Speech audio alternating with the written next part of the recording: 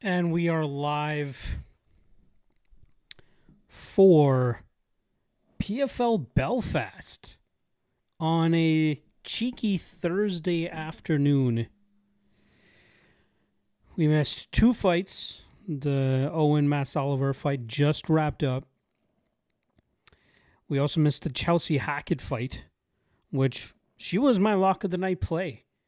I got her at minus 175. I'm like, who the fuck do people think this Andrea Vasquez chick is? Sure, she has a better record, but like, look at the fighters that they're going up against.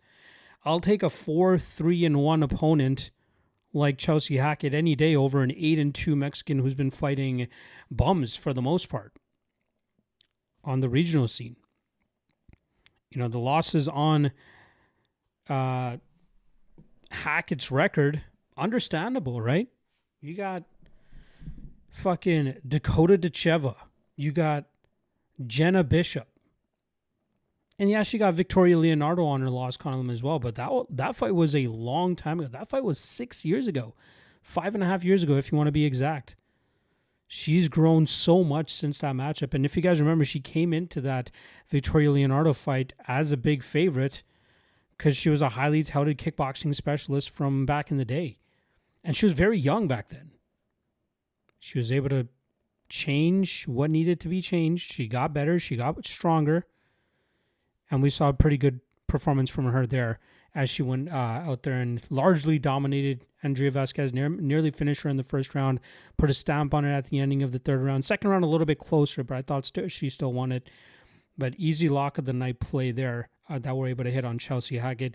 And again, the Owen Mass Oliver fight, you know, minus 1,400 favorite. We don't play that type of chalk anyway, so yeah, we passed on that. But I was working on getting my LFA breakdowns recorded, my best bets segment recorded.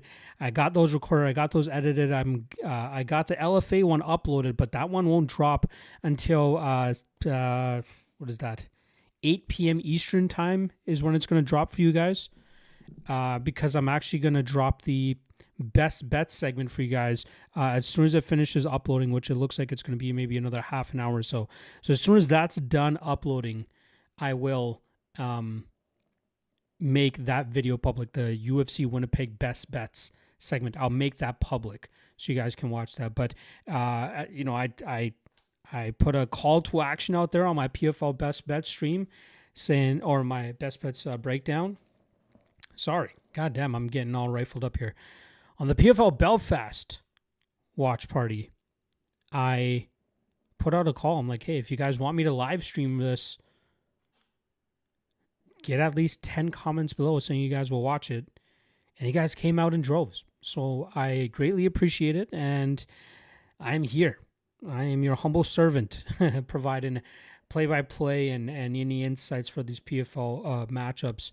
The one thing that I'm not looking forward to is the potential of a lot of filler. You know, obviously we got the first fight went the whole 15 minutes. This fight just finished, went only like a minute and a half. So I'm sure there's going to be some filler throughout. I believe, let me just, and I will interact with the live chat. I promise I will. So don't worry about that. I just wanted to double check the start time of the PFL main card because there are a lot of prelim fights. So there's a 3 p.m. Eastern start for, what is that, 1, 2, 3, 4, 5, 6, 7, 8, 9 prelim fights. And then, so that's 3 fights in 4 hours because the main card kicks off at 7 p.m. Eastern. So between now and 7 p.m. Eastern, there's stream. Appreciate you stopping by. I am watching the Blue Jays game in the background, so maybe I'll turn that off so my my internet speeds could actually hold up here. Kenyan MMA. Shout out Kenyan MMA. Fun fact, my mom's actually born in Kenya. My mom was born in Kenya, spent her first few years there, and then moved elsewhere. But I do have a soft spot for Kenya. And I hope to visit it one day with her as well, because that'll be pretty cool. Who do you got in Mixon and Sheridan? I appreciate the stream, buddy. Appreciate you showing some love.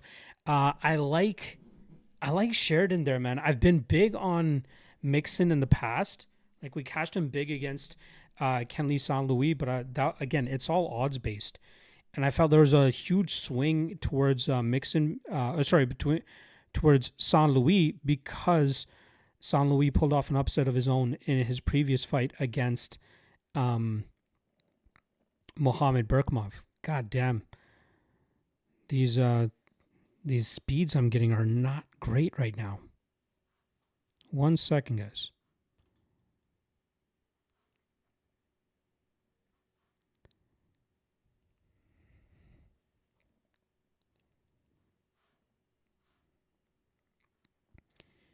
Probably doesn't help that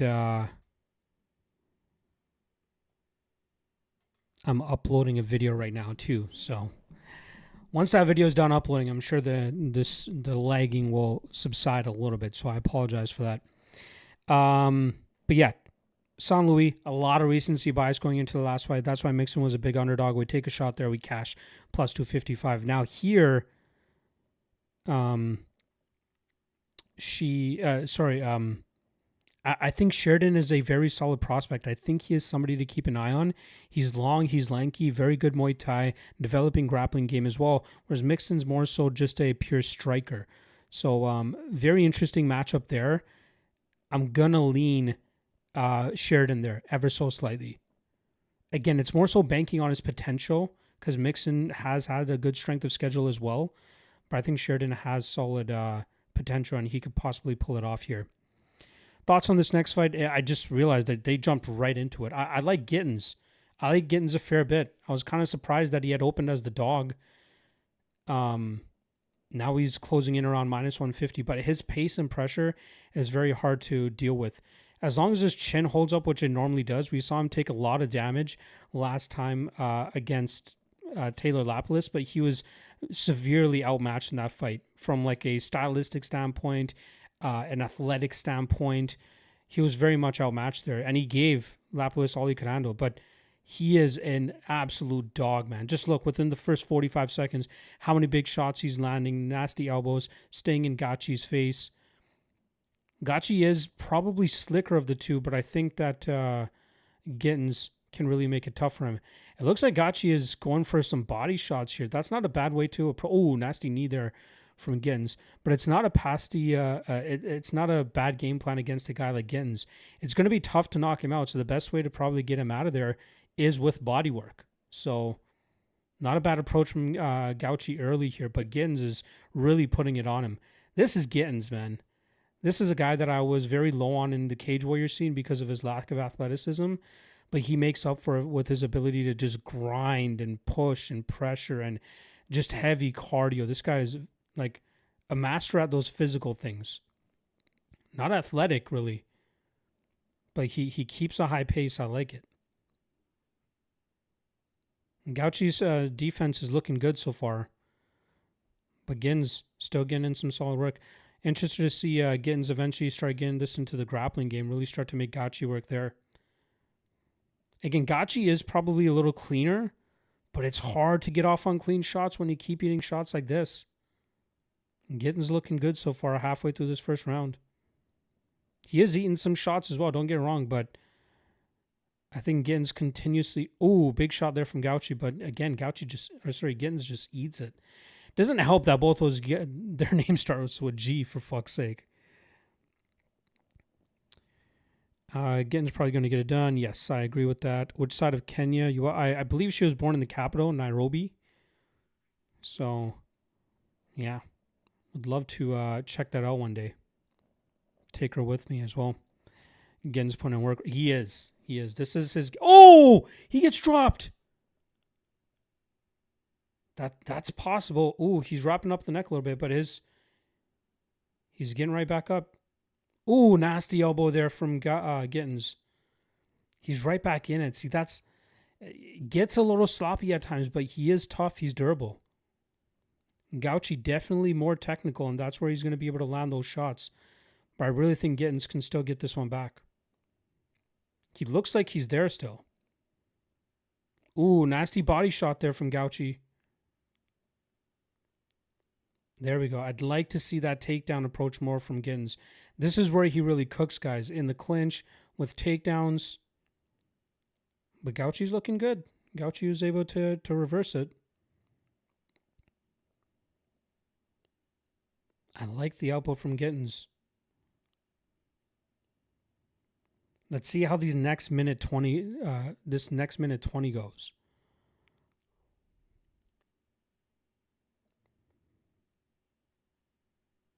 Because Gittens is landing, like he's landing a lot more. Optically speaking, he's landing a lot more. Gouchi is in there, but again, he did have the knockdown, which could potentially make this a little bit tougher for Gittens to still get this round back.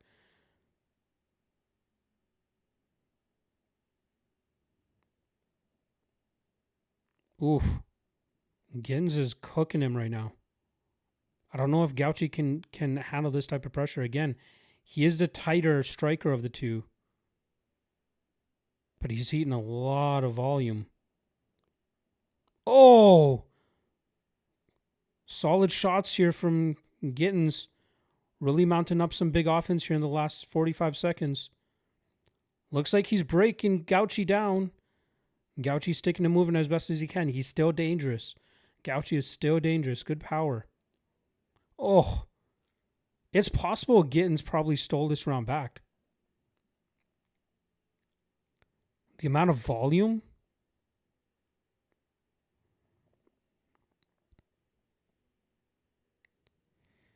Man, I think you, even with the knockdown there,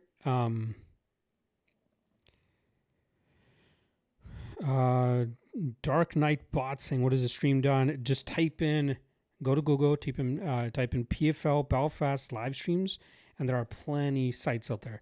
I don't want to get taken down. I've heard of people putting out sites there and getting their streams taken down, so I don't want to do that. I apologize. Gizmo's Revenge. It was Gouchi that dropped Gittens, but Gittens got right back to his feet. Like he pushed back up to the cage, he got back on his feet, and then he got back on the gas. Like that round was like 90% Gittens and then 10% Gouchi dropping him. But Gittens put on a lot of pressure and he landed some big damage. So that round, in my opinion, should go to Gittens because Gouchi didn't really, like it wasn't close to getting Gittens out of there. So we'll see if Gouchi can stay up with this pressure though. Sal in the chat giving you thumbs up and comment, but no guarantee. No worries, brother. I know you don't watch the PFL. Appreciate you stopping by anyway. Can you sing That's Wonderful, my brother? Nice to meet you. Nice to meet you as well, my friend. Hopefully you enjoy the fights. Matthew Towler in the chat. Appreciate you stopping by as well on this Thursday afternoon. Normally I drink and get fucked up on these streams because it's usually sat. Oh, Gittens gets dropped again at the opening of the first round. Ooh, Gittens right back to his feet though. What is happening? It seems like as soon as Gouchi lands that, ooh, a good body shot there from Gouchi. Gittens is just fucking scrappy.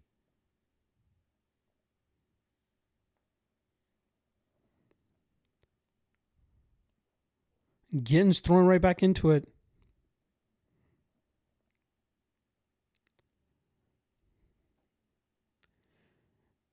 Oh, Gittens roughing him up on the clinch, up against the cage right now, working the body well.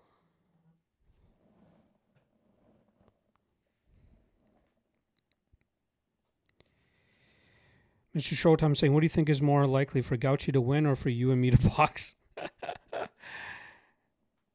I am not...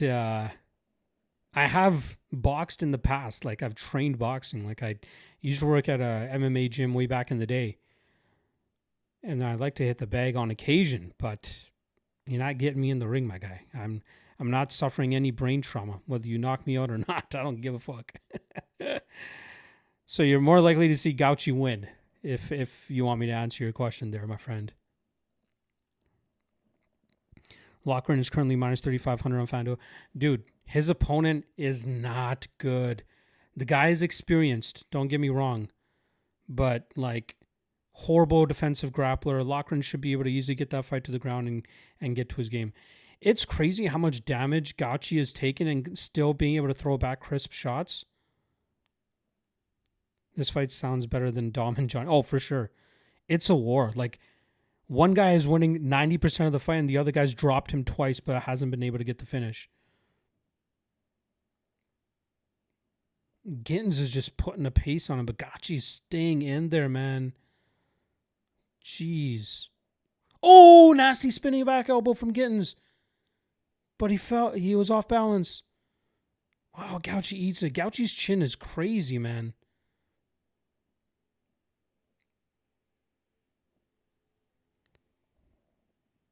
Ooh, nice one too from Gittens. It looks like Gouchi has more power, but Gittens has more, like more dog, right? He's just throwing more. Gouchi's in a dog fight right now.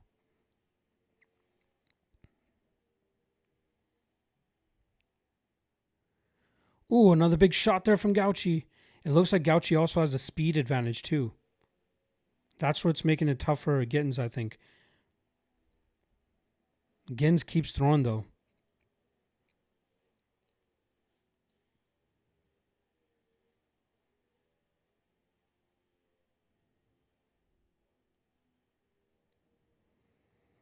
Gittens is throwing a lot. There's a good chunk of those shots also landing on the guard of Gouchi. Gouchi keeps a tight guard.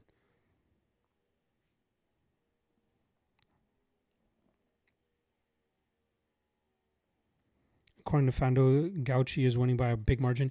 He dropped Gittens in 2 different rounds, but man, like, Gittens has been landing much more damage. He hasn't dropped Gouchi, but he's staying just in Gouchi's face.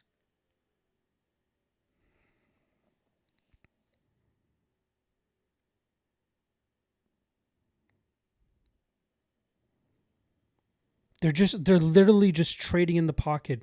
And to me, it looks like Gittens is just landing a little bit more. This round, a little bit closer in terms of the volume.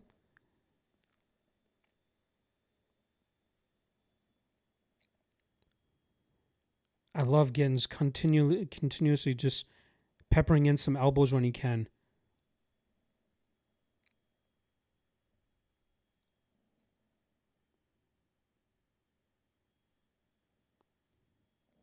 If you're getting a wide underdog live line on Gittens, I don't think it's a bad spot. Again, even though Gouchi dropped him in the first, I really thought Gittens won much more of that round. And it wasn't like Gittens was close to being finished there. He just got dropped. He's throwing so much volume.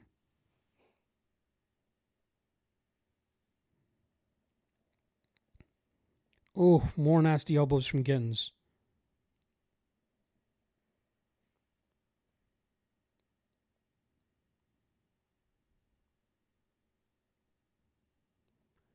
$230 strikes landed from Gittens through 10 minutes.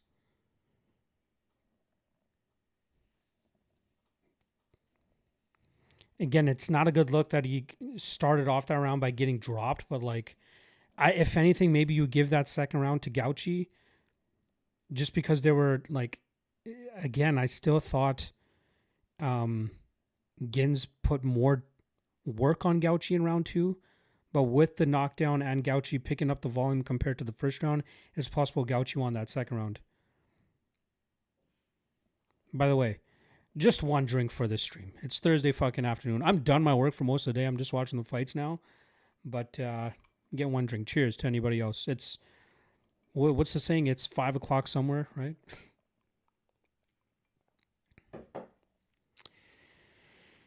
I'm not necessarily up on PFL knowledge, but surely that's got to be one of the widest lines you'll ever see. For sure. For sure. Philpott's just not great. Stylistically speaking, it's a good matchup for a Lochran if he chooses to go out there and grapple right away, which he normally does, right?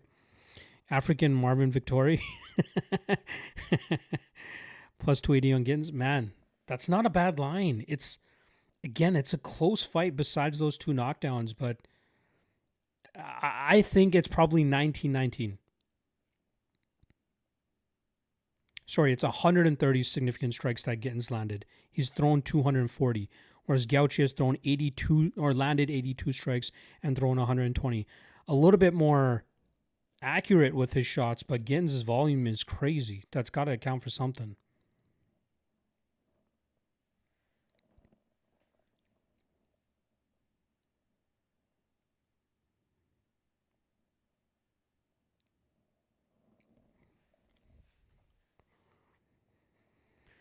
We're about 45 seconds into round 3.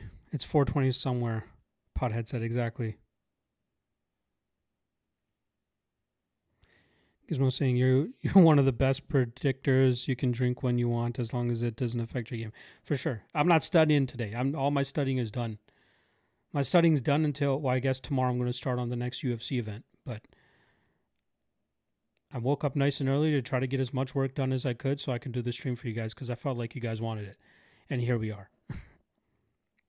And I'm only going to have one drink, though. It's too early on a Thursday. I think my wife has tomorrow off work anyway, so maybe, who knows? Maybe we'll carry the buzz on once she gets home as well.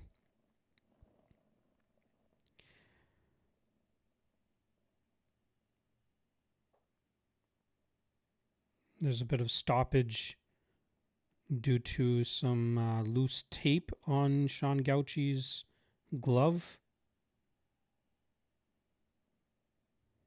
So far, even third round. Again, Gittens on the gas with the amount of volume that he's throwing. Also, if you guys have watched the UFC watch parties that I normally do, I usually pretty it up a lot more, right? You got you got my bets on either side. You got the graphics up top and stuff showing you which matchup. This is PFL Belfast and on Thursday fucking afternoon. We're not doing any of that shit. We're just chilling. We're watching the fights.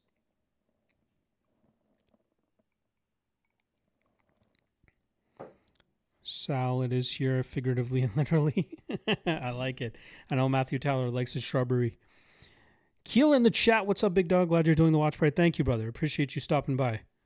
You've been showing a lot of love as of late, and I really appreciate it. All right, resuming the action now. 3 minutes to go in this third round. Gittens still staying on the volume.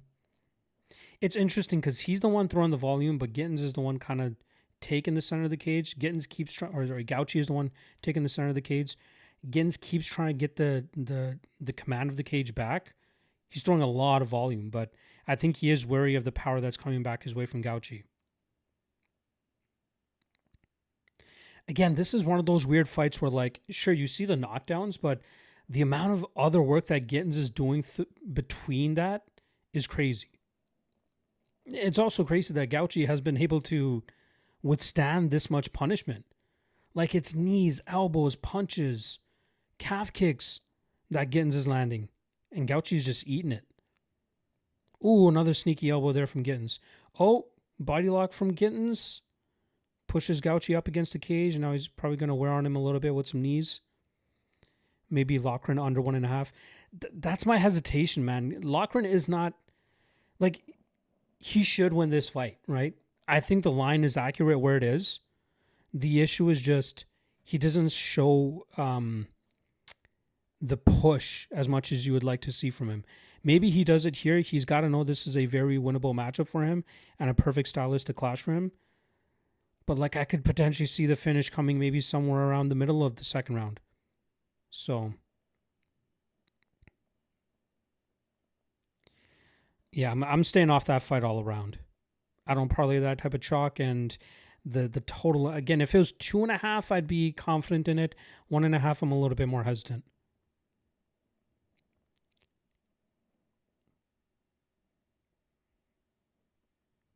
This is a crazy fight, by the way. It's unfortunate the crowd's not really getting behind it much. Beautiful elbows there from Gittens. Yo, they've thrown so many fucking strikes. It's crazy. Nasty uppercut from Gouchi. It looks like Gittens is kind of wearing it now, but again, volume, it has to be on Gittens' side. Gouchi lands a takedown with 50 seconds left. Like, Gittens landed 171 out of 325 strikes, whereas Gouchi's landed 132 strikes out of 190. Optics of Gouchi ending this round on top, there's still 30 seconds left, is not great. But Gittens got to move. Gittens got to get up.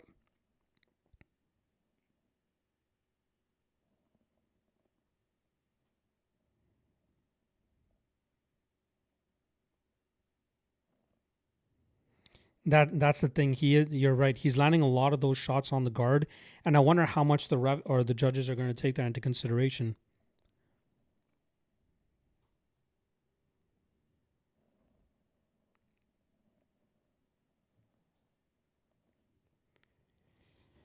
Solid fight. Fun fight. It's possible Gouchi won rounds 2 and 3.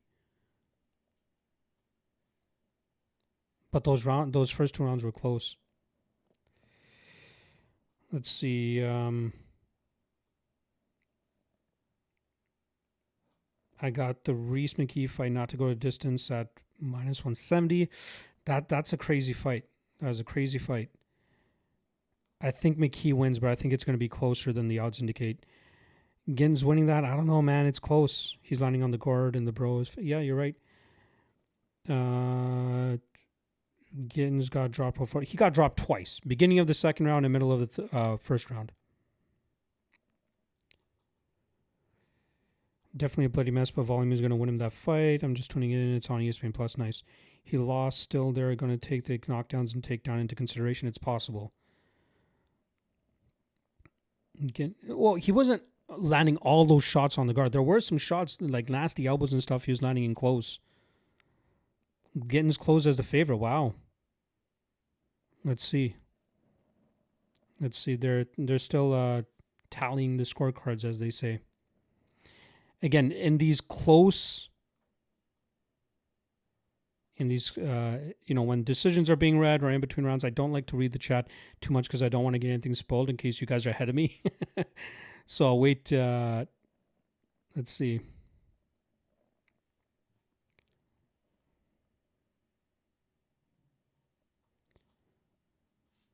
It could be either 1 and 2 Gittens or 2 and 3 Gouchi, in my opinion. They're about to announce a decision. I'm expecting it to be around 2 and 3 Gouchi.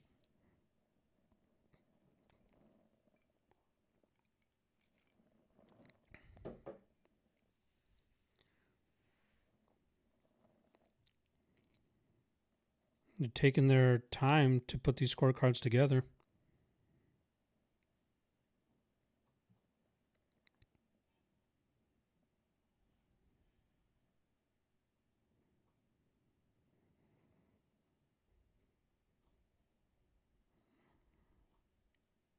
All right, announcers in the cage. Let's hear what they say.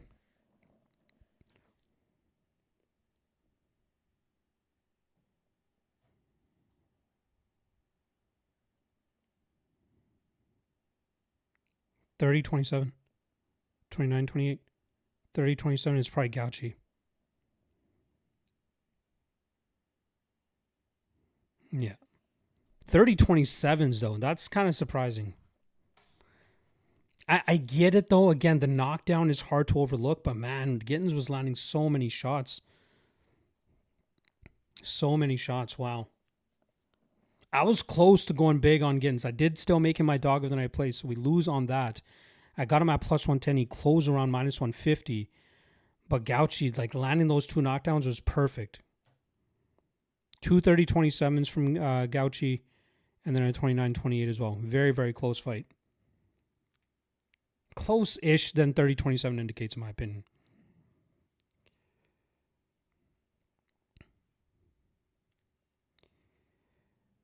Gittens is an ass, bro. Come on. I used to think he was shit. He's not that bad.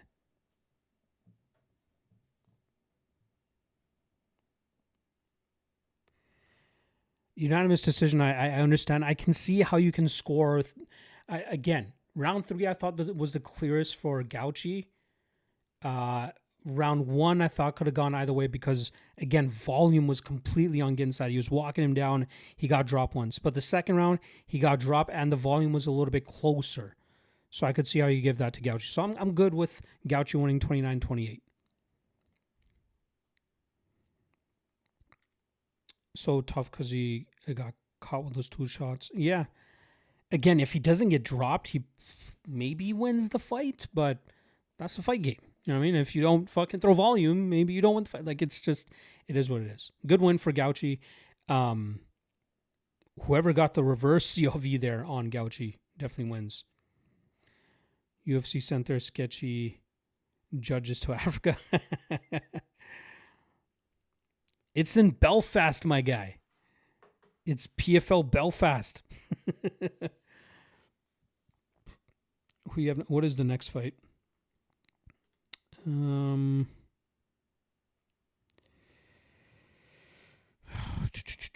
glad that went to the distance. That means the next fight will probably come sooner than later. Let's see.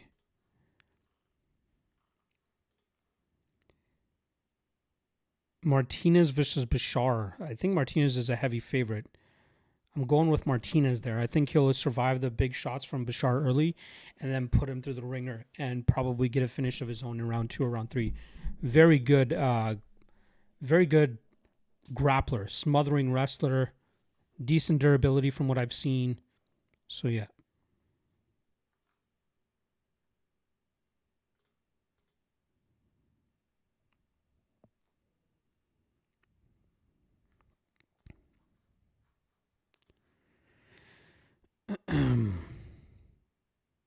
User in the chat, appreciate you stopping by, my guy. Preston Kopp, I'll say this repeatedly. I've heard of guys getting their streams taken down by sharing illegal links. So I don't want to get caught for anything like that. I apologize.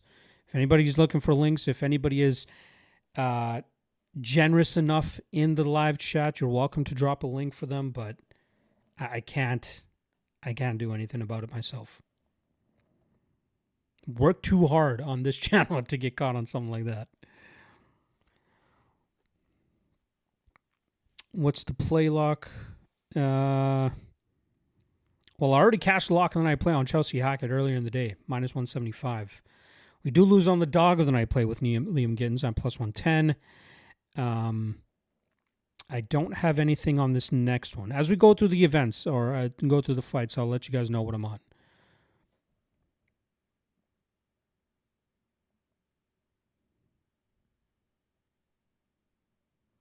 If you're in Canada, you can watch them for free. Where in Canada? Are they on YouTube in Canada?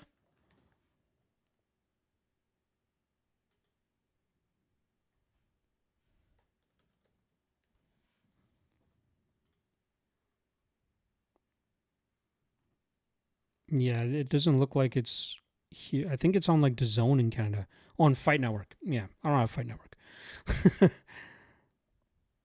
I pay for a lot of streaming stuff, but Fight Network is not one of them. We on I like Sheridan. I do like Sheridan.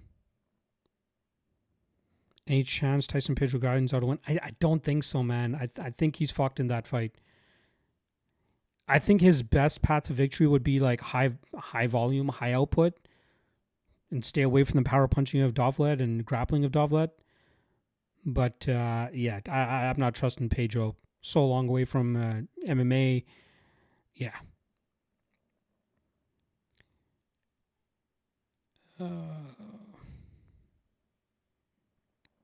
Tyson Pedro is low-key training at CKB now.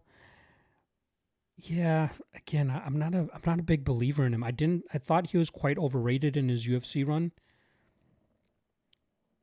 Again, Dovlet sometimes a little bit tepid paced with the striking, but I feel like Dovlet can get the job done.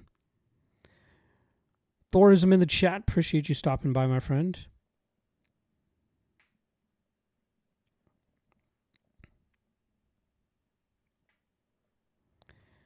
Huh.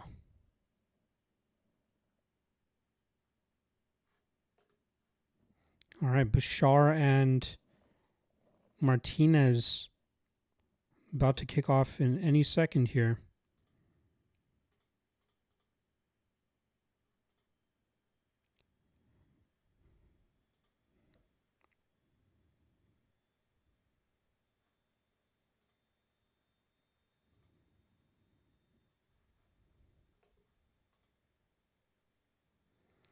You got a random bet on the under 1.5 in this Bashar and Martinez fight?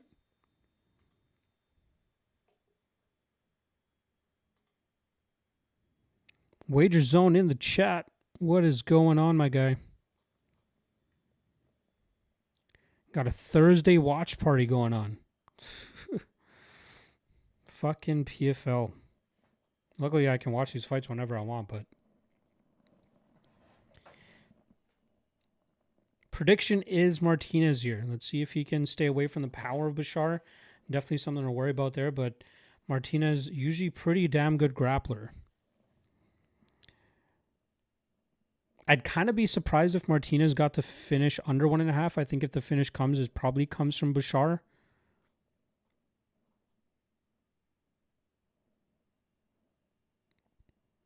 Bashar's a solid Muay Thai fighter with good power. Martinez has got to be very careful exchanging the pocket the way that he is. Wow, he's landing some good shots here. Backing Bashar up against the cage. I'd like to see Martinez get to his wrestling. Easy takedown there, or easy takedown attempt at least. He's got his hands under the butt, and he slams Bashar to the ground.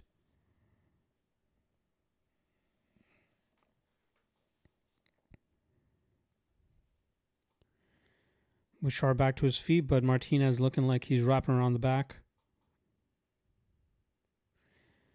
You had to get here to check it out. I'm at work for now. I feel ya.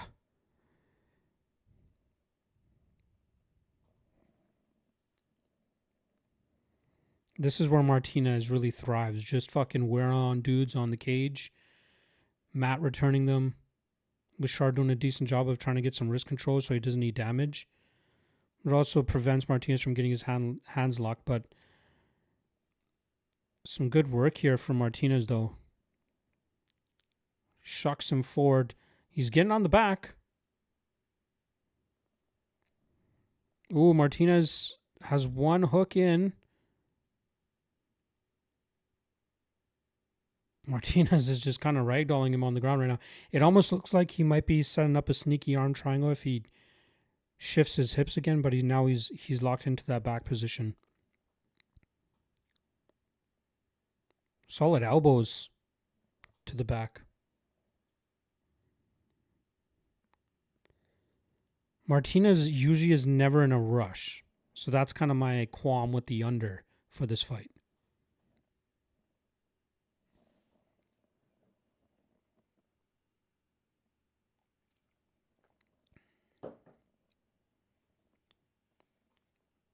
Bashar is almost able to shift he's almost on top now. But Martinez is doing a great job in terms of having that far wrist locked up. Ooh, and Martinez shifts his hips. And Bashar looks like he's slowing down big time, was barely able to scramble out of that position, and Martinez gets his back again. It looks like there might be a finish coming, guys. There might be a submission coming from Martinez if he works hard enough right here. Bashar looks like he's slowing. It's only 3 minutes into the first round, for God's sakes.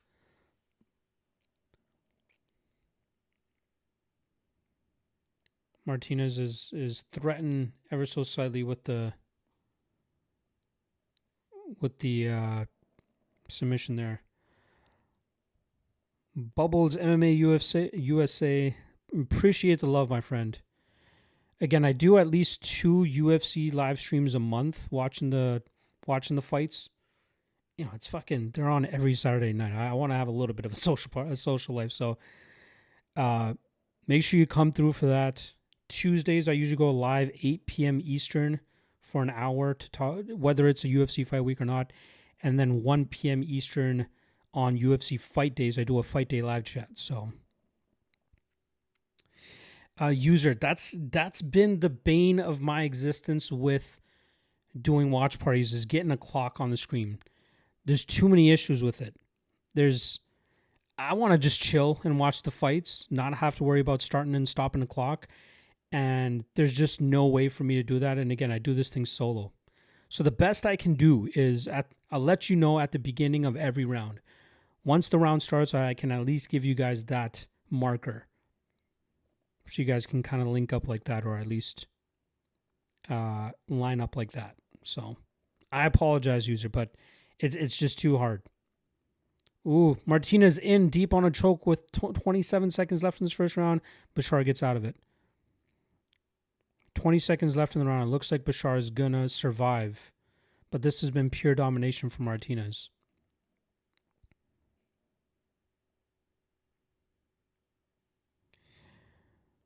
My guy, Nick Davis, over at Combat Buddy,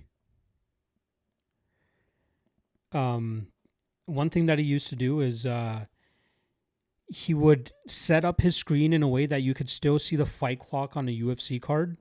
Like, you could just see the fight clock. Everything else was just like something was put over on top of it, and he still got copyright struck. So like even doing something like that fucking is tough. So the best I can do is give you guys verbal cues so you can sync up. I like to sit back. I like to just have a drink or something, chill, watch the fights. So yes, I do apologize for not having a fight clock up for you guys. Yes, I do use OBS to stream. If you know of something where I could just like easily just put it on the screen and then just like even just press the fucking space bar to start and stop the clock, maybe I'd be open to something like that. But it's too much. It's too much work for me. No, Mitch Raposo pulled out. No. No way. Wow, due to a virus, meaning his belt with Alan Nascimento is off. Fuck. Oh, the bout is now being reworked for June 20th. That sucks. Fuck. I was really looking forward to that. I was really looking forward to that fight. Fuck.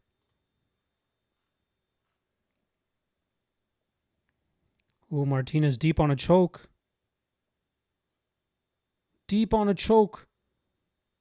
Oh, if Bashar survives this, this is crazy. He's fighting. Oh, and he taps.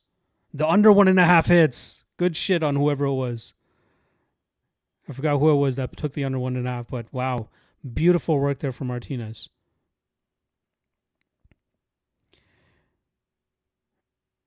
Buy a clock. What do I think about the main event? What is it again? Kelly and Wilson. I like Kelly. It's a step up in competition. Wilson stays dangerous. Like Wilson likes to throw a lot of volume and he stays very active off his back. But I think Kelly can find moments of safety and really grind that fight out. I don't mind him as a small dog. Mitch had the flu. Fuck. I was low-key on him as a dog. I was on, yeah, I had him plus 160. Fuck. Well, if they're rebooking it for June 20th, I'm fine with that. Good shit user. Under 1.5 in Martinez. Very good shit there. I thought he would eventually get him maybe later on, but yeah, surprised he got it as quickly as he did. You know the funny thing is, so I talk every now and then with Mitch's coach, Tyson Chartier. We used to do some stuff back in the day. But like I'll help him out finding like fight footage and stuff every now and then. So we stay in contact, and I saw a video that he put out, or it was Full Send that put out that video where like fighters were trying to figure out Canadian slang, and there's one where like I think the slang was like go get a bird or something like that, and then Mitch Raposo's reaction to it was just so innocent and like childlike, where he's just like, oh, that's to get a girl, right? And I found it hilarious, so I sent it to Tyson Chartier. I'm like, yo, Raposo's answer to this and reaction is just absolutely hilarious. And I'm like, you know, I'm cheering for you guys. Hope you guys are doing good. How's his weight cut going? And all he replied was LOL. So I should have known something was up. Normally he gives me a solid response, so maybe they were knew that he was dealing with some sort of sickness or something like that. But fuck, that sucks, man. They were in Winnipeg and everything, right? Obviously weigh-ins tomorrow, so they normally get in like Monday, Tuesday of fight week. But that sucks. That sucks. 2 months on the mend, that should be enough for him to get back on the horse.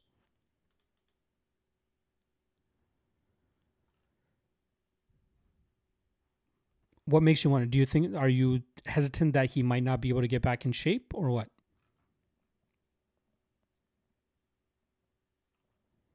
Bro, I've been around the game for a long time. I've been a fan since 2008. I've been more than a fan since 2011. Worked with the UFC on some of their Canadian events, helping out their PR, Canadian PR team. Then obviously worked at an MMA gym. I'd say the biggest fighter that came out of the gym that I was working at was Elias Theodorou, RIP. I've worked on a bunch of regional MMA events up in the Toronto area. And yeah, like I've been doing this thing for a long time. So I got my connects. I got the people that know what's up. I do work for one of the big managers as well. So a lot of things going on with your boy.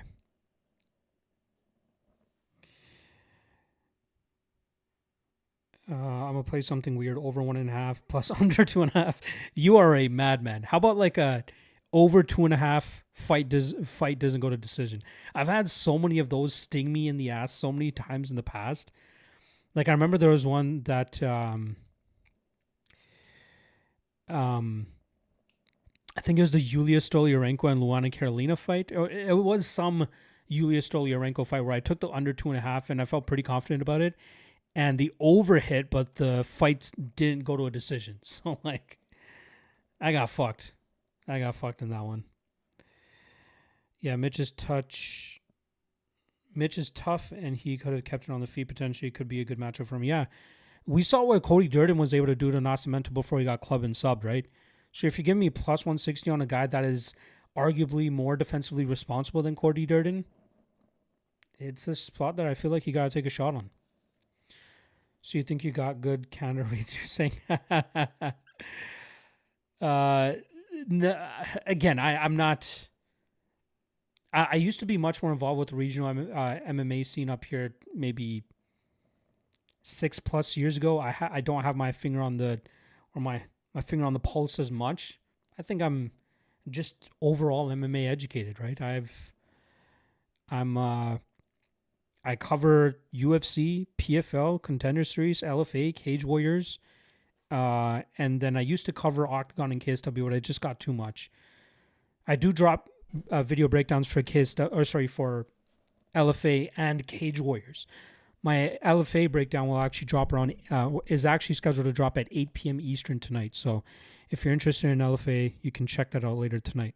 Pretty good card they got over there too. Appreciate you checking out the Winnipeg picks. Bet365 isn't offering good props for me, only over-unders and money lines. The thing that I find with PFL, at least since like the Usman Nurmagomedov fight from earlier this year, excuse me, I don't see props anymore. I only see totals. I do not see props. Let me know if you guys were able to bet any specific props for this card, because I wasn't. Instant 1997 in the chat. Appreciate you stopping by, my friend.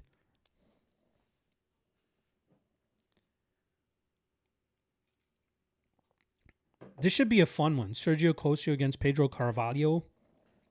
I like me some Kosio here. I know he didn't look good in the Dedrick Sanders fight.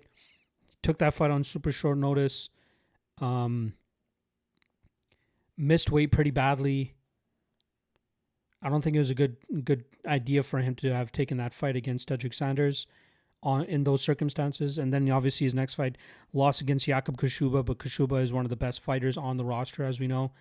This is a solid spot for him to bounce back. And I believe Pedro Carvalho is taking this fight on short notice. Sergio was originally scheduled to fight Dara Kelly, but once Paul Hughes pulled out, Kelly got elevated to the main event against Wilson, and now Kosio takes on Pedro Carvalho. You're just saying, oh, wait, I put over 1.5 and under 2.5 on Loughran and Allen fight, not this one. I don't mind that. I really don't mind that. I think Cowlin finishes him. I think it comes some point in the second round, though. It's possible it could happen in the first round as well. Philpott is not good. He's experienced, but he's not that great. So Loughran should be able to wear him out with his grappling and then eventually find a finish. Only props on the main three. Yeah, that makes sense. The main card. But even then, like, let me check the books that I use. Like, I don't think BetOnline does PFL props.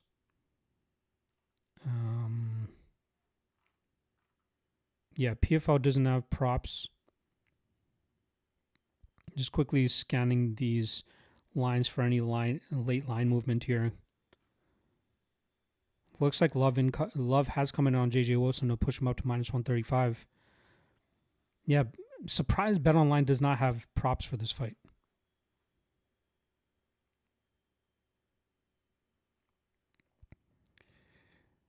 Bet365 got the schedule messed up that have this fight down as 5 later.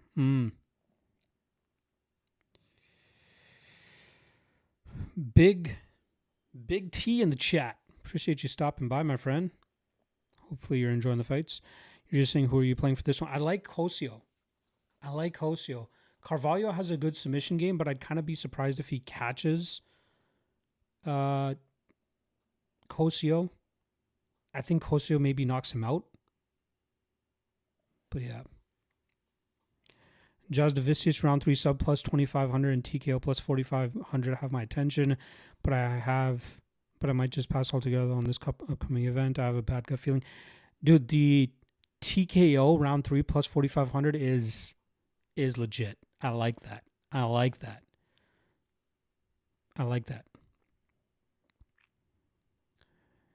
What would you prop pick be for the main event? I think Kelly wins by decision.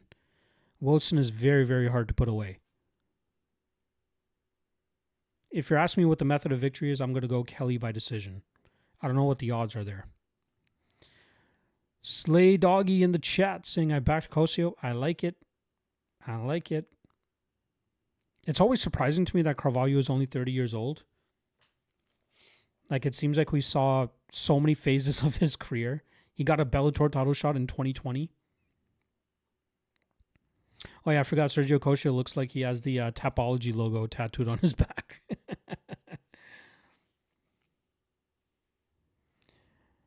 Kosio plus under 2.5. I'm riding with you. Let's go. He should get the knockout. I'd be very surprised if he gets submitted. And I'd be very surprised if he gets knocked out. Carvalho, not much of a power puncher in my opinion. Carvalho is a solid BJJ specialist with good volume striking. So if he catches Kosio in a sub, is what it is.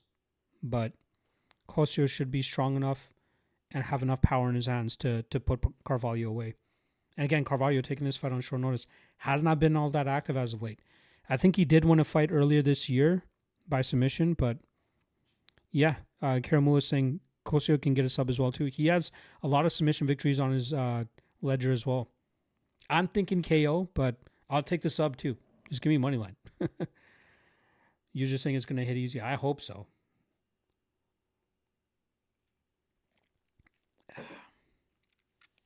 Shout out to anybody who knows what bamboo rum is. Caribbean rum. So fucking delicious, just on ice. All right, let's see how this goes. Round just started. 54, 53, 52, 51 into round 1. Oh. Kosio almost had a very bad illegal kick there, but he kind of drops Carvalho with some sort of shot there.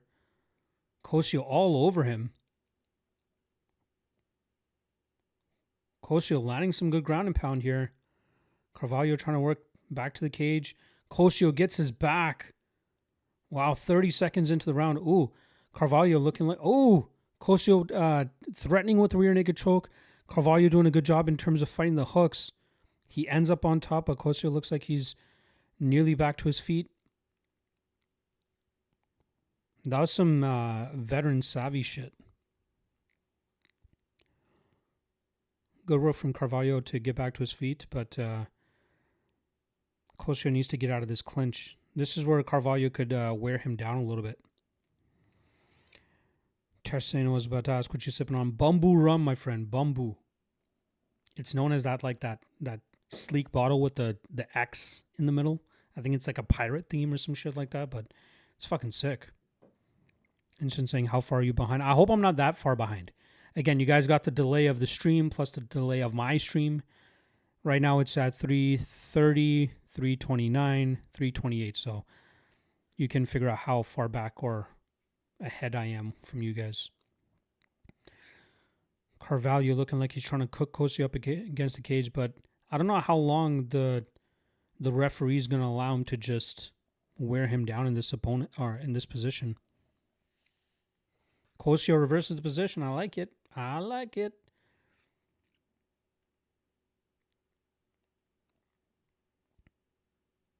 Interested to see what Kosio's approach really is. Is he going to try to grapple Carvalho, which is something he can do? I thought he'd have his best path to victory here by just throwing bombs. Oh, he breaks out. Ooh, good body kick there from Carvalho. That got the respect of Kosio, it looked like. Carvalho in deep on a takedown. Kosio holding strong.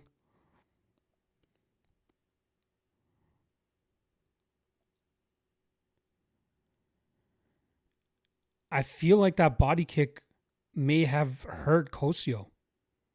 They're back out into open space now. Careful of the body work. Ooh, Kosio looks like he's slowing. What the fuck is going on? Not good body language from Kosio with still 2 minutes left to go. Carvalho landing another good body kick. Carvalho is picking it up. What is going on with Kosio? Ooh, nasty knee there from Kosio, but Carvalho eats it.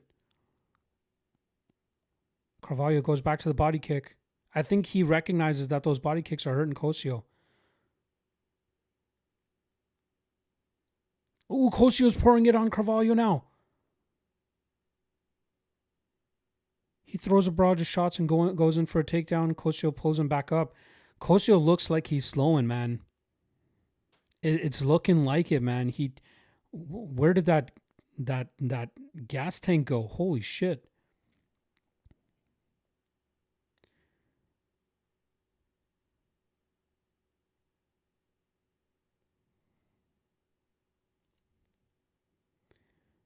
Carvalho just pushing Kosio up against the cage a little bit. I think Carvalho is going to continue to work the body. Ooh, big knee there from Carvalho. Kosio constantly backing up. Another knee to the body from Carvalho. Kosio doing his best to just hold on to Carvalho now. 55 seconds left in the first round. Ooh, big shot there from Carvalho.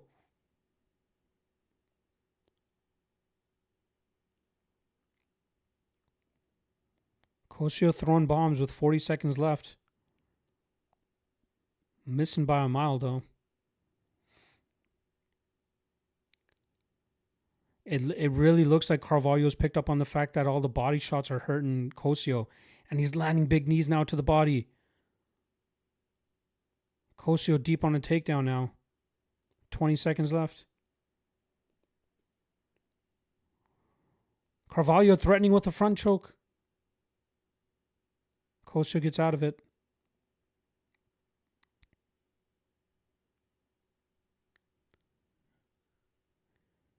It looks like Carvalho might be sucking some wind here too.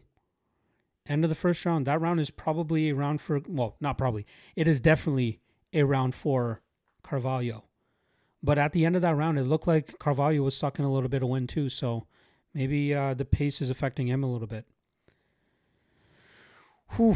Hopefully Kosio can get his cardio back in this next round. Again, he went 15 minutes with Anthony Romero, if you guys remember that fight. Big time underdog there, was able to beat him over 15 minutes. I really thought he gassed against Sanders because of a bad weight cut and short notice. But to see him suck and win the way that we did after that body kick that he ate, not a good look. Let's see what he can do in the second round here.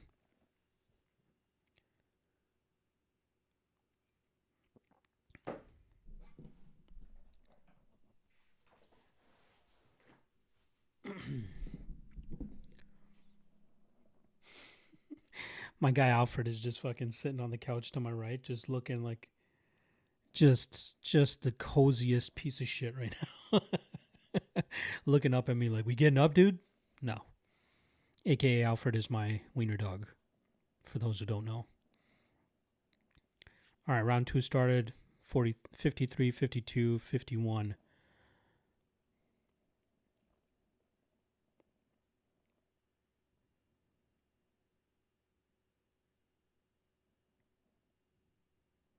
Big overhand there from Carvalho. Kosio eats it.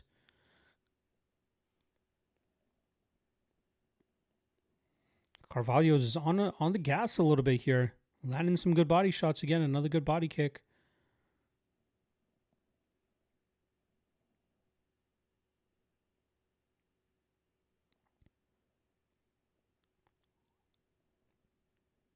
Oh, nice check there. Carvalho tried going for a calf kick and Kosio checked it nice. Kosio pushing it a little bit now.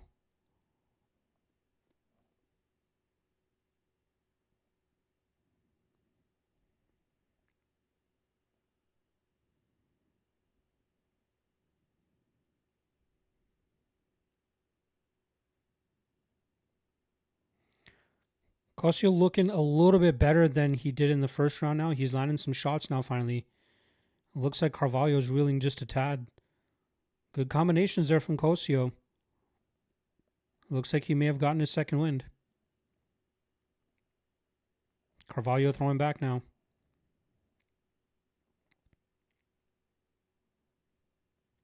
Carvalho picking it up now. Throwing a barrage up against the fence. Goes in for a takedown.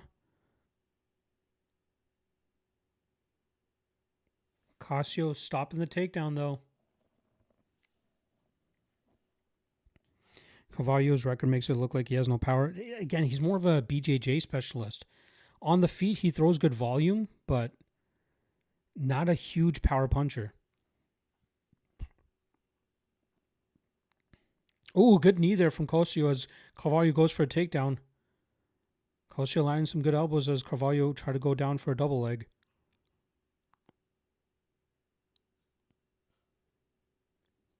Kosio's got to get his back off the fence, and he does. Oh, lands a big left hand on Carvalho. Carvalho looks hurt. Kosio's going at it. Oh, Kosio rocks him. Jumps on a guillotine. Oh, he jumped on a guillotine. Oh, he's pulling. He should have just stuck with the punches. Carvalho looks like he might survive. He's still stuck in the choke. Big.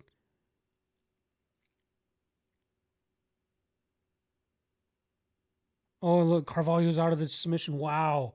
Horrible decision making there from Kosio to go for the guillotine when he had Carvalho hurt. But Kosio working back to the cage. Right back to his feet. I like it. If he can break and try to get back on the gas, he might be able to hurt Carvalho again. Carvalho was hurt bad.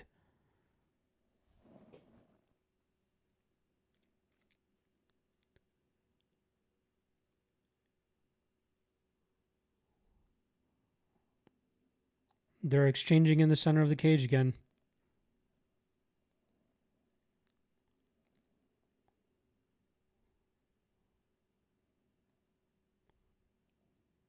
Carvalho looks like he's kind of shook off the cobwebs, though.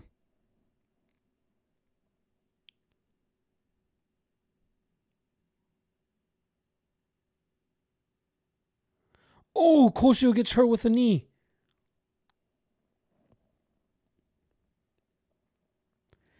Yes, I believe the main event is only 3 rounds. It is. Oh, Carvalho tried going for a flying knee and he ran right into a jab. Kosio landing some big shots of his own. 39 seconds left in this second round. Oh, big power shots there from Kosio. Oh, he hurts Carvalho again. Carvalho goes for a takedown. No, Kosio gets his back. Oh no, Carvalho shucks him off. What is this round, yo? 22 seconds left in the round and Kosio's the one landing damage.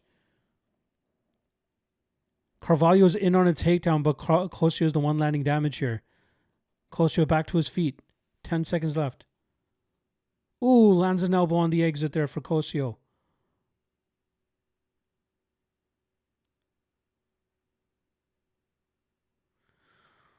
Ooh.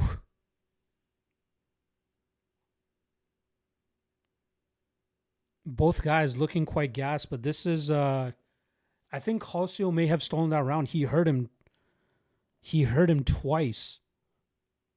Carvalho looked like he was on the pace a little bit more, but it looked like the bigger shots are being landed from Kosio. We'll see. Kosio got weak cardio. He's had better cardio in the past. It's very weird that he looked like he gassed in that first round, but he definitely hit his second gear in that second round. I'll give Kosio that round. Yeah, main event is only 3 rounds. How to watch prelims. I can't say I'm sorry. I can't. Let us know when the round starts. I will. Bridgie saying that was a Kosio round crazy fight. Yeah. It's 1-1 going into this last round. It looks Zuyart. It looks like it's 1-1 going into the last round. Plus 800? Is that Kosio live right now? Wow. Oh, flying knee from Kosio. 53, 52, 450, 449. Sorry, I forgot to tell you when the round started. Sorry.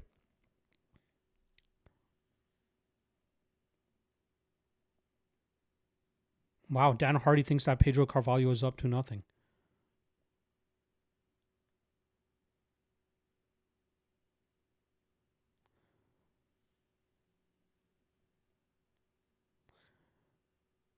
Carvalho looking like he's gassed, man. He's huffing and puffing. His mouthpiece has come out.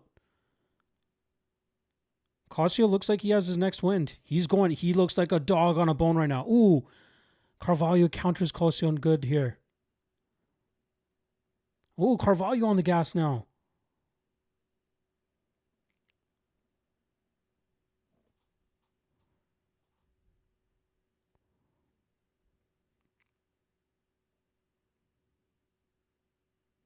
Yo, these last two fights have been fucking wild.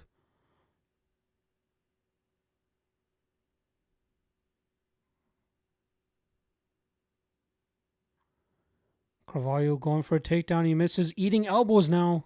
Goes back up to the body lock. It seems like whenever Kosio is able to land a few big shots together, Carvalho starts to reel. Carvalho is landing some good shots.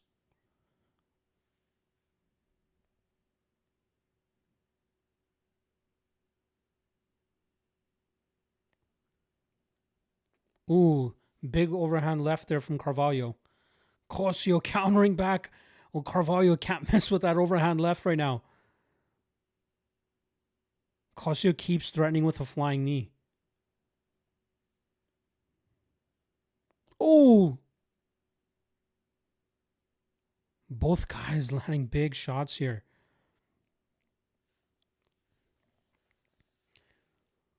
Whew. Kosio just whiffed on. Oh, it looks like Carvalho may have been hurt to the body for a sec.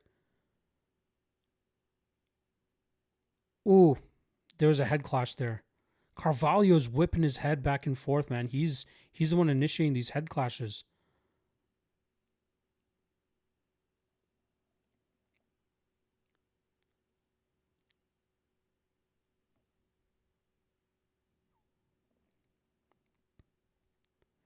Ooh, big knee there from Carvalho. Carvalho gets the takedown.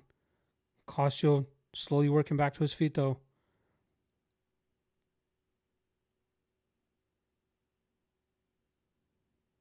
Kosio back to his feet. 2 minutes left.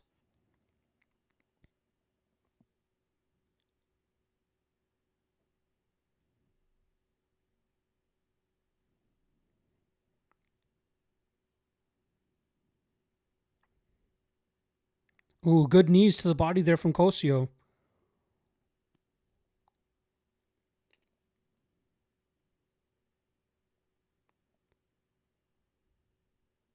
Ooh, good body kick there from Kosio.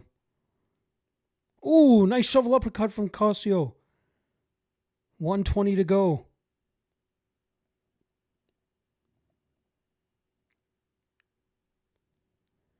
Kosio gets the takedown. Kind of. Carvalho still up against the cage. Kosio turning it on here. Oh, he's on the neck again. He might be trying to go for a guillotine. Misses it. Lands in the elbow on the exit, but 1 minute left here. Carvalho deep on a takedown again. Kosio lands some elbows. Gets out. Ooh, he gets out of the clinch. 45 seconds left. Ooh, Carvalho looks like he's hit his next gear now too. He's landing some good shots.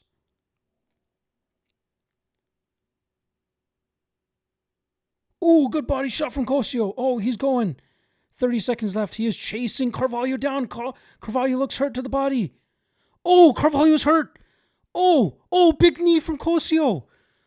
Oh, it looks like Carvalho is hurt to the body very badly. 13 seconds left. Ooh, 10 seconds left. Man, what a fucking fight. Ooh, a flurry from Carvalho to end the round. Wow, what a crazy fight. What a crazy fight.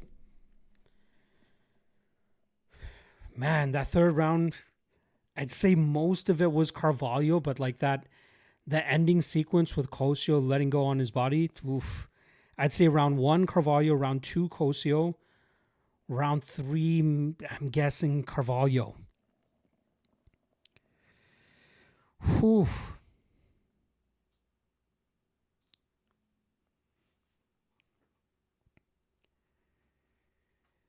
I did take Gittens.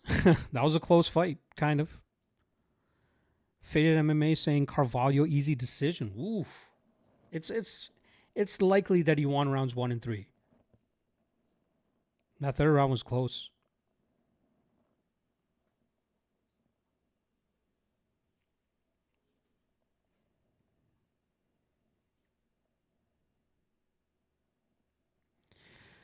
What that fight and the Gittens fight were crazy.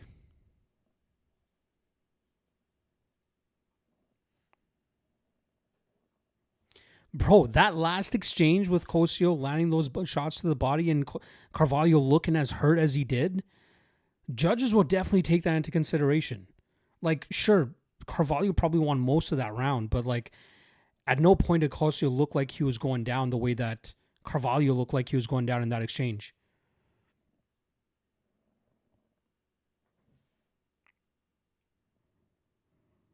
I'm not liking this energy, Mr. Faded MMA. Come a little bit more respectful. I'm always open to being friendly and talking shit and having fun, but you new to watching MMA or something? Come on. Get the fuck out of here. Let's be a little bit more respectful than that.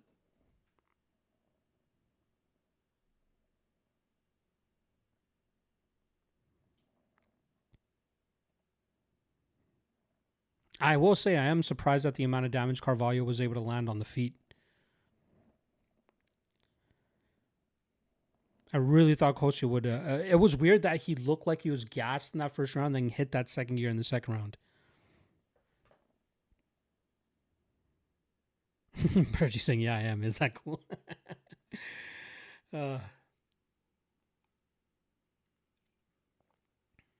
What a war, though. That fight and the Gittens fight were fucking crazy.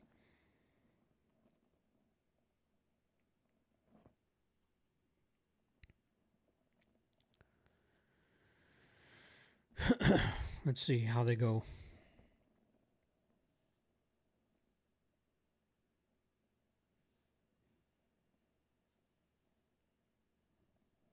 Total strikes. You got Kosio ahead. Again, obviously that doesn't mean that he wins the fight, but again, competitive.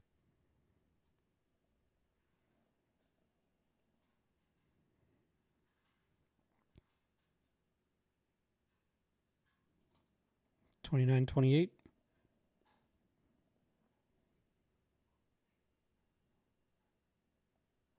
Pedro Carvalho, 29-28 all around. Rounds 1 and 3. Makes sense.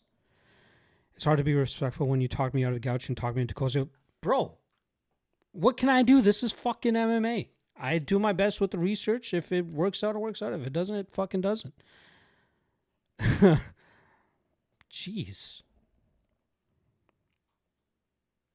That's what I mean. I do my research. I do my picks. My lock of the night play hit. Chelsea Hackett went out there and did the fucking thing, and she won easily. But, like, close fights are going to be close, man. Close fights are going to be close. That's all I can say.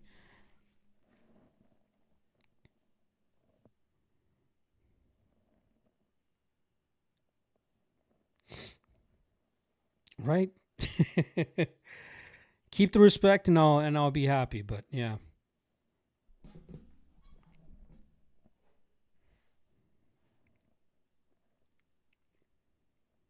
I thought Kosio got round 2, but I guess the other guy got it because he broke his orbital.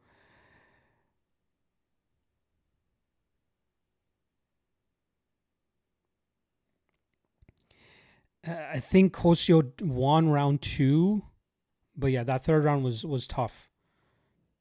That was all the volume and damage was obviously coming from the Carvalho side. Kosio just seemed gassed, man. Joined the live, started crying. uh,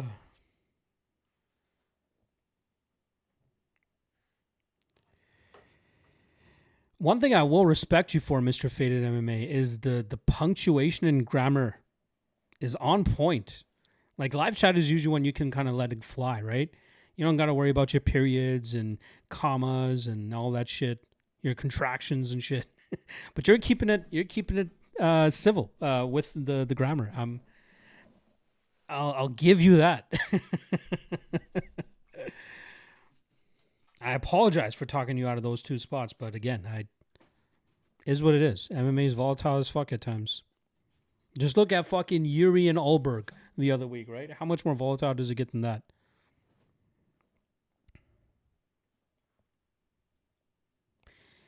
One thing I will say that I don't know if Faded said it or somebody else, but like if he kept that pressure on for the last 15 seconds and wasn't the one being bombed on, Kosio I'm talking about, he probably had a better argument of winning that round. But like with Carvalho having the success that he had at the beginning of the round and then ending it the way that he did, even after getting hurt, optics obviously would favor Carvalho there. So, yeah.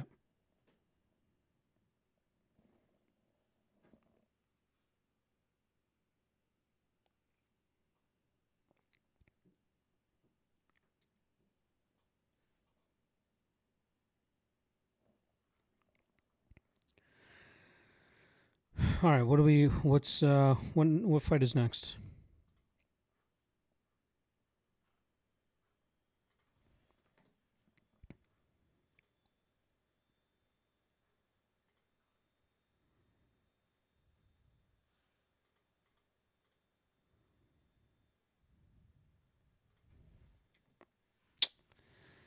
Man, what is it? Oh, Kieran Clark versus Dean Garnett. I like me some Garnett here, man. It hurts me because I'm a big Kieran Clark fan, but he's not a big power puncher. He's a very good grappler, but I think Garnett could stay competitive in the scrambles. Given the odds, given the fact that Clark has been out a year and a half coming off a very serious knee injury, I don't know, man.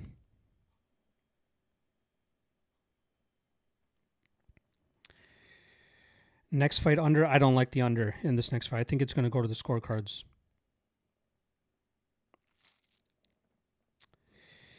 Bipolar Boxing Pick saying, hey man, your preview for Gouchi Gittens was spot on. Prediction was wrong, but the fight did go exactly how you said it would. Thank you. I appreciate it.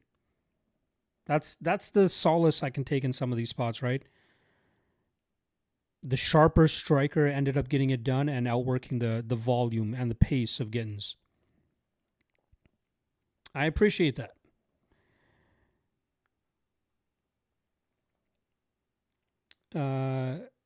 Deanne Taylor saying, I think Kieran is too one-dimensional for Garnett. That's kind of my thinking too. Like, he's really good at that one dimension. Don't get me wrong. He's a very good smothering grappler, does a great job in terms of wrist riding up against the cage, wearing guys down there, but his striking needs improving still. And again, he's coming off a pretty serious knee injury. So, round 1.5, 1.5 years away from action as well. And Dean Garnett, this guy's gone out there, sprung upsets, even against Jan Shaplowski. That was a big win for Dean Garnett. Had a war with Lewis McGrillen. I thought the stoppage against Baris Adeguzela was way too quick. You got to give him more rope there, especially in a championship fight like that. But yeah.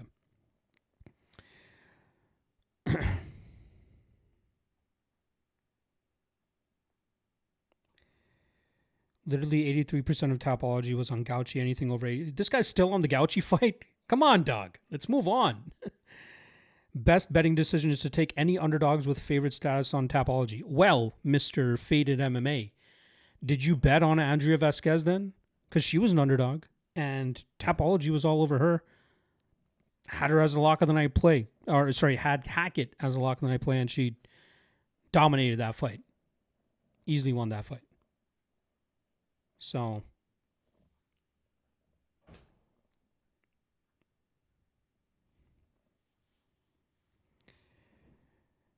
I think people on Tapology mainly go with like records. I think they the term back in the day used to be wiki capping. The term now is tapo capping, right?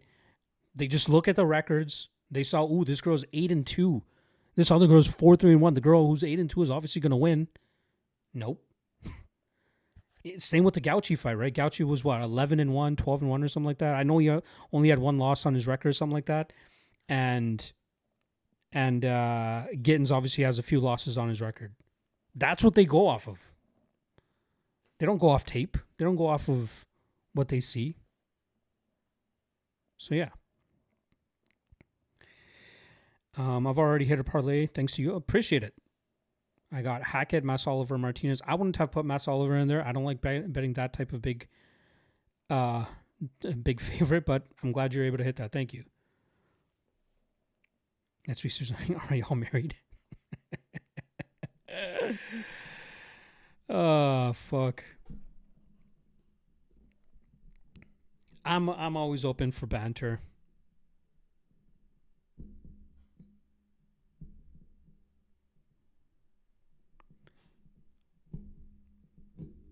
And yeah, I don't want to keep harping on that fight. It is what it is. We got a solid one here. Garnett and Clark is a fun fight. 88% on Clark. Wow. Again, I think it's all based on records, and that's what people vote with. Garnett and under. I don't give a fuck. You are a madman. You did hit it with the Martinez and the under earlier, so maybe it comes through here, but I'd be surprised if Garnett finishes him under 1.5. Groovy Island saying, why doesn't Clint collaborate? Obviously, shit went down, and that's it. That's all I'll say about it. A big respect to the dude. I love the guy. Hope he continues to kill the game, but yeah. I fucked up. That's it. That's all I can say. Trey Coleman saying, so we got Garnett here. Yes, I do like him. What is he closing at? Plus 180? It's not a bad line.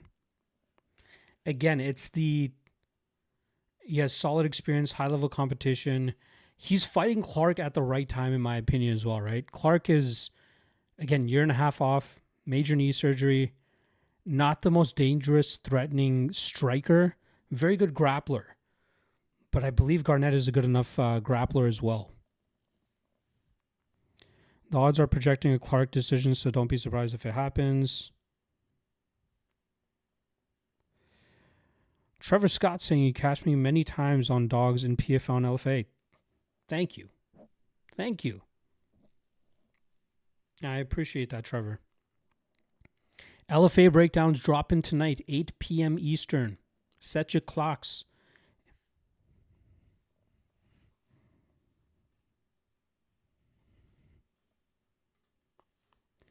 Speaking of which, my best bets for UFC Winnipeg video has officially just dropped. So you're welcome to go check that out before or after this stream, whatever you guys want.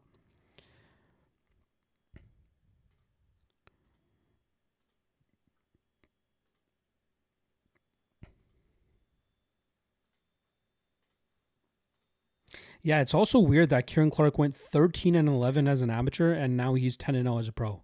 Crazy.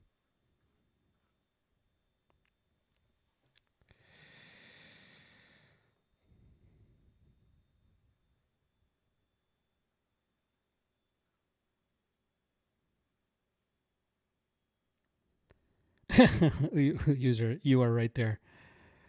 Vasquez was under 80%. Is that right? I know one of my buddies sent me a screenshot of it. Where is it?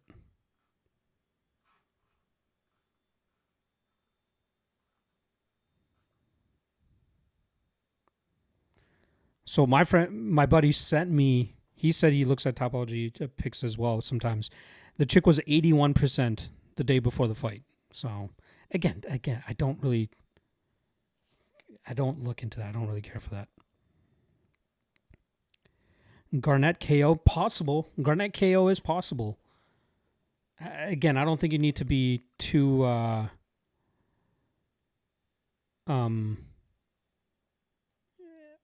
too greedy with it. I think just taking Garnett straight up is enough. So far, I've hit over 2.5 in a Hackett fight. Lost on Kosio. My lock was Martinez, Yagshi, and Masso parlay. Now I got Kelly over 1.5. Not bad. Looks like you should have a solid night. Has anyone else been parlaying every MMA bet for the past few weeks with Rousey minus 400? She should dominate that fight, right? She should dominate that fight. I'd be very surprised if she doesn't win that fight. I just played Kelly plus 100. I don't mind it. I was minus 130 on Bet365. Got it plus 100 on Betway. I don't mind it. I think he wins, but it is a stiff challenge from JJ Wilson. Is tough. All right, we got Garnett and Clark kicking off right now. 452, 451, 450. Let's see how this goes. I'd say the least likely outcome is Clark by knockout, even though Garnett did get finished in his last fight. But again, Clark's not a big power puncher. Maybe like TKO if he gets him to like a checkmate position on the mat.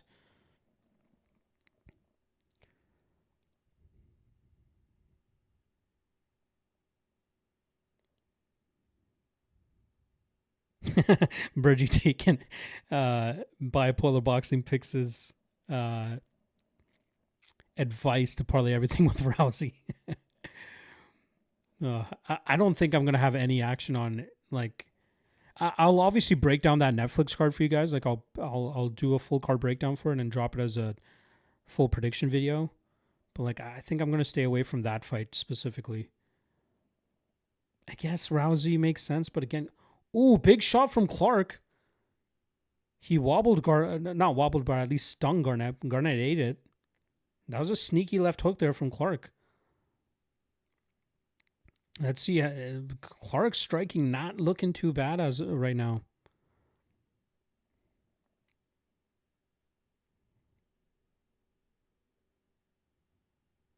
Clark's looking locked in on the feet right now.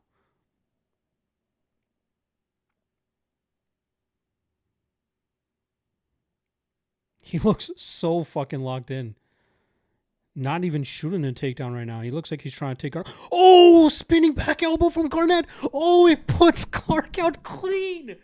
Holy shit. Holy fuck.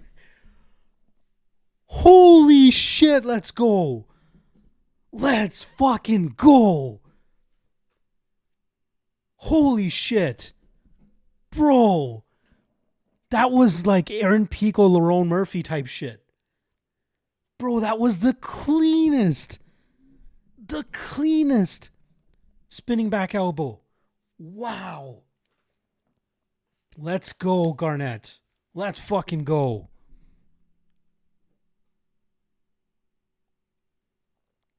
Holy shit. Let's go. Man, I feel bad for Kieran. Kieran's a very good prospect, but this was a bad decision for him to take this type of fight. Holy shit.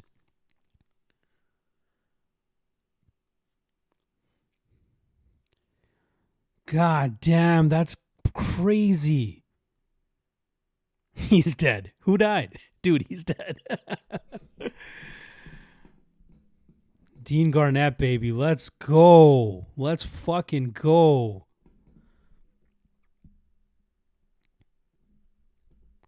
Yo, my guy Uzer got the under again. Let's go. You're on a fucking heater with those unders, my man.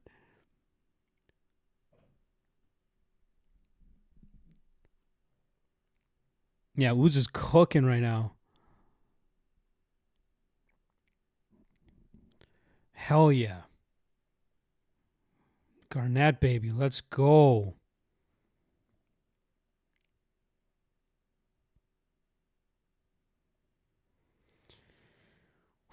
88% on Tapology didn't mean shit.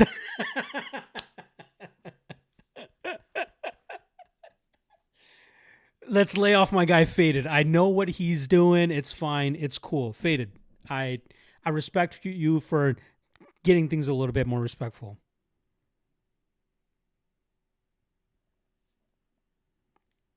I appreciate you that you've dialed it down a little bit. You got my respect. So let's lay off the guy.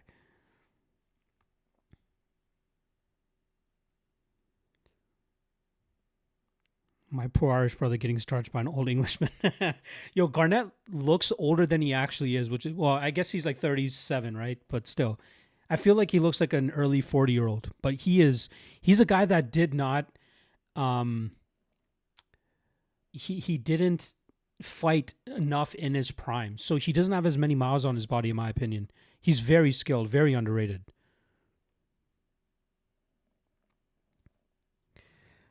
On this one, I'll give you your flowers. Majority of the people are on Kieran. I trust your call with Garnett. Thank you. Thank you. I'm sorry I got you off of Gouchi and fucking Carvalho, but thank you.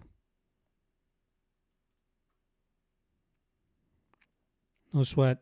Dog pick, basically. That was nice. I like it.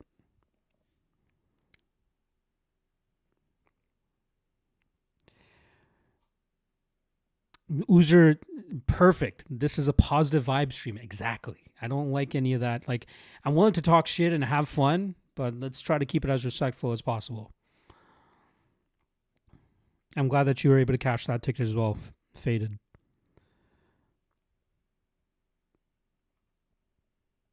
Thank you. I broke my rules because his breakdown of the fight made a ton of sense. The year and a half left. Thank you. Thank you. So, no, I am not new. I think you had said, are you new to watching MMA? No. Y'all were madmen for betting on that Carvalho fight in the first place. Yeah, maybe I was. I just don't think Carvalho is that great.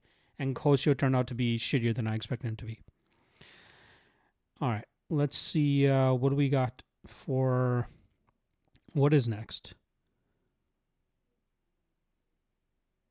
We got Omran Shabban versus Chiquino Noso Pedro.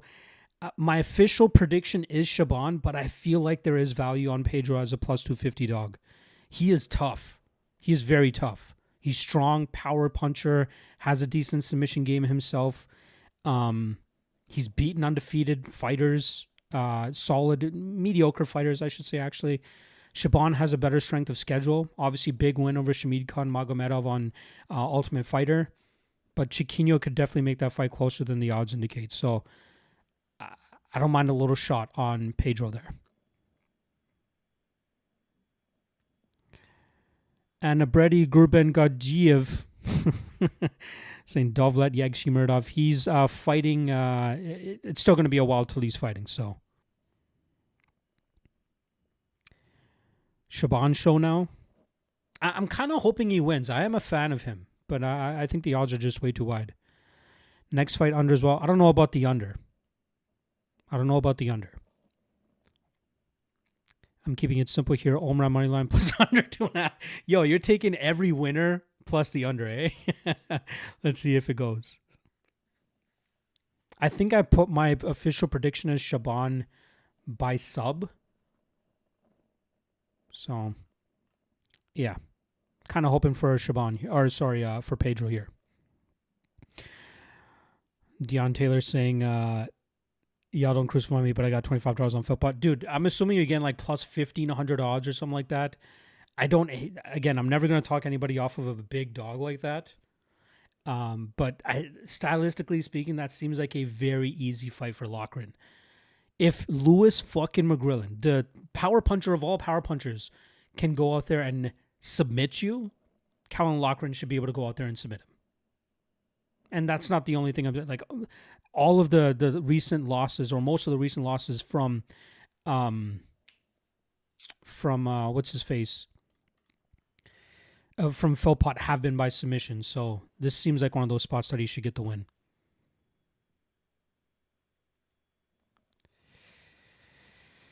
Team K. I'm a big Team KF fan.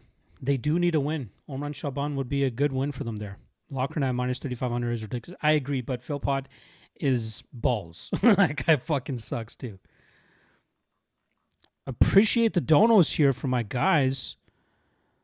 Thank you. Thanks for your prediction on the Dean fight, massive KO, something else.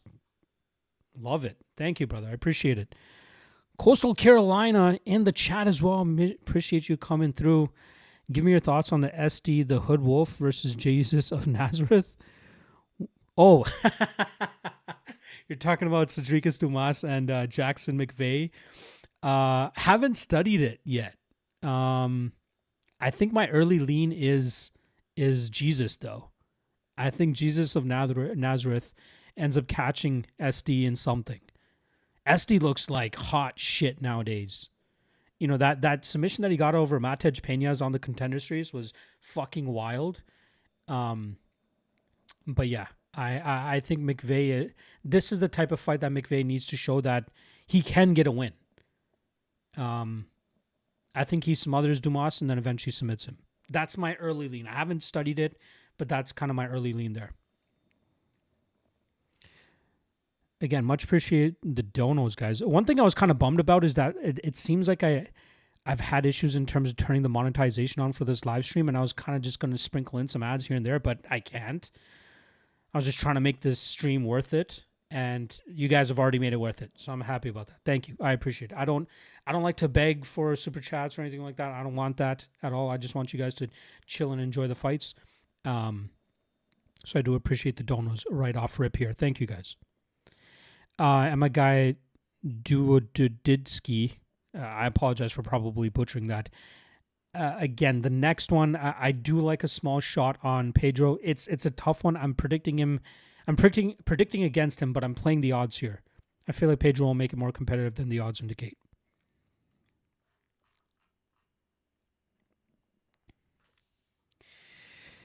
I always value guys that can tough it out and never even get close to getting finished. Yeah, that's Loughran. That is Loughran for sure. He's very, very tough. He might suck. He might have very robotic striking, but he's very strong when he can get to his takedowns, and he has been able to produce finishes in the past. You know, that finish of Dylan Hazan was interesting. This is one of those fights where he could probably Dylan Hazan his way to a win. Get him to the ground, smother him, smash him with elbows from top position, and get the finish. Jesus has pretty slick BJ. He does, man. Jesus does. He does have slick BJJ, and that's where I think he could potentially cash Dumas. You're just saying, fuck, I placed the over and it locked my bet. I think it actually goes over, but we'll see.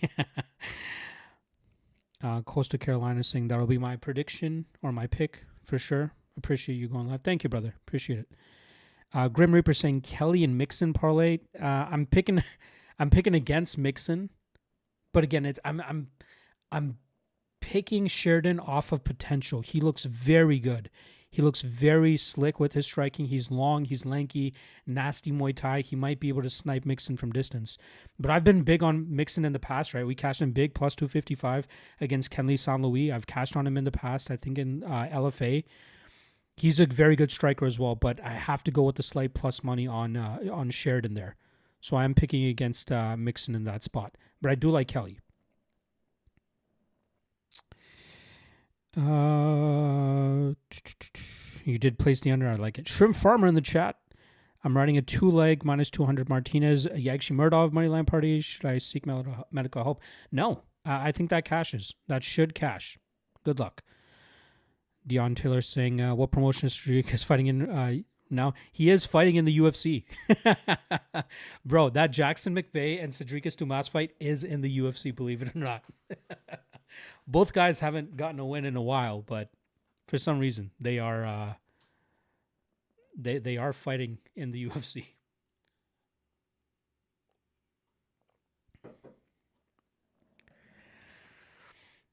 Let's see where I'm at. In terms of official bets,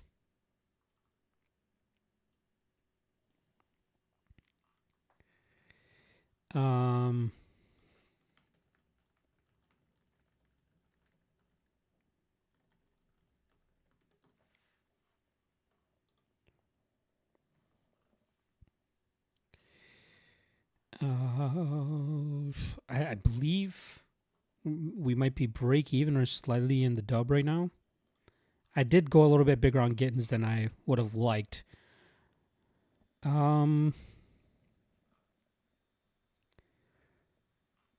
Yeah, we are ever so slightly in the green right now. 2-2 on bets. We cashed the lock of the night play on Chelsea Hackett in the first fight at -175. We take an L on Liam Gittens as the dog of the night. I got him at +110, even though he closed at -150. And then we did have a small play on Sergio Kosio at -110. But then we had a play on Dean Garnett just now at +180. And we cashed 2 units on him there. So 3 official plays left. Maybe I'll reveal them as we get through the card, but yeah.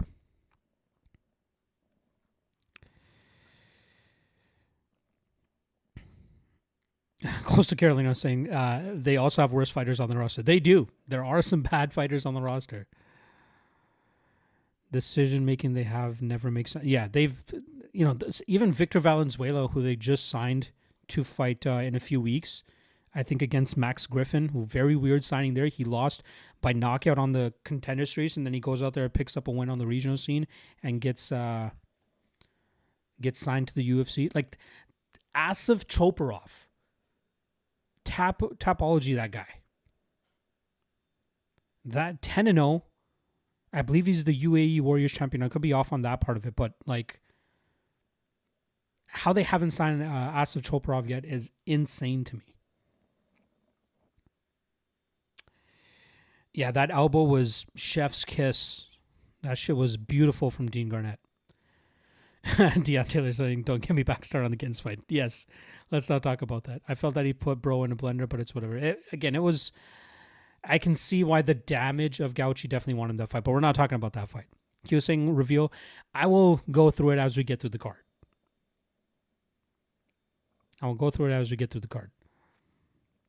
Does Alex Lahore have a chance against Mickey? I think he does.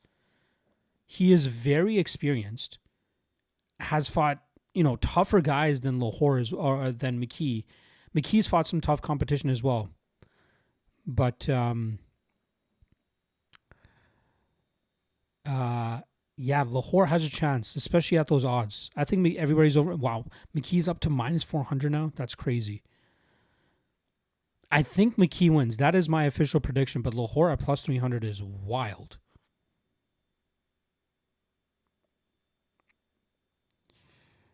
After going 1-4 in the UFC, anybody has a chance, in my opinion. Well, wasn't it like Andrea Lee that's now like 0-6 in the UFC? How about fucking Tai Tuivasa, who still has another fight fucking booked?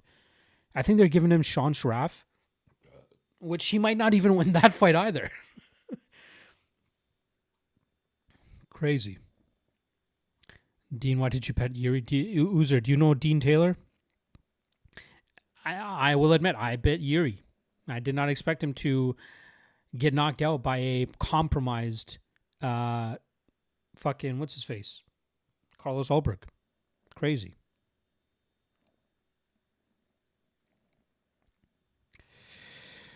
All right, we got how many fights left? 1, 2, 3 more fights left in the next hour and a half. PFL is going to take their time. Well, I'm sure they could get right into their next fight. But we got 3 more fights until the main card kicks off at 5 p.m. Eastern.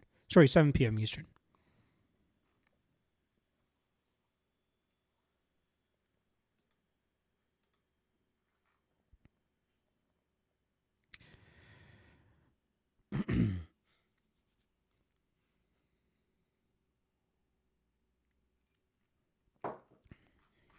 I'm excited for tomorrow's LFA card as well. Again, I am going to drop my LFA 231 predictions will drop at 8 p.m. Eastern. So if you guys are interested in checking that out, make sure you guys do. Some sneaky underdogs on that card as well.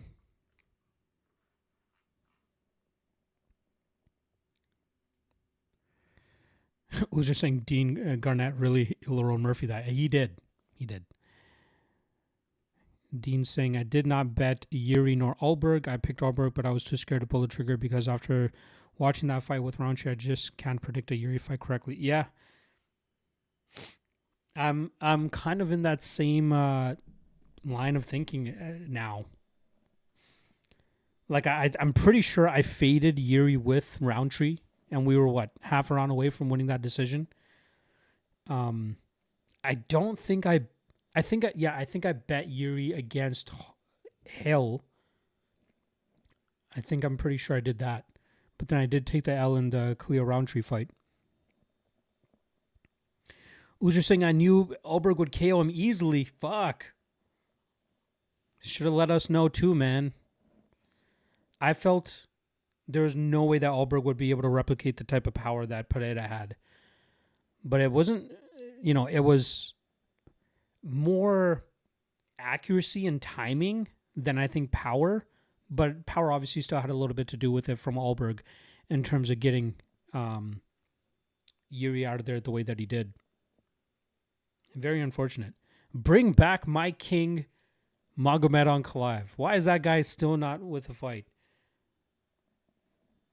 Give me fucking Magomed Ankalaev. Now that Pereira has gone up to heavyweight, Ankalaev should be the champion.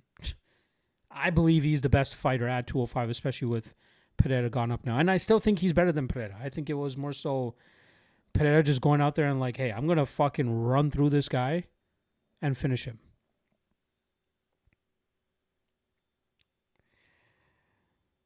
User saying, Yuri hands down all the time. Ulberg very composed, technical striker. That check left hook was there all day. He hit it numerous times even before that finishing sequence. And you can see there's certain times where you can see Yuri like he knows to keep his guard high for that check left hook. And there was one time he got hit with it and kind of just got mad at himself. And then there was another time where I actually got hit on his guard. And then when he got dropped, you can see like he has his hand down, and then once he gets hit with it, his arm comes up, but it was obviously too late, and then he gets dropped. So like he knew that he needed to be safe from that check left hook, but he just all habits die hard in a sense, right? Trey Coleman going with Pedro. Again, prediction Shabban here, but Pedro at plus 250 is hard to pass up. Easy KO as he was moments away from losing the fight. Told you so. There's so many fights where like injuries could have potentially stopped the fight had it gone to the end of the round. Like, I don't know how long you guys have been around to watch some of that stuff, but like, I don't know if you guys remember Chael Sonnen versus John Jones. Like, you could see the bone in one of Jones's toes. And luckily he got to finish at the ending of that first round. Otherwise, they may have stopped it because it looked like, I don't know if it was a compound fracture, but you could see the bone. It was disgusting. It was bad. There's that one. There's the Andre Sukumtad and Sean O'Malley fight where Sean O'Malley clearly injured his leg or something like that, and Sukumtad just followed him to the ground and just let him off the hook there.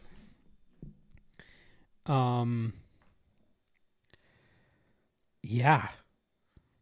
There's been a few other ones I can't really recall, but those are the two that really stick out to me. You're just saying he was even mentioning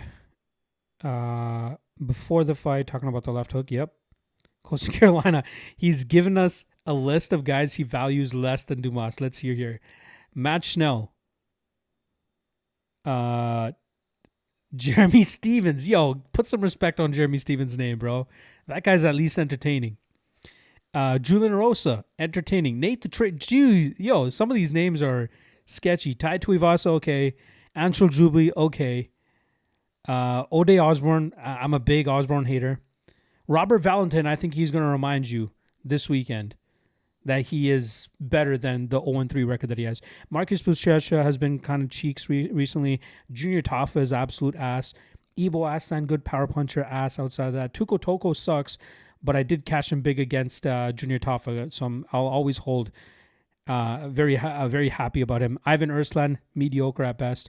Barrio, put some respect on that man's name. Jim Miller, how dare you talk shit about a legend like Jim Miller. Dean Terry saying, I want to pick Shabban, but once you get to a certain height and above in in a division, it gets shaky, especially against Pedro with the 72-inch reach. Pedro is underrated, in my opinion. Very athletic fighter, but again, Shabban's slicker all around. But I think if Shabban can make this dirty, if Pedro can make this dirty, he has a chance of pulling the upside here. Shout out to my guy Burgie66 with the $10 donor. Thank you, brother. I appreciate the love there. I appreciate you showing love like that. That means that is the ultimate form of showing love, and I thank you for that. Thank you, thank you, thank you, thank you. User saying, as long as Ulbrich is facing a striker, I'm betting on him. Yeah, that's not a bad approach. Not a bad approach at all. GM3, that man's pulled some rabbits out of his hats. I like Jared Gordon. Don't talk shit about Jared Gordon. He was just saying he ain't reminding nobody he getting removed from the UFC after this fight. Valentin, that is. Nah, man. Valentin is getting an easy win. I feel it's a layup for sure. And the line is showing that as well, right? He's gone from about a pick'em price up to about minus 150 now. Julian LeBlanc, it's possible he can land a big shot to put Valentin away. It's possible. But I really believe Valentin is just a much better version of LeBlanc with a much better submission game as well. So I like Valentin there. Thank you again, Bergie, again for that dono. All right, Shabban, Pedro, just about to kick off here. Round one has started. 56, 55, 54, 53. Let's see how this goes. Shabban is a nasty striker for sure. Good straight shots, good kicks to start off the fight here. Pedro, a big power striker himself. He can grind Shabban as well. But I think Shabban is the slicker striker. I think he has very good front chokes as well. Pedro can just weasel his way into some good spots. Ooh, good jab there from Shabban. Nasty calf kicks from Shabban. Forces Pedro to shoot.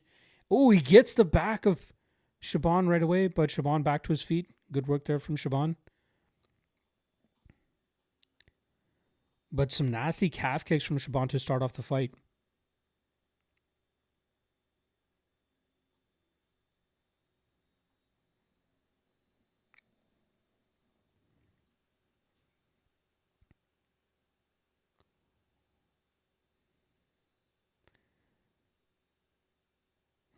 Good knee to the butt from Pedro. Solid work from Shabban to stay out of too much danger. 2-on-1. But man, Pedro is strong. Ooh, Pedro on a front choke here. Looks like Shabban is almost going in for a takedown. Oh, Pedro jumped Gilly here. Might be a wrong move. Shabban's hips are pretty high. Oh, readjustment there from Pedro. He is under the neck. Oh, he is torquing. Shabban looks safe, though. I think that was a bad move from Pedro to jump Gilly. Yeah, I think he's gonna let it go in a sec here. Yeah, he does. Still has the bite, but not really torquing on it. It looks like he's gonna try to work back to his feet when he can.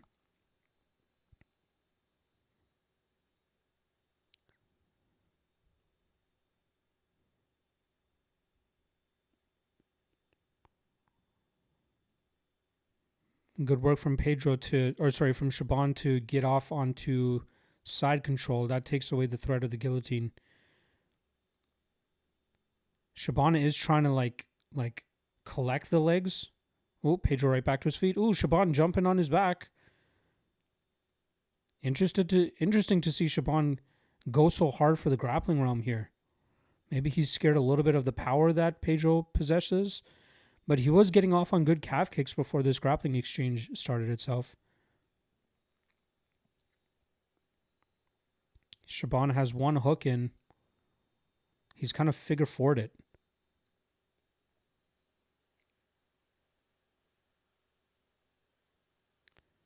Nasty elbows to the wrist of Shabban from Pedro. Decent control from Shabban so far. Ooh, lands a good knee up the middle there. Or off on from the side. They're back out into the open cage now.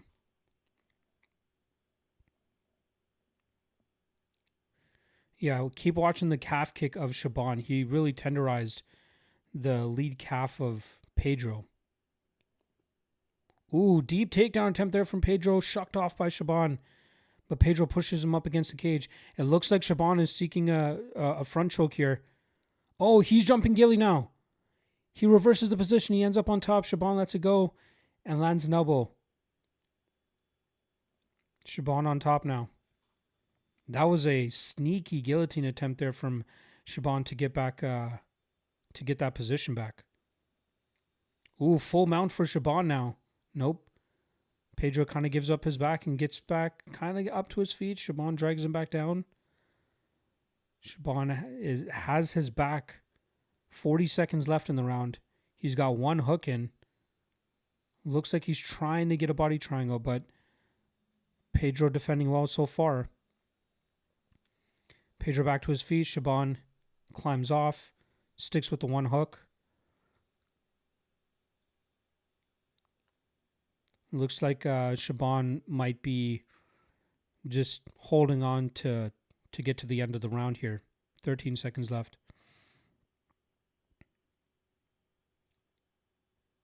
Ooh, sneaky. Oh, big right hand from Pedro. Shabban eats it. All right, round one done. That's 1-0. That's round one, Shabban.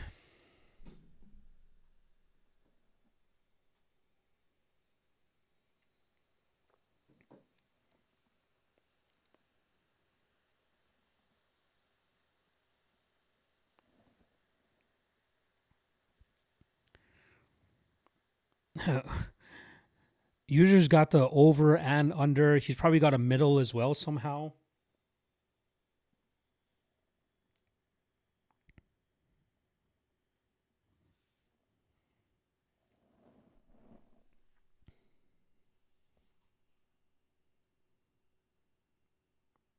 They're doing an interview with Tyson Pedro in the backstage. He does not look like he enjoys the fact that they're interviewing him right now. He's giving them just such shitty answers. Oozer's got the under. Is it 2.5 or 1.5 though? Let us know that.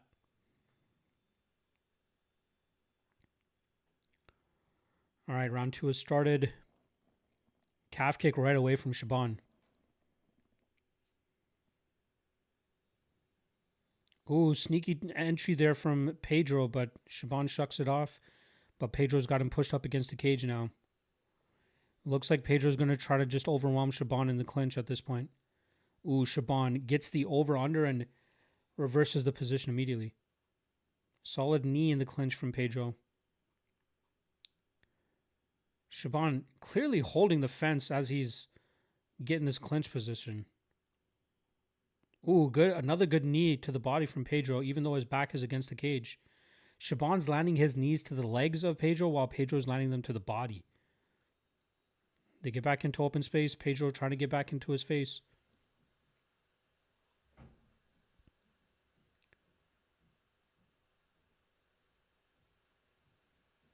They're skirmishing now in the middle of the cage. Oh, deep single leg from Pedro, and Shabban shucks it off. Beautiful work there from Shabban to not get taken down. Now Shabban has double underhooks, pushing Pedro against the cage, trying to land some elbows. Trying to land some knees. I guess knees are just elbows from the leg. If you're baked, that'll make sense to you. That'll be like, he's right.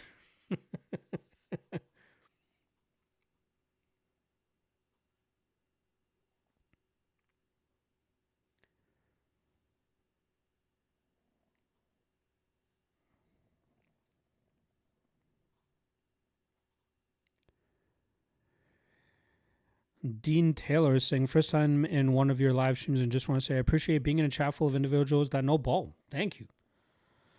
Type of community I'm trying to create. You know, I know there's a lot of trolling and negativity out there, but I'm just a guy that likes to watch MMA, dedicates his whole life to MMA, watches a fuck ton of tape to break down these fights for you guys. So I appreciate it. Who's just saying it's one of these chats? Tomcat saying we're going Sheridan next fight. Yeah, Sheridan is my prediction. As a dog, I like him. Mixon is tough. Mixon is a very solid striker, but Sheridan looks like he has potential. Hopefully the spotlight's not too big for him, but yeah. A lot of clinch work here. I wouldn't mind seeing the referee split them up. Like, the damage that is being done is not that significant from either side.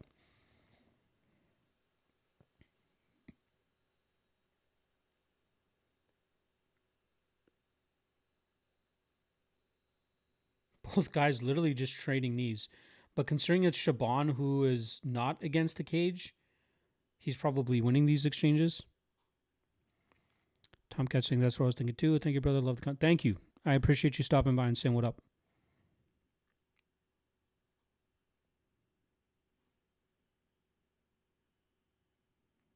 Fucking Brian Minner with the most hilarious head shape I've ever seen outside of... Like, he's like Ali Abdelaziz, but like his rhino horn is on the back of his head. Break the guys up, man. Pedro's landing good knees, and he's landing some decent shots. But again, optically, it doesn't look good with his back on the fence. Ah, did I just spoil it?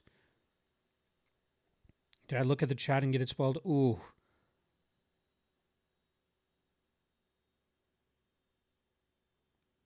Shabban lands a big knee, drops Pedro, and gets the win. Jeez. Good win for Shabban there. Under 2.5 cashes. Good shit, Oozer. 100 to 240. Not bad. Brights 1D VTG saying too easy. Was that easy though? Like that was slow this entire time. They weren't really he won the first round for sure, but that second round was very, yeah. In my opinion, too easy is what Dean Garnett did, right? Get that quick first round finish. That's what you can call something too easy. Let me hold a dot, Uzi. Oh my OMG Rod saying under 1.5. I don't think the under 1.5 hit. Dean Terry saying, what are you streaming on, brother? They got you fine. It's one of those fun streams, you know what I mean? Those one of those dark web streams.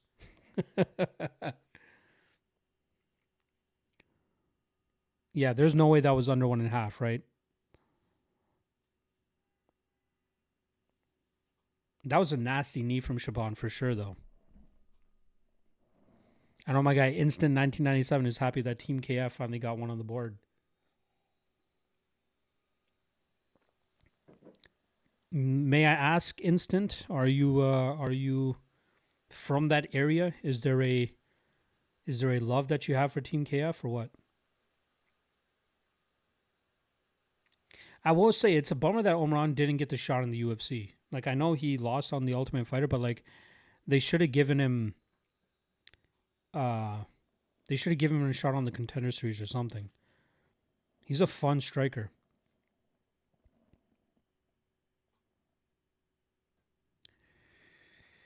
Dinner on user.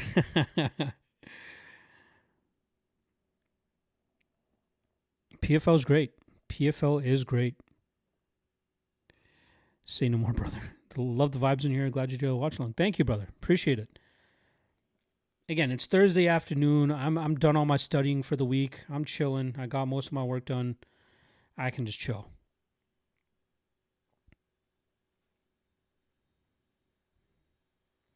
All right, we got 2 more fights over the next hour. So I'm assuming we're going to get some filler in here.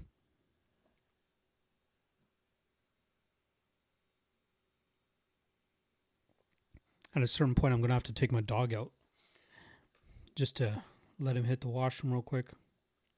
I'll probably wait a little bit more.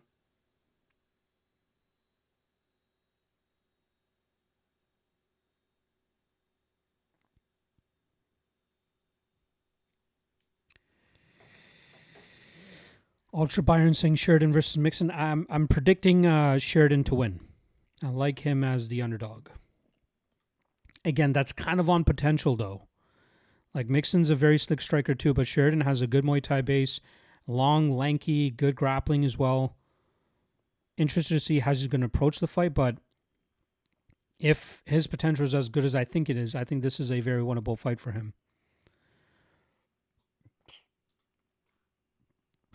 Oh, it's Colin Loughran and Philpott next.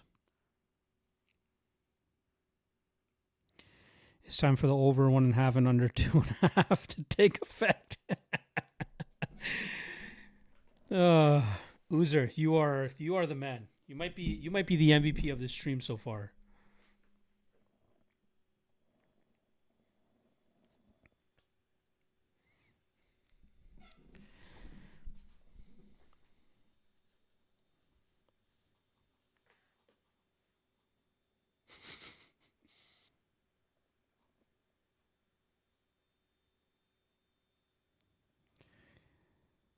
Janina Tree saying, don't believe you have a dog. We need to see him.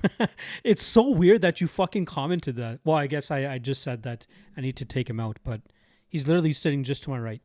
Alfred, come here. Come here. Come here.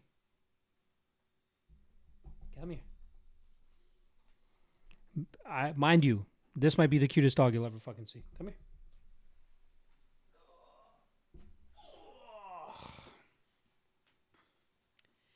Isn't he the most adorable?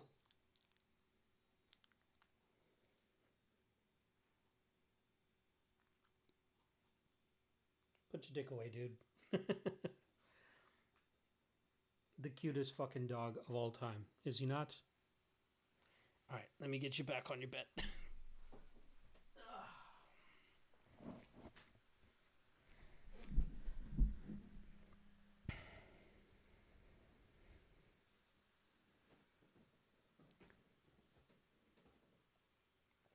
He loves chilling in my office because like it's not the biggest room, but just because of everything that I have on, like my laptop, the TV, the lights, it gets nice and warm in here. Sometimes a little bit too warm. So he comes and chills on the pull-out sofa kind of thing that I have over there, and he just gets nice and cozy. But yeah, love that guy. No way this doesn't end under 1.5. No way it doesn't end on it should end under 1.5. I will say that it should end under 1.5. But Loughran is so tough to trust and how hot he's going to come out. Like it took Lewis McGrillen over a round and a half to get Philpott out of there, if I remember correctly. But Loughran is probably a better grappler than McGrillen, or at least a stronger grappler than McGrillen. So that could allow him to finish this fight under 1.5. But like I can't muster up the energy to give you over or under there. I think I put under, but Loughran should be able to get to the ground relatively easily and then eventually find that finish. Dean Taylor going big time upside here with Philpott. Again, what number are you getting? Plus 1,500 is not bad. The guy's experienced. The guy has decent power in his hands. But again, Loughran's like his traps and like everything holding his neck in place almost makes it seem like this guy will never get knocked out. So I don't think it's looking too good for you, Dean. Janina Tree. I told you. Very cute. Instant saying stupid. Stupid what? Oh, doggo. I have this like I don't know if you guys get it on your side as well, but on the live chat it has this little like translate symbol besides some comments, and then it will translate something, and I don't know what language doggo means stupid, but it shows stupid on my screen is what Instant said. But you said doggo. Makes sense. Plus 1,500, not bad. I think Sheridan might be live. I agree with you. Jen in a tree. I'm assuming that's the name that you're going with. Bubbles MMA USA is back in the chat. Appreciate you swinging back around. How are you feeling about Sheridan? I think he wins. I like him as a dog. See what the rest of the live chat thinks. I like Mixon is a solid fighter too. I like Mixon, but taking odds into consideration, taking the tape into consideration, I feel like Sheridan, this is easily Sheridan's toughest test as well. We cannot overlook at that aspect. But I expect this to primarily be a striking battle, and that's where he is usually strongest. And he should be able to get some big shots here off on Mixon. Then it'll come down to how good is Mixon's chin.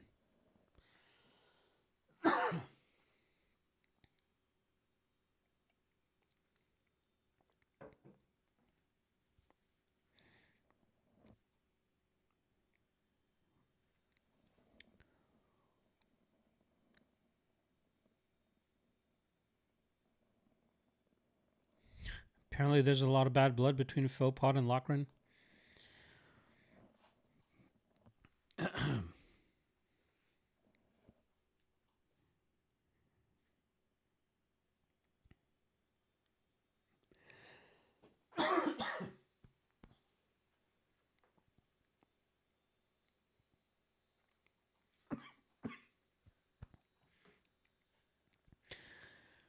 Let me just mute the mic real quick.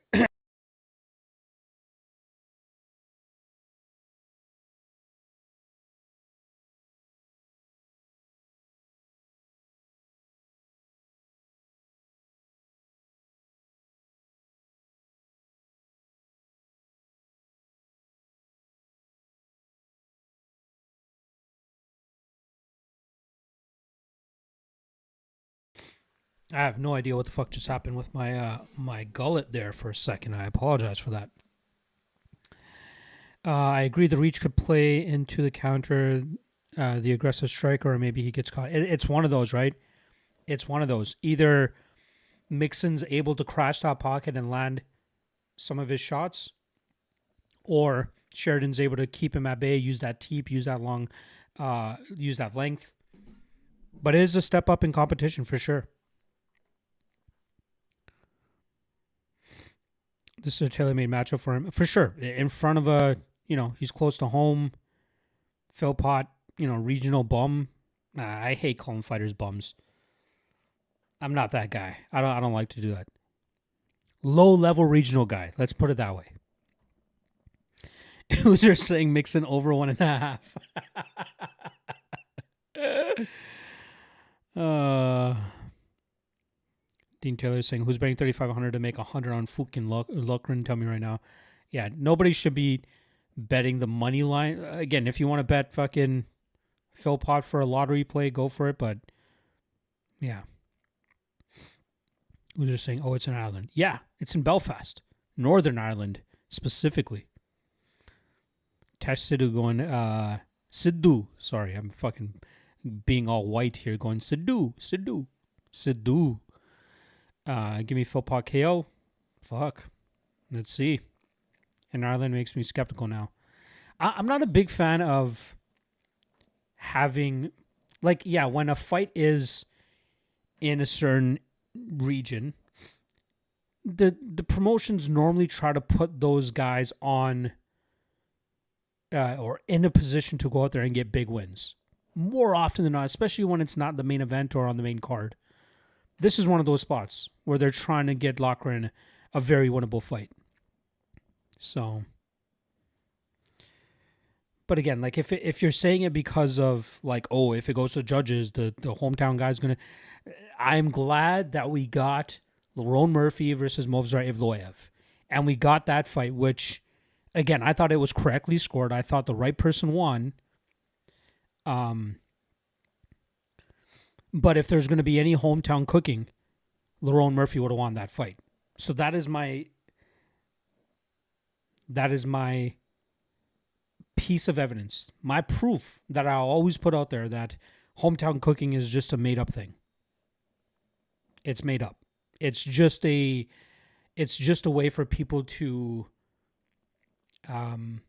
bail themselves out of a wrong pick. And there's nothing wrong about fucking owning a wrong pick. My guy Faded MMA was trying to put me on blast for for Liam Gittens and Sergio Kosio earlier. You're not going to get them all right. But there are certain things, if you've been in this game enough, that you know are just sayings that people say. Hometown cooking is one of them. The other thing is, and I heard this a lot when I was coming up in the game, to be the champ, you got to beat the champ. No. To beat the champ, you got to win at least 3 out of 5 rounds or get a knockout or a submission. You don't have to go there and win each round more emphatically than the champion. You got to look at each round subjectively, who won that round, and judge it accordingly. So I hate this fucking, you got to beat the champ to be the champ. Fuck that shit. Yeah, I'm just fucking rambling now. This fight should be quick if he is minus 3,500. I just have a gut feeling it goes longer. That's another kind of misconception, I'd say, is minus 3,500 on first thought. Sure, the fight just started, by the way. The guy should go out there and squash the guy quickly, right? But there are certain matchups where if you know what the guy's fight like and what the style is, Loughran exchanging a little bit more in the clinch than he should. It's possible a guy can still look minus 3,500 and go out there and win a decision, right? We just saw it on PFL a few weeks ago with Lazaro Dayron against Jacob Thrall. Lazaro Dayron was minus 3,500. I bet the over in that fight, knowing that Dayron's not a big finisher. Same thing with Demetrius Johnson back in the day. That guy was not a big finisher, but he would often be a very chalky favorite. So people ultimately thought that he would go out there and get the finish. So it's, again, stylistically speaking, this is a fight that Loughran should finish right away. He's the grappler. Philpott has struggled with submission specialists and grapplers. He should get the win quickly. But it doesn't always mean just because a guy is a minus 3,000 favorite that the fight should end quickly. It means they should dominate, but that doesn't necessarily mean first round finish. Ooh, wow. It was a neck crank that Loughran got to get the finish. Easy. Like that was tailor-made for him.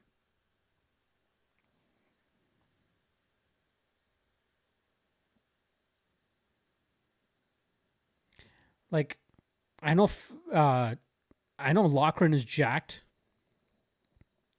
physically and mentally right now. But bro, that was the easiest fight that you could potentially have. Chill, dog.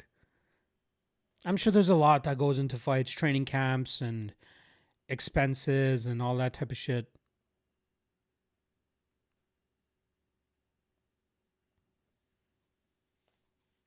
.2 my ass. Shut up. You got the easiest fucking matchup, bro. Jeez. He should have won the Jack Cartwright fight. That's his ceiling. He's a robotic striker who's very strong in the clinch. If you can avoid his clinch and avoid his grappling, you could probably box him up. Good for him. I'm glad that he got the win. I'm coming off like I'm like a Calvin Loughran hater. I'm not a Loughran hater at all. I just like to take things into perspective a little bit, right? That's all. Under 1.5 hits. Might be over already. Not for me. All right. Maybe I was tripping on Philpott. Yeah. Tap. Yeah, he looked minus 3,500. He, for sure.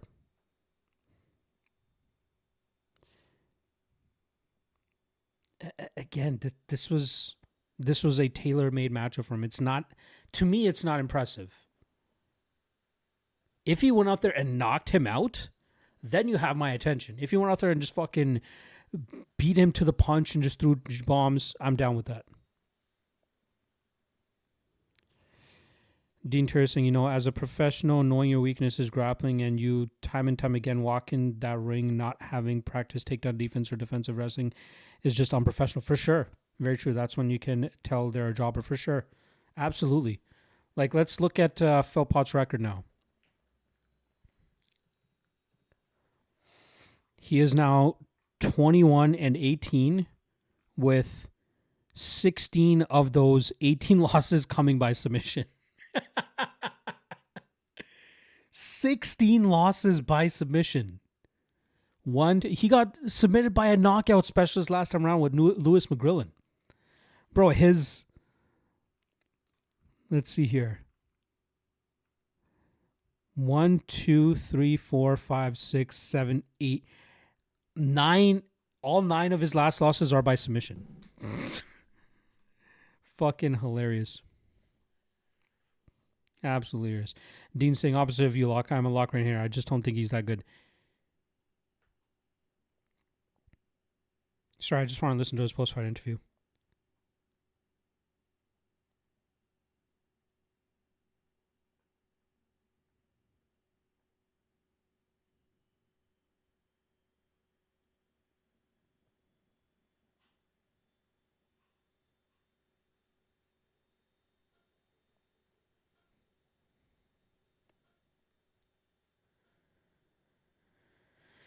I think he has potential. Like, the guy is shredded as fuck, right? He's clearly very athletic. Well, in very good shape. He's very strong. But it seems like that almost works against his ability to be effective especially as a striker, right? Like, he's tried to work on his striking. He's gone to different training camps. It just hasn't worked out for him whatsoever. Like, if he was just a little bit more active, if he's a little bit more active in the clinch with his takedowns, looking for finishes, I'd be a little bit more excited about him. He should have done this, right? He should have gone out there and done exactly what he did here.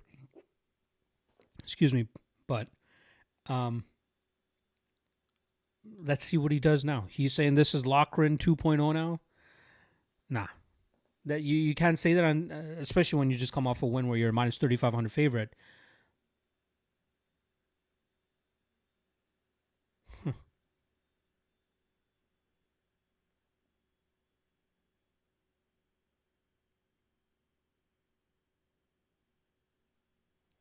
Loughran calling out the rankings when he doesn't even have a win in the promotion.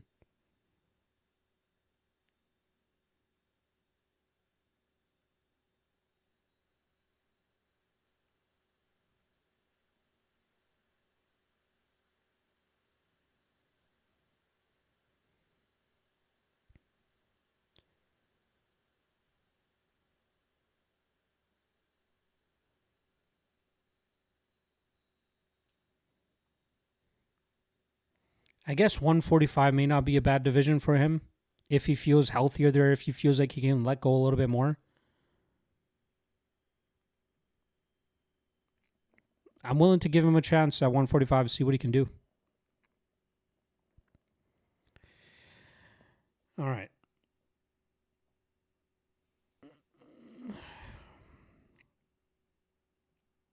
All right, next up.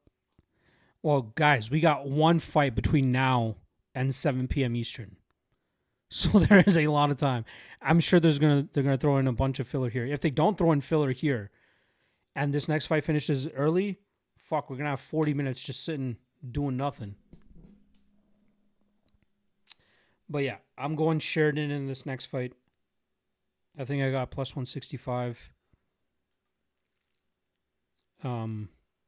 What's the line at now? Plus 155 on Sheridan. Dovlet up to minus 625. Reese McKee down to minus 335. He was about minus 400 just about an hour ago. And Love coming in on J.J. Wilson. Looks like he's still at minus 136 now.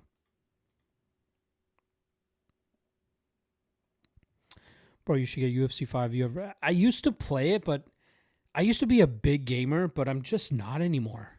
It doesn't, like, I think it's been maybe a month now since I've even turned on my PlayStation. And just to show you how much I'm not a gamer, I still have a PS4, for fuck's sakes. I got a PS4, I got an Xbox One, and I got a Switch. I just don't play games anymore, or as much anymore. The last time I turned it on, you know what I played? Dragon Ball Z Kakarot. I played through it one time way back in the day when it first came out, and I got to the Boo Saga, and I kind of just stopped. And now I'm rewatching DBZ Kai. because again, I haven't watched it since I was a kid, so I just want to do it for nostalgia. So as I'm going through the show, I'm playing through the game as well. And in the game, I think I'm at the beginning of the Cell Saga.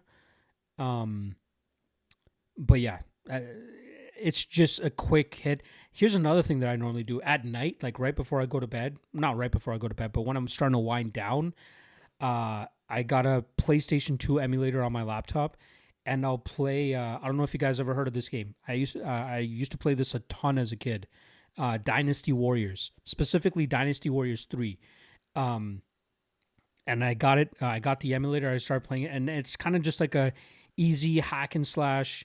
I can either watch a show or listen to a podcast on the side while I'm playing it. Just get baked, right? Just get out of my mind a little bit. Just detach myself from mixed martial arts. Yeah, that's kind of my gaming nowadays. I don't competitively game. I don't care for it. I just don't have the time. If I'm not studying or taking care of the MMA Fight Archive, I want to just chill. I want to be with the wife. I want to be with family and just chill, right? So that's kind of my thing. Speaking of the MMA Fight Archive, I plugged it last time, and we got a few people that were actually interested in it and wanted to check it out. So I do obviously content creation, breaking down fights and all that stuff, but the other thing that takes a lot of my time is the MMA Fight Archive. And I'm just going to pull it up here for you guys real quick, but I use this, like I run it, I maintain it, I on a daily basis, I'm updating it to make sure it's as accurate and correct as possible. But I couldn't imagine my life studying fights without utilizing this. Let me just quickly pull it up on the page here so you guys can see. Screen plus cam. There we go.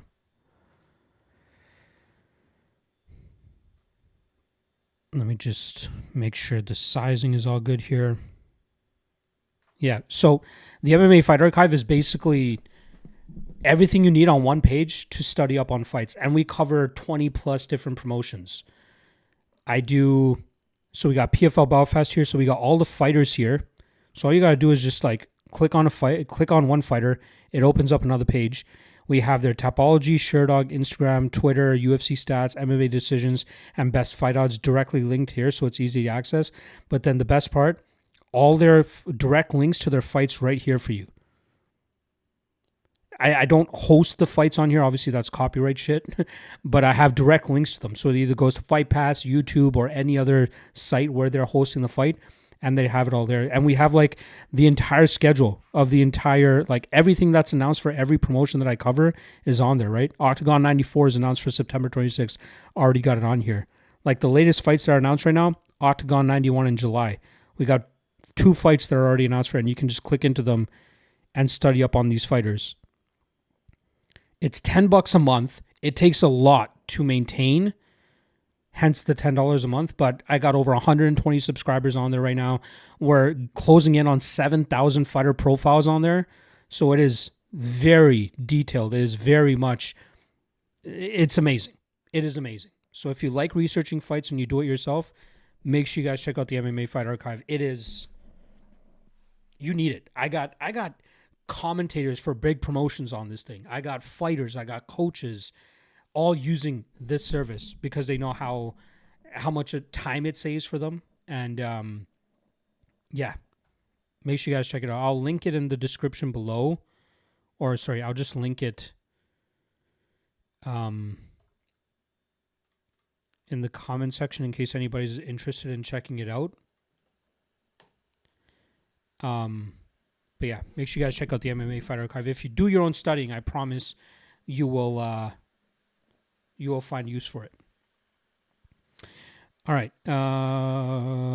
Main event saying, is Pedro worth a shot? I don't think so, man. I don't think he's that great. I think Yagshimuradov either knocks him out or he could even out-wrestle him if he wants to. I really think the only way Pedro wins that fight is if he club and subs Dovlet, or if he just puts on high volume and stays away from the power punching of Dovlet. So I'm going Dovlet. Yeah. User saying hopefully Ireland guy wins in Ireland. That's why I bet him and he looks decent.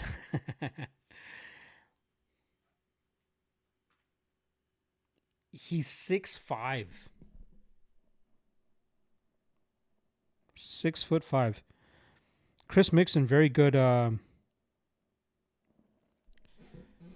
solid submission game too. Very good Muay Thai specialist.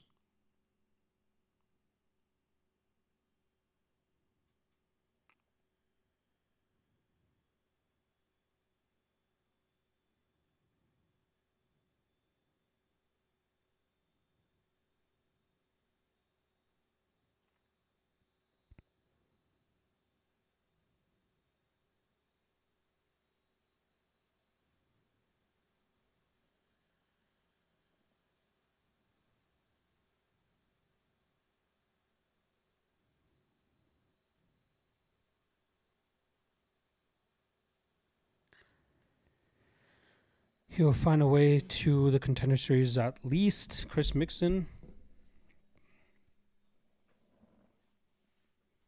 I like Mixon. Like, I'm kind of cheering for him here, but like playing the odds and playing this matchup, I feel like Sheridan could spring the upset here.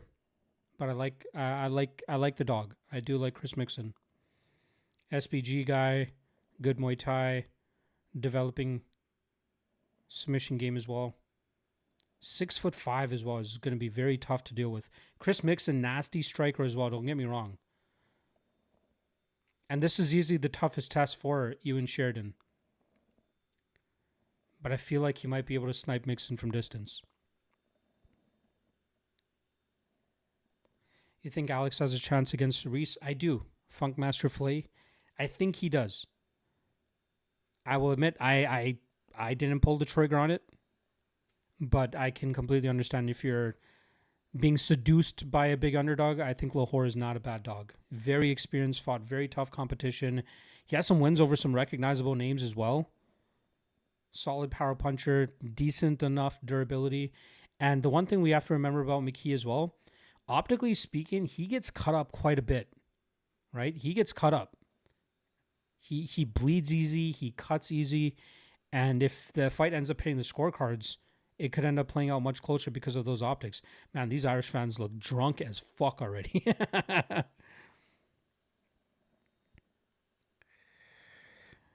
Does Pedro get slimed out? I think so. I think Dovlet does him in. He might be chinny if he's that tall. I don't know if that makes sense. We like to call it tall man defense, right? That chin, if they're not moving it, if they're not tucking it, if they're not having their guard high enough, they could get chinned. That tall man defense could work against them for sure.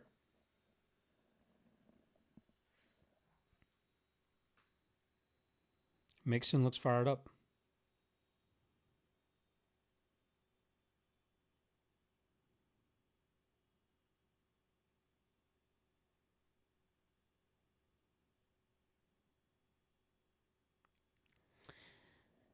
They're just about to do the fighter introductions. Just give me 1 sec.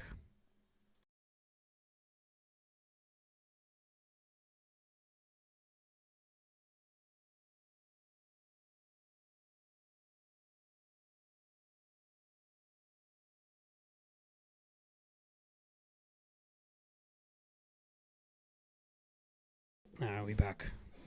As soon as I got up, my dog jumps down and he's like, "Oh, it's time to go?" No. Sorry, Alfred. After this fight, I'm going to take maybe just a 10-minute break because there's going to be a long time before the main card starts. But I'll take about a 10-minute break just to take him out, and then I'll be back. But we got this fight kicking off right now.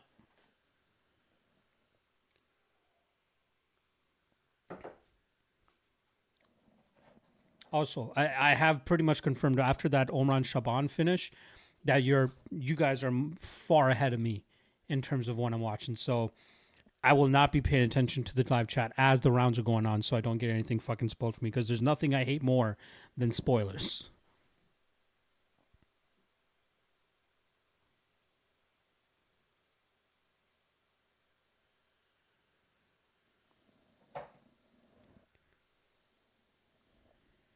It's fucking snowing outside. Are you kidding me?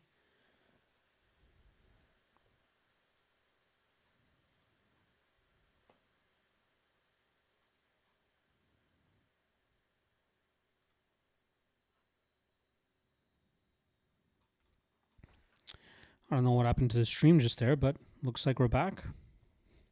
Apologies for that. Oh, and I got the ability to throw in ads again. Thank God. Maybe I'll throw one in after this fight is done. All right. Fight about to kick off. Very tough fight to call, but I feel like there's some solid value on the dog here. Let's see how it goes. All right, round one starting.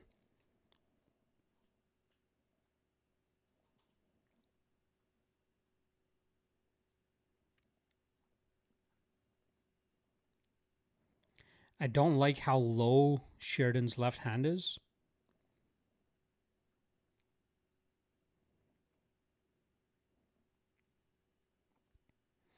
And it's crazy the size advantage of Sheridan here. He's long, he's lanky.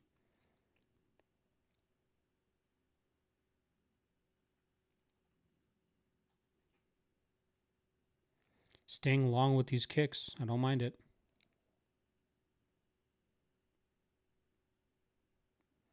He's trying to find a way in with the jab, but it looks like he is a little bit hesitant of the power coming back his way from Mixon. Mixon's got power for sure.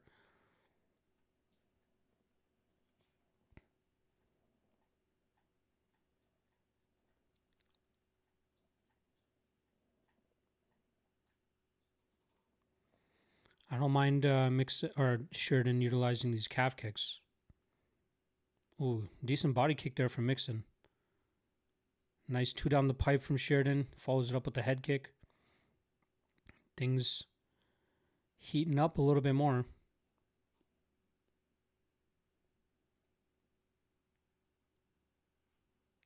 It looks like Mixon's trying to go body and then head to try to utilize the body to help him cover the distance. And then once he's in the pocket, let go to the head.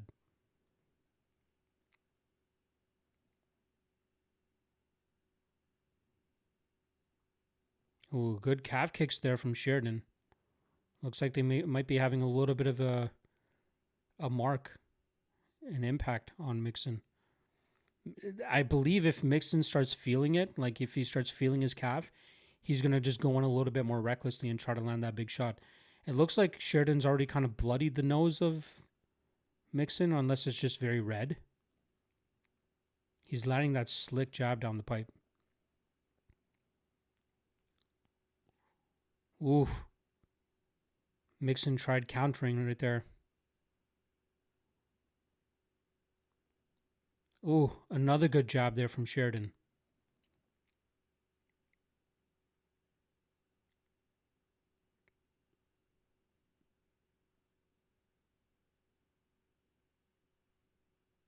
Decent body kick there from Sheridan.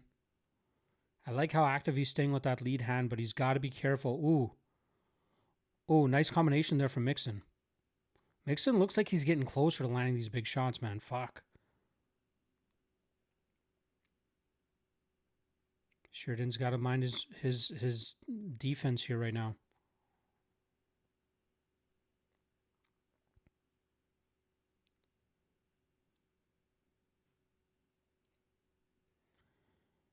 I like the different angles that Sheridan's able to land that jab from. Ooh, another good calf kick. Now Mixon is going. I think he's starting to hurt from that calf. I think we're going to see him mix it up in the pocket a little bit more, at least push a little bit. He's going now. He's going.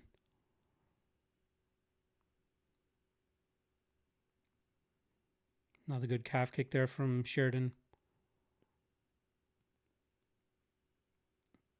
80 seconds left in the round. Oh, clean head kick there from Sheridan. Mixon eats it clean, though. Wow.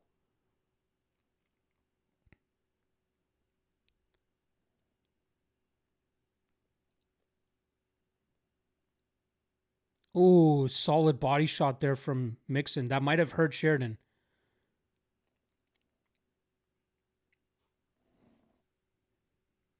Oh, big left there from Mixon. Mixon's getting a little bit more success here. Sheridan cannot forget about that calf kick, though. Ooh, another good head kick there from Sheridan. Largely blocked. Ooh, Sheridan gets into the clinch. 30 seconds left now.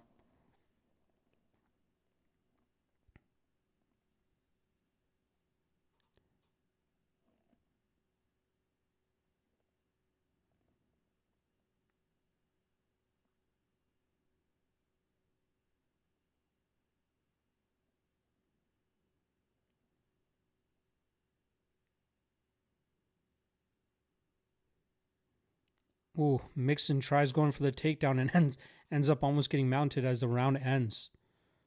Interesting exchange at the end there. Sheridan's jab too. He's using the reach. Head kick. Bro is sick. Is slick. Yeah, he is. It's competitive. Body shot is definitely there for Mixon. That's going to be his way into the pocket.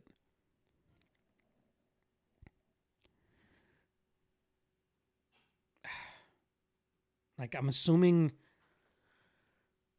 How do you guys score that round?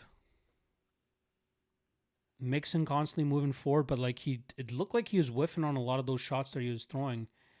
And Sheridan was staying consistent with the calf kicks. What do you guys think? And that clean head kick that he landed too, right? I think he landed like one or two of those. Very close first round. I feel with the head kick and the calf kicks,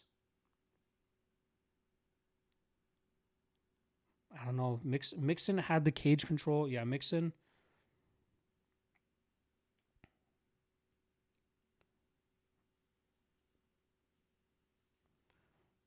Close round, yeah.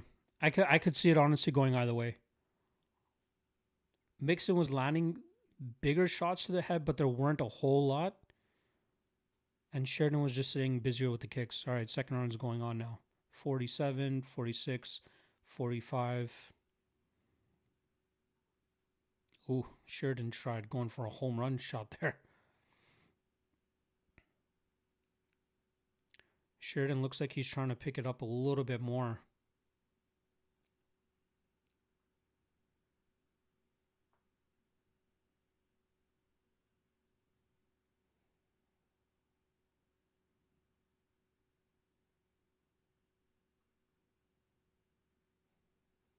Ooh, another good calf kick there from Sheridan. Ooh, another one, and it kind of drops Mixon. Ooh, Mixon's calf is hurt. Mixon's calf is very much hurt. Sheridan's got to be very cautious here, though. Oh, another one. Oh, another one that he lands. Mixon still working on it. He's not changing his stance either. Solid calf kicks from Sheridan. Another one. Oh, Mixon definitely looks compromised. He's still dangerous for sure.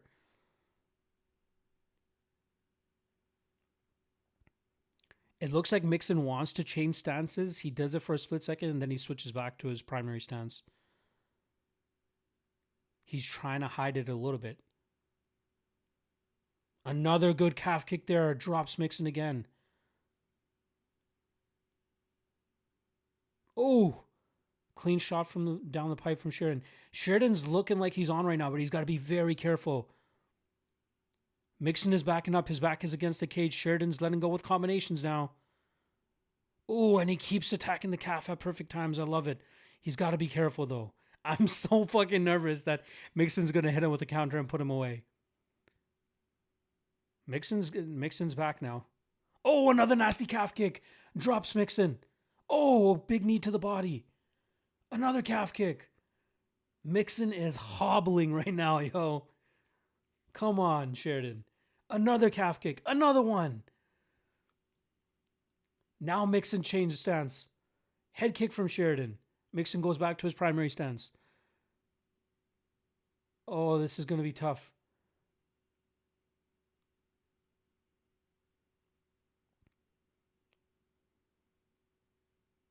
Oh, he is just boxing him up from range right now. Mixon looks like a wounded animal.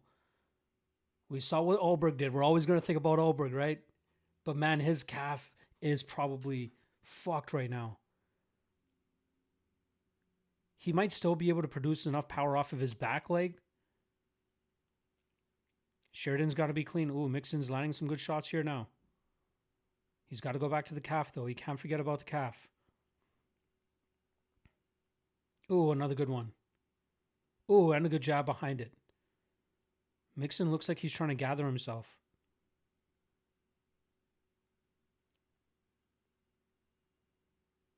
Ooh, good body kick there from Mixon. Or sorry, from Sheridan.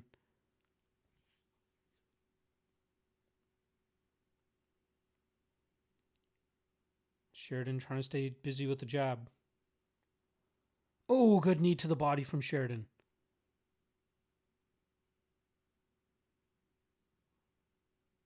Oh, Mixon landed a good combination there. Oh, Mixon lands another good shot. Sheridan's got to be safe, though. Oh, Mixon's turning it on now. Mixon landed a big shot. Ooh, nice body shot from Mixon. 1 minute left. Ooh, Mixon with a high kick. Partially lands. Why is Sheridan not fucking kicking anymore? Oh, he's mixing it up into the pocket too much. Mixon might be gaining some confidence here. Ooh, there's the perfect calf kick. Perfect time. More. 35 seconds left in the round.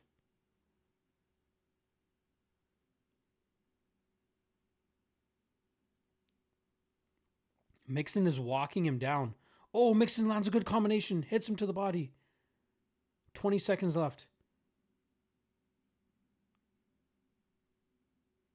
Ooh, nasty step and elbow there from Sheridan. 12 seconds to go.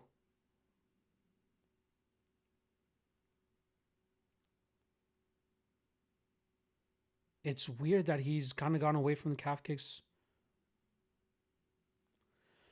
Man, I'd say the first 3 minutes of that round was Sheridan, and then Mixon started to pick it up. But man, his calf is probably fucked right now. Calf is B. Mixon won't win from southpaw. That's right. He doesn't seem all that comfortable from his secondary stance. Sheridan making Yuri look bad. Really go Phil Yuri and stand and bang. Sheridan already watched Ulbrich fight. He's not getting caught. Hopefully not. How much longer in the round? We're in between rounds now. Yeah, Sheridan's nose is leaking. Both busted up. Round one was close. Round one was close. I'm gonna just say for shit's sake, Mixon probably won round one. I think Sheridan definitely won round two. Round three is about to start very shortly. Trevor Scott thinking round three TKO for Sheridan. Man, momentum in that round seemed to be swinging towards Mixon. He's going full-blown Yuri if he forgets about the calf kicks, for sure.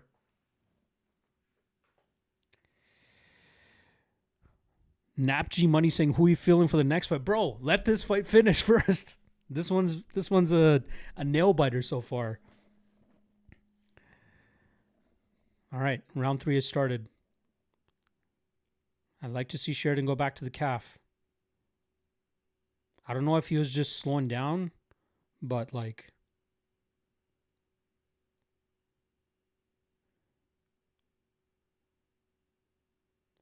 Decent body shot there from Mixon. Good body kick there from Sheridan. Come on, get to the calf, bro.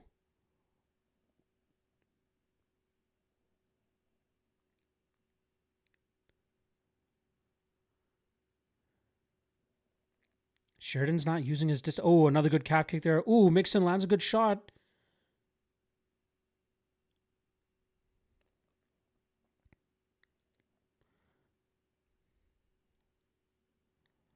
Why Sheridan's not throwing more calf kicks is crazy. I don't know if he hurt his leg or what, but like...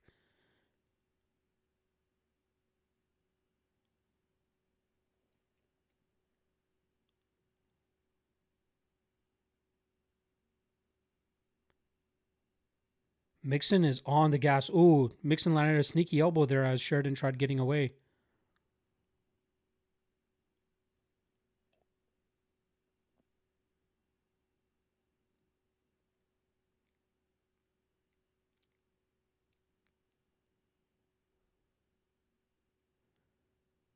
Mixon is on the gas. This is not looking good for Sheridan. There's still 3.5 minutes left. He's only thrown one calf kick this round.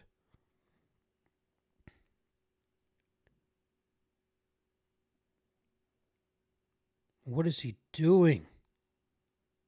Another calf kick. Come on.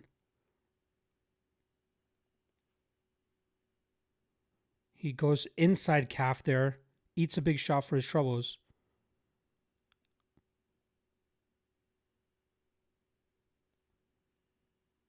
Ooh, decent combination there for Sheridan. Goes for a takedown and gives up on it right away. Man, Mixon is on the gas, though. He is throwing heat.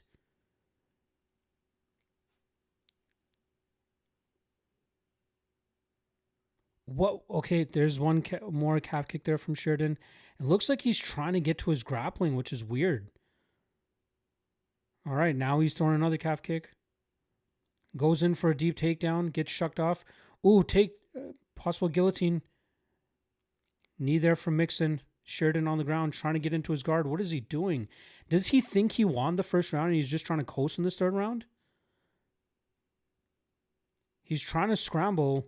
He's trying to go for like a leg lock, ankle lock for Mixon, but like this is not good optics for Sheridan. Mixon's just grappling with him now. Ooh, Mixon slams him. Sheridan goes to his back. Mixon in half guard now, or 3/4 mount, if that's what you want to call it. To me, it looks like Sheridan is just trying to survive. Ooh, nasty cut over the eye of Mixon. I don't know when that fucking happened. Sheridan has wrapped up Mixon on the ground now. I don't know what the fuck he's thinking. Is he trying to submit now? Like, optically, this does not look great. It looks like he's trying to reverse position. Ooh, Mixon's trying to threaten with the dart stroke. Nope. Sheridan gets out of it. It looks like Sheridan's trying for like a deep half sweep. To me, it looks like Sheridan thinks he's gonna... It looks like he thinks he won the first round.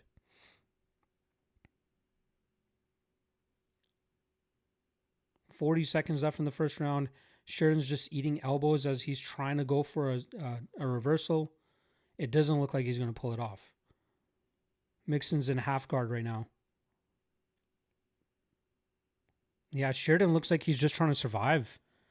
I wonder if he's injured or if he's just gassed. This is crazy. 20 seconds left.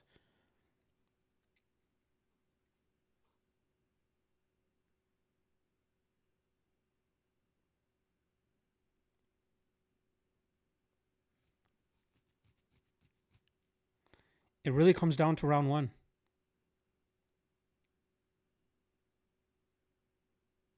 All right, round done. Mixon definitely won round 3. Fuck.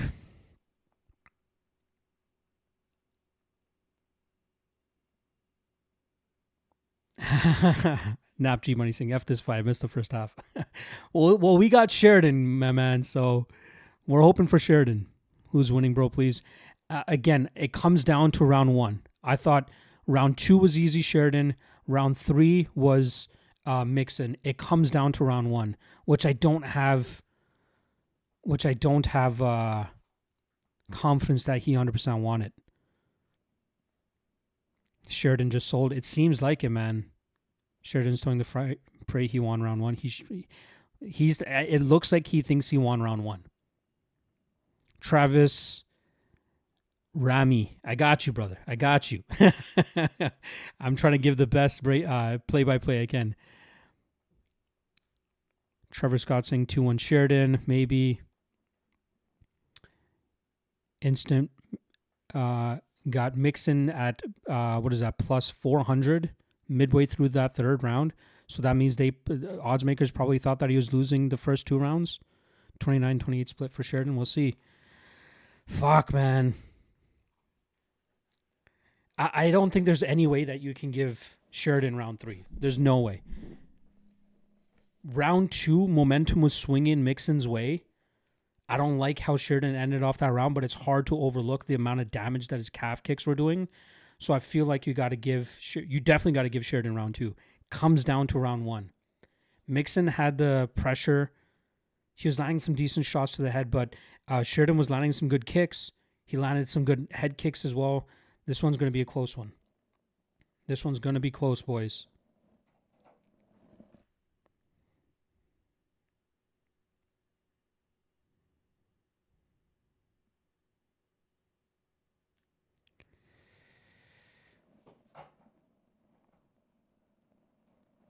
Yeah, Dan the man, I did hear about the Raposo Allen fight got canceled. That's a bummer. I really liked Raposo there at plus 160.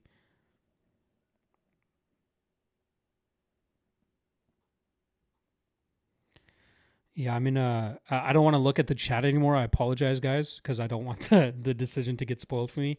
I'm in a. I'm in a commercial right now.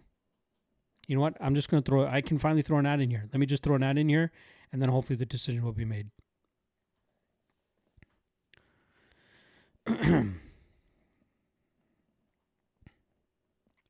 Speaking of which, again, that's my issue with putting ads in, live ads. I don't know how much of a disruption it is to you guys. Mixon one? Or what? I'm still in a commercial, for God's sakes.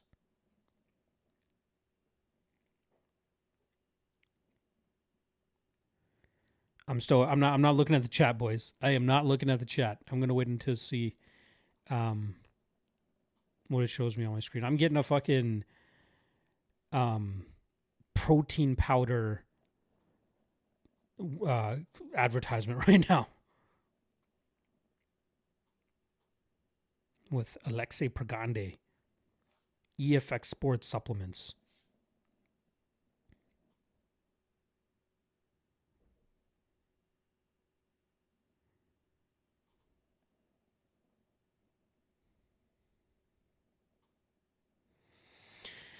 All right, we're about to get the scorecards here.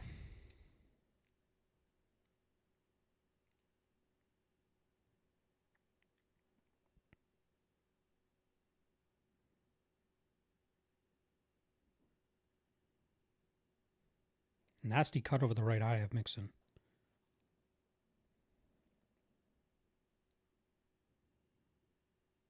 All three. 29, 28.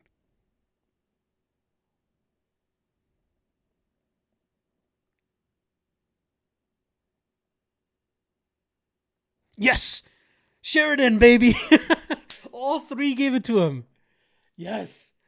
Horrible performance at the end there, but fuck yeah, let's go, guys. Let's go, boys.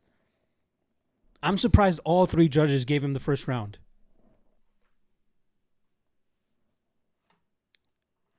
But I'm going to be very skeptical of him moving forward. But I'm going to be very, very skeptical of him moving forward. Obviously, it's going to be matchup dependent. But, like, I hate when fighters cruise in the third round like that. Like, cruise thinking they won the first two rounds and then just easily give up the last round. So, yeah, never going to have, like, complete confidence in Sheridan until he shows improvements. But fuck yeah, let's get that, boys. Let's get that. Let's go for that. Whew. Yeah, the Nascimento Raposo fight is scheduled for June. We'll still take him there. Sheridan winner. Easy money. Not easy money, Uzer. Come on. Fuck yes, boys. Love it. Let's go. Great dog picks. Thank you, Trevor. Appreciate it. Shout out to my guy, User, $15 dono. Much appreciated. I believe you're a fellow Canadian. Thank you for the love, my guy.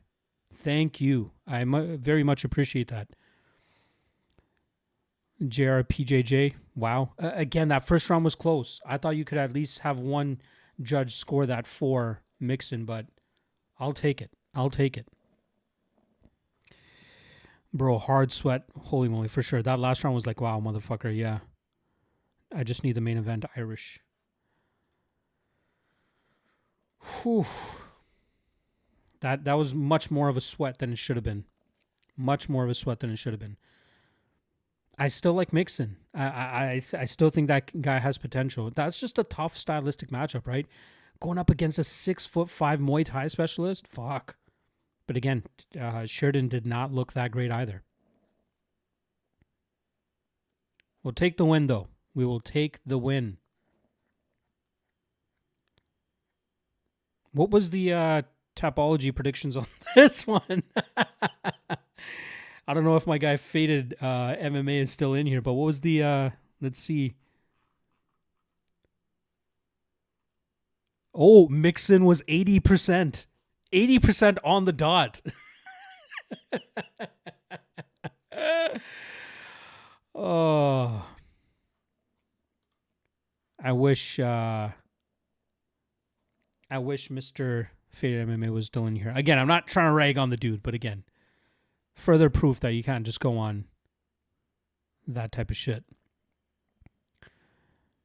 Close fight. Very fucking close fight. Glad that we were able to pull that one out.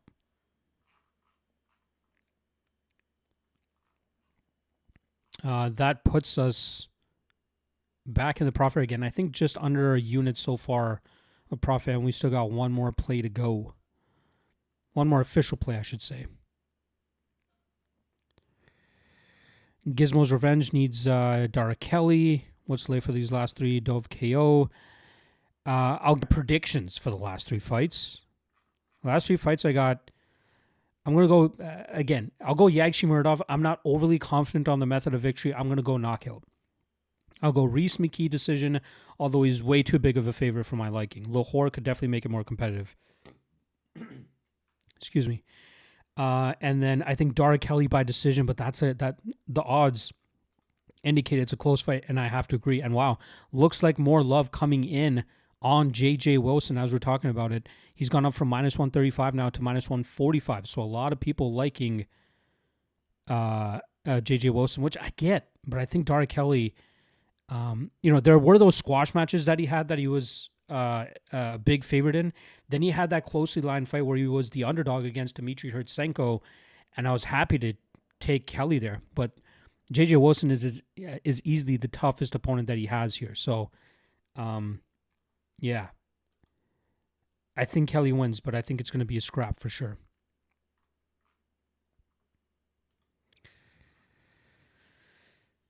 But again, for everybody that's dropped a super chat, I do appreciate you guys. Big, big time. It means a lot.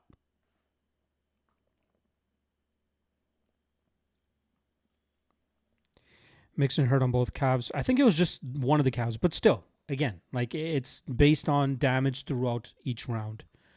Who do you have in the main card? Again, I'm going. I think I just said it. I'm sure you heard it. I think Kelly wins. I think he wins. So glad I got in on the dog, bro. Great tail for it. Thank you, Bubba. The Magic 8 Ball makes good predictions also. It does. Might just wait for the live bet then. Thanks, though. Got you, brother. Got you.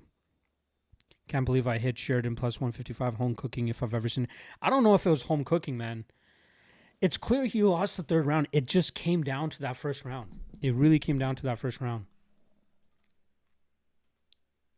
Kind of surprised not one judge gave it to... or one judge didn't score that first round for Mixon. But yeah.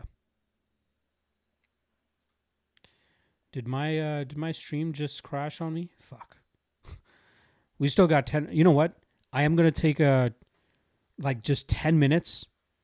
Because the next fight's not going to start for at least 20 minutes, I think. So I'm just going to take 10 minutes real quick. I got to take my dog out. Got to let him go drain the main vein. And then I will be back. It's 10 minutes to the top of the hour. I'll be back right at the top of the hour. I'm going to keep the stream going, but I'm just going to mute everything.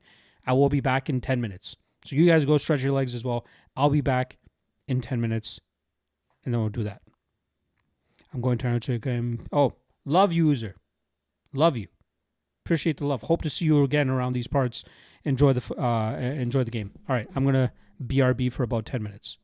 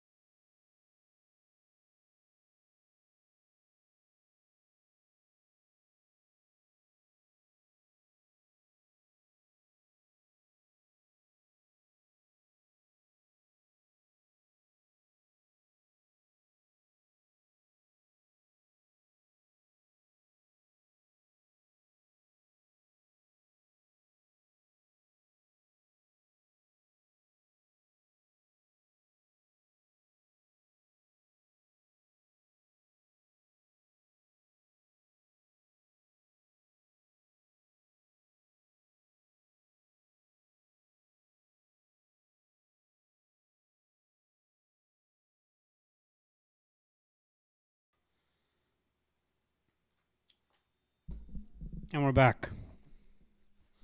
I brought a friend because he doesn't want to be left alone.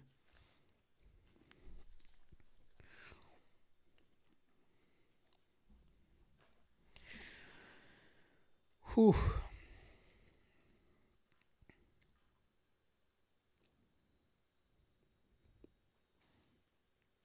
Yeah, as my guy Bubbles MMA USA says, Kelly's risky for anyone taking him. He is stepping in on short notice for Hughes.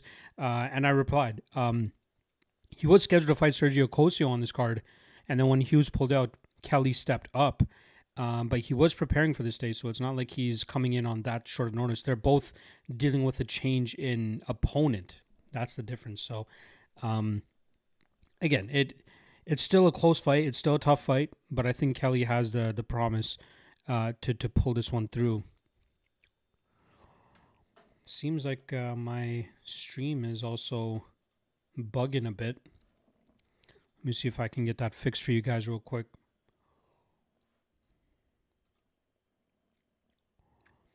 Seems like a lot of people are struggling with PFL right now. I will find one. I will find one.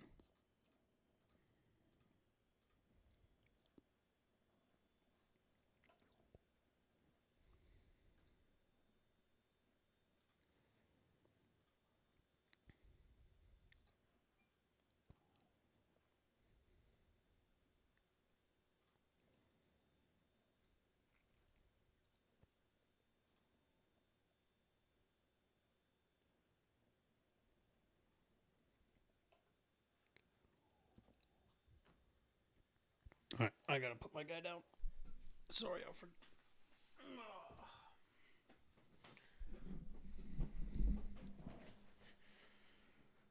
Also, I re-upped on the drink. It is what it is.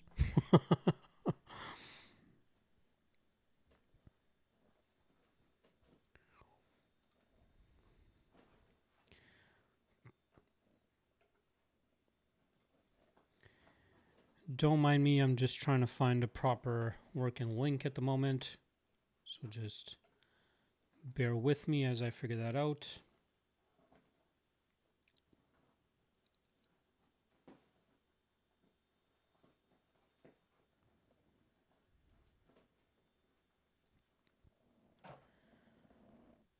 T20 Ninja saying,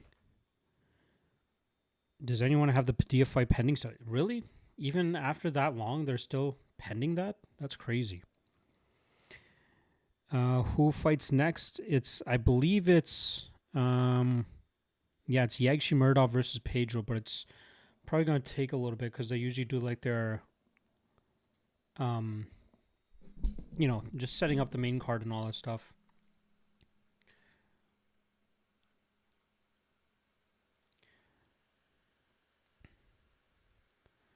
I'm trying to find a working stream. Most of them seem to be crapping out right now.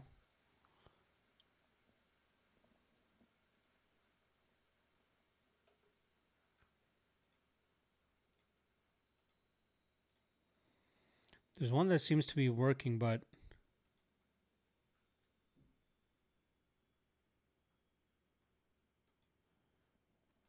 it's like the ending of the prelims. That's weird. I don't like all bookies handle those types of scenarios differently. Like most bookies will be like whatever decision was read in the cage after the fight is done is the result that bookies will grade fights in. So the fact that he was named a winner, Padilla was named the winner, some bookies will probably just pay that out. But then other bookies might do good faith stuff and they'll be like, all right, it ended up being a draw. We're going to push it back to being a draw. So who knows? Not Too Shabby saying it's on ESPN. Unfortunately, I'm in Canada. We do not have ESPN here. But I do have plenty of options that I'm working through right now.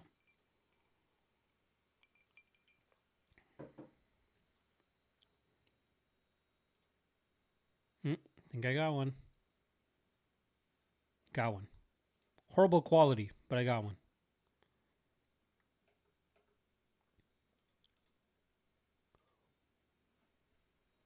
Wow. This is actually going a lot quicker than I thought. Yagshimirdov's already in the cage. Man, I gotta see if I can find a different stream. This is horrible quality.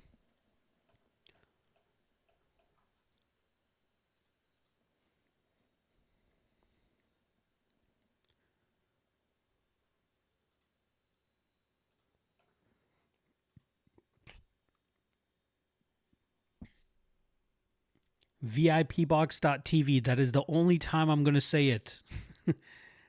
I don't want to get fucking taken down.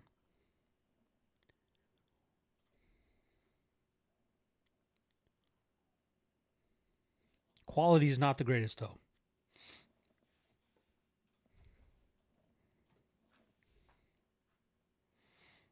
I don't know how I feel about this commentator or this Bruce, like their equivalent of Bruce Buffer.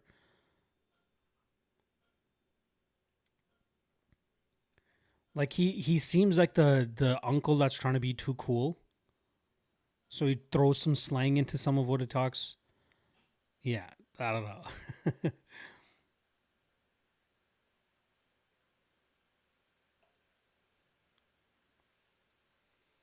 All right, I guess I'm going to stick with the shitty ass quality stream that I got. Yeah, Kangaroo Paws is such a weird nickname.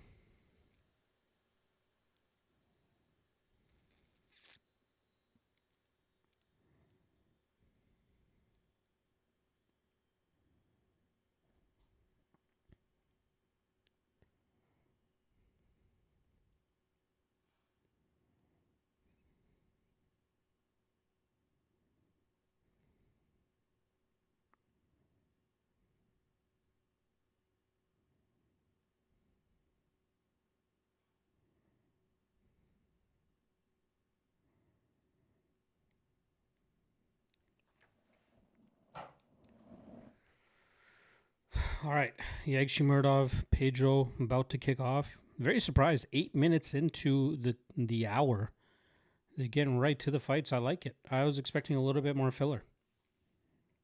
Man, the quality on this stream is horrible, though. Whatever. All right, the round has begun. Prediction is Yagshimirdov, and now I can officially say I don't have any action on this fight, though. I was very, very close to parlaying Yagshimirdov and... ooh, nasty spinning back kick there from Yagshimirdov. Fuck, there was another big favorite earlier on the card that I felt pretty good about.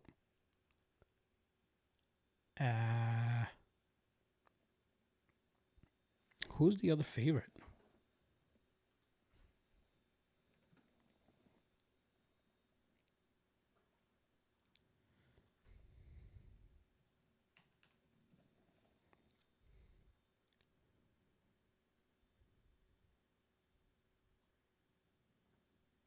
David Martinez. It was going to be David Martinez and Davlet Yagshimirdov, but I wasn't getting good enough odds on the parlay.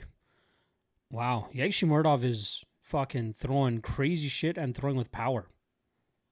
Pedro's managed to eat some of it so far.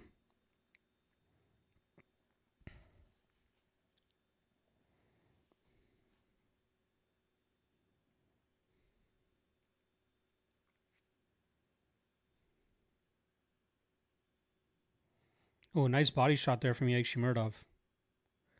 It seems like Pedro is terrified of the power, though.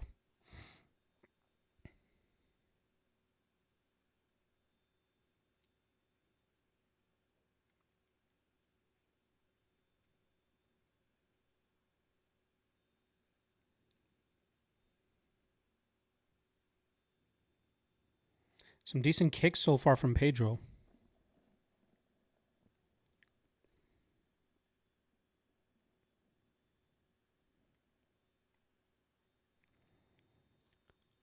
Overhand left landed by Yagshimirdov. Pedro eats it. Kick there from Yagshimirdov.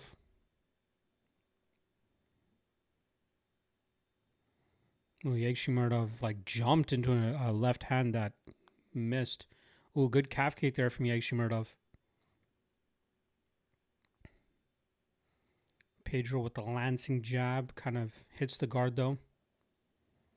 Oh, sneaky left hook there from Yegshimardov. Calf kick from Pedro.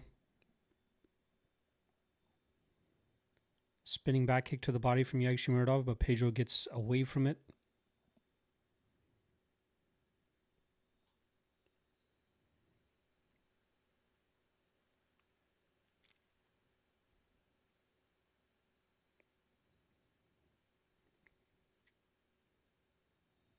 Pocket exchange, not a bad combination there from Yegshimardov. Calf kick from Yegshimardov again.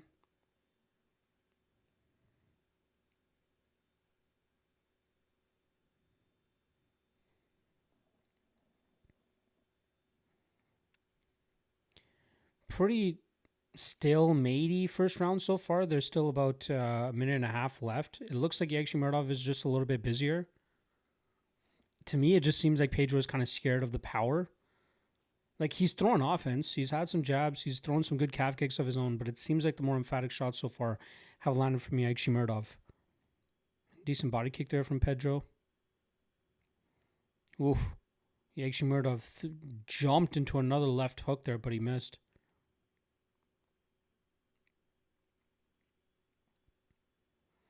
Ooh, Yegshimardov just misses a spinning wheel kick.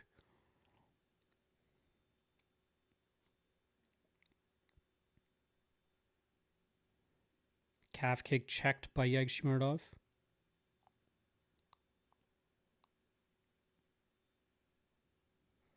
Ooh, overhand right from Yegshimardov kind of clips Pedro.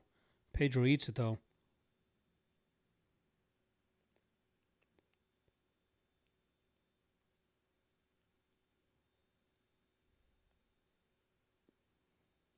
Ooh, nice 1-2 from Pedro.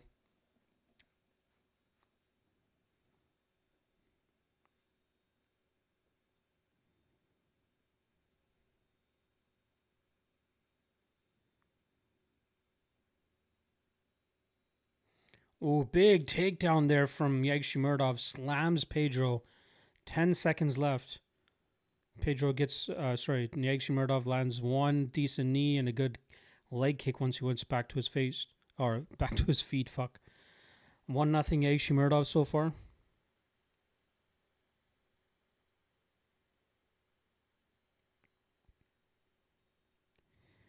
Show video. I cannot show video. I am not trying to get fucking suspended or copyright. Daniel Para, what I don't have. You have like no what? Like no what?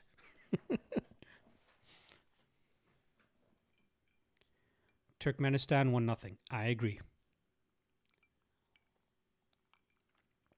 Not the most action-packed round, but I thought it was pretty obvious for Yegshimardov there. Lorda thinking round 3 or decision. I don't hate it. Again, it was hard for me to really settle on a method of victory for this matchup.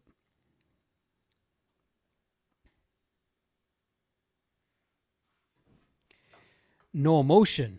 Because there's no... Oh.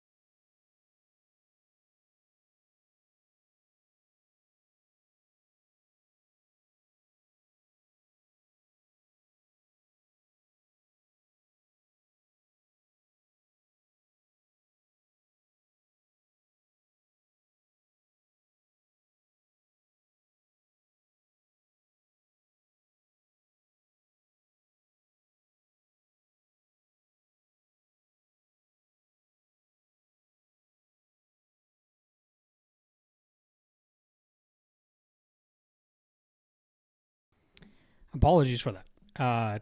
My wife got home. Dog obviously lost it. I didn't want you guys to hear all the barking. So I apologize. I was a little slow on the trigger there to, to mute it. But yeah. My guy Daniel saying, my guy Daniel Para saying, I had no emotion. There was no emotion to be shown in that first round. It was a very tepid pace striking. There was nothing. Trust me, I got the emotion. But that round was not enough of it. I appreciate you calling me out for that.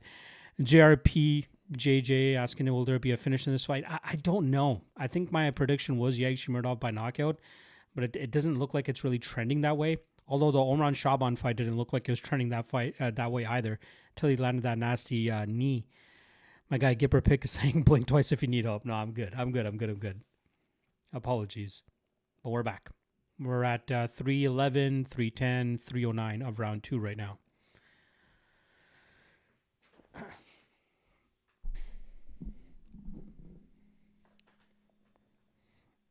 Nice job from Yagshimurdov.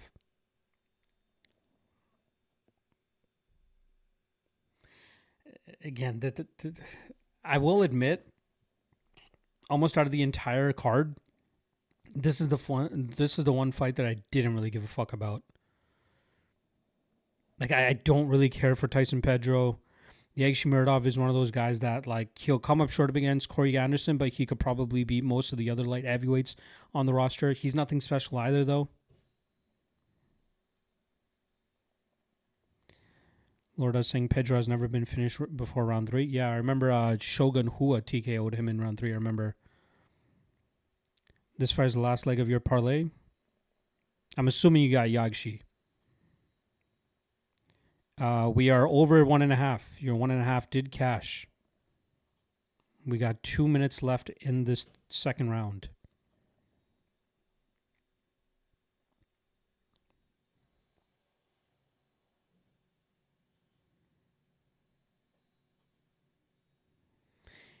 Again, the most noticeable things that are happening in this round is Yagshimurdov constantly landing big shots, even if it's on the guard of Pedro. Some good calf kicks there from Yagshimurdov as well. Pedro looks like he's trying to turn it on, but he really doesn't have much of an answer.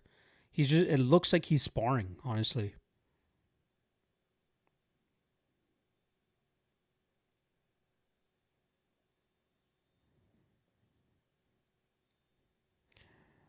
And also, you're saying over 1.5 was only minus 190, like that was a lock or something, bro.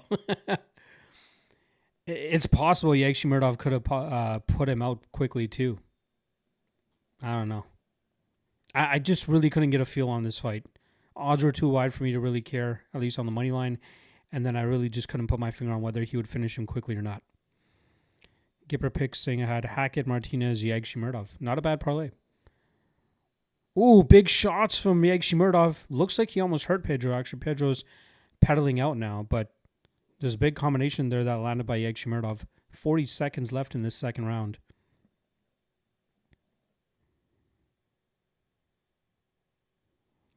Was that a lock?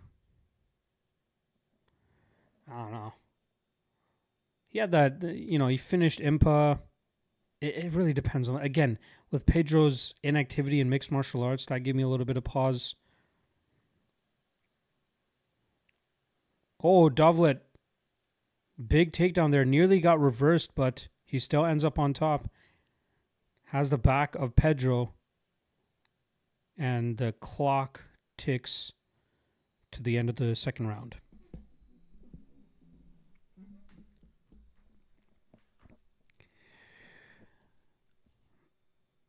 Yeah, he's definitely up 2-0.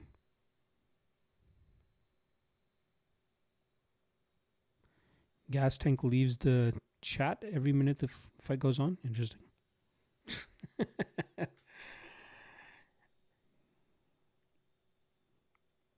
Corey Yeeple with the jokes in the chat. How there isn't a fighter with that name already? Round 3 decision cash. Good shit.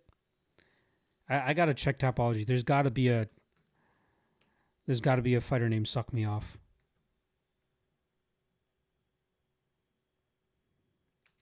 Nope.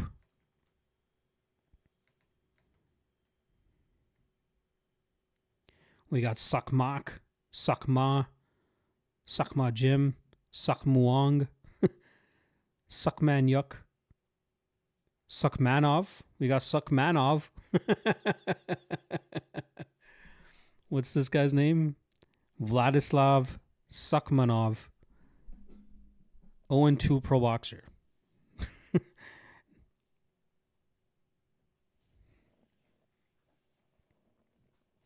All right, round 3.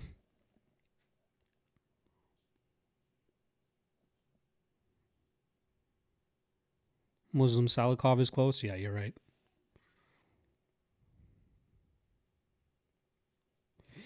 Main event going distance. I think main event goes distance. Yeah, that's not a bad line. Kind of be surprised if either guy gets a finish. I think if somebody gets a finish, it's probably Wilson. Maybe Wilson by sub, but I think Kelly is responsible enough to not get finished.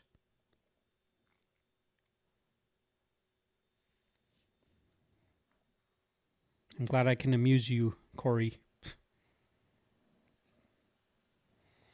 We got 4 minutes left in this fight between Yagshimuradov and Pedro. Looks like Yagshimuradov may be cruising to a decision win here.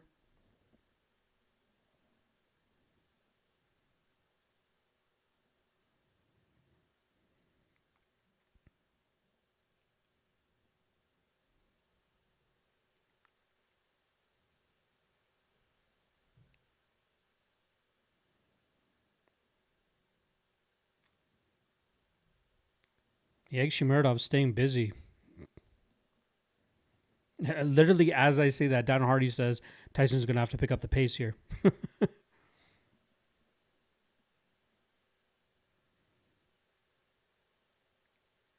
Yagshimuradov throwing some heat now. Hands are down in the pocket. He has like no respect for Pedro's striking. Slapping his face now.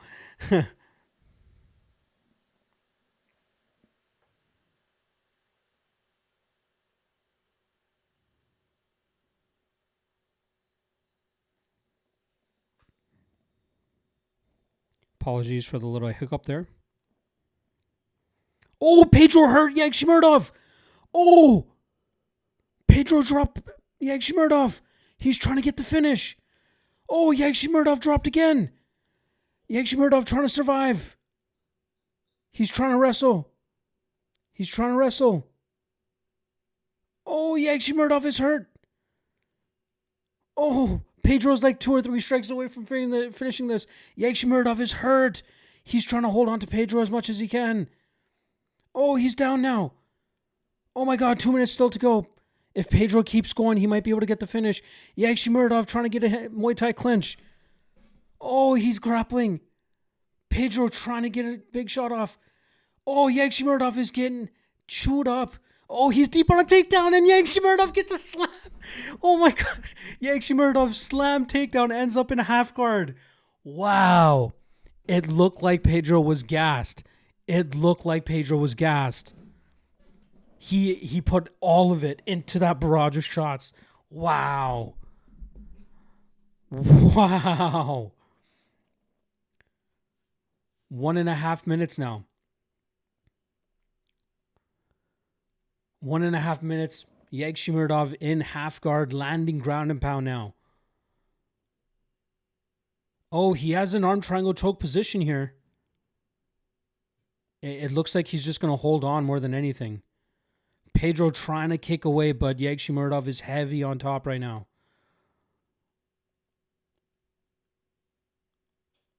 One minute to go. Yagshimuradov. Wow. Whew.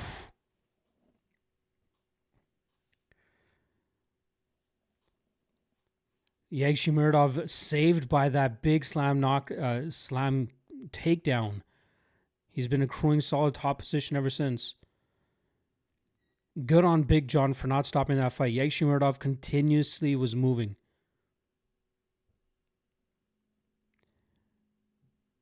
Pedro trying to work back to his feet on the cage here. But Dovlet attacks the base and gets him back on his back. Oh, nasty elbows from Yagshimuradov now. 20 seconds left. Another nasty one. Oh, another nasty elbow. He is roughing Pedro up on the fence right now. 12 seconds to go.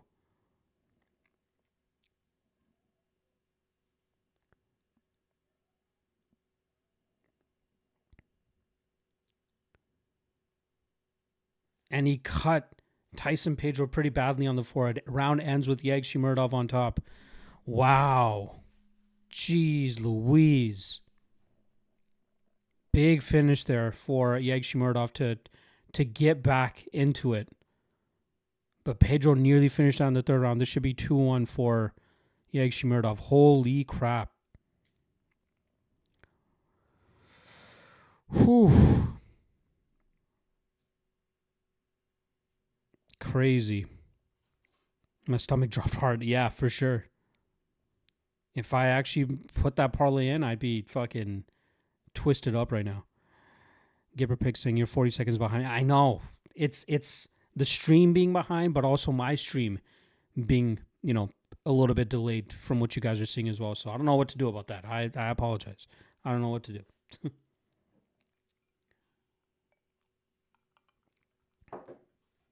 Ooh, some big damage on the left eye of Yegshimurdov.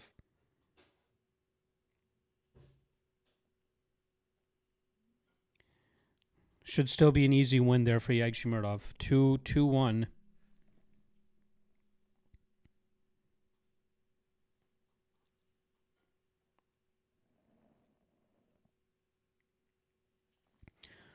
Oof. Where's that guy that said that I had no emotion? He saw the emotion there. Daniel Para, you still in here, my guy?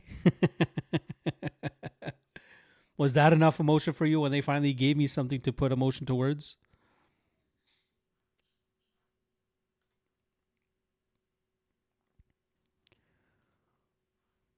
No worries. Just want to make sure if you knew.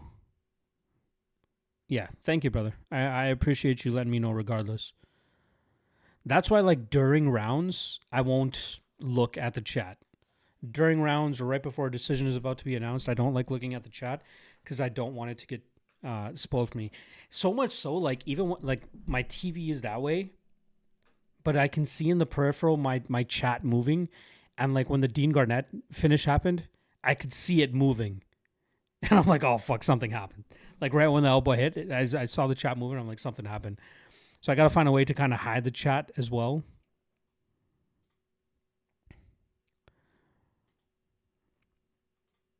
Ooh, pop out chat. That's not bad. Whew.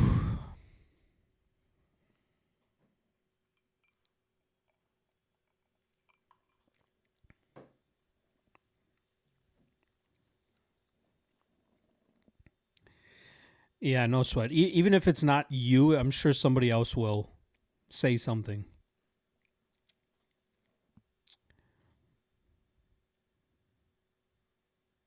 A whole ass hour. What are you talking about, my guy? You didn't see the other fights? I was on and ready. I was on and popping. I appreciate you actually still watching the stream, my guy. Thank you.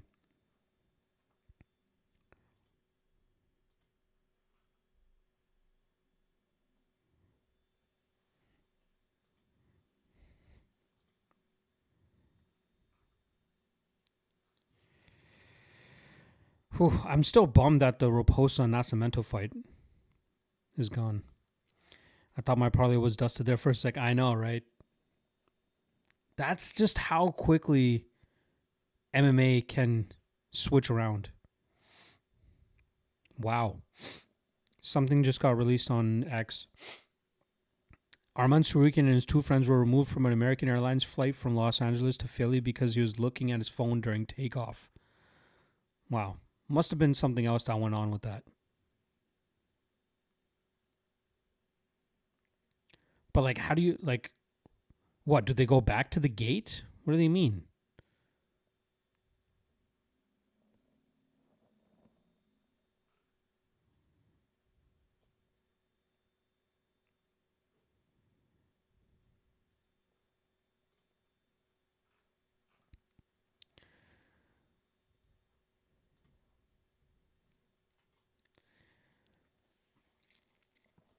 Javi saying, I don't understand why Kelly is the underdog.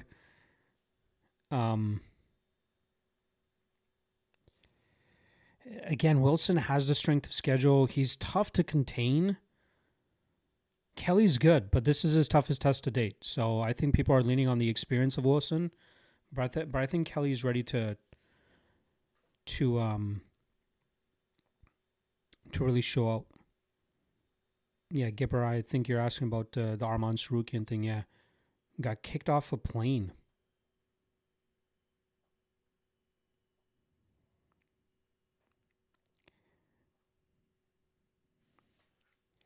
Well, it's actually Love has come in on Wilson. Actually, it's down to minus 135 now.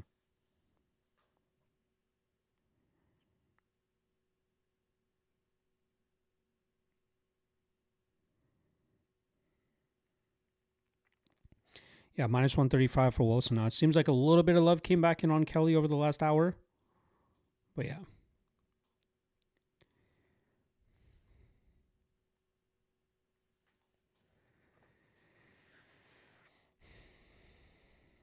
People seem to be on Kelly. Yeah.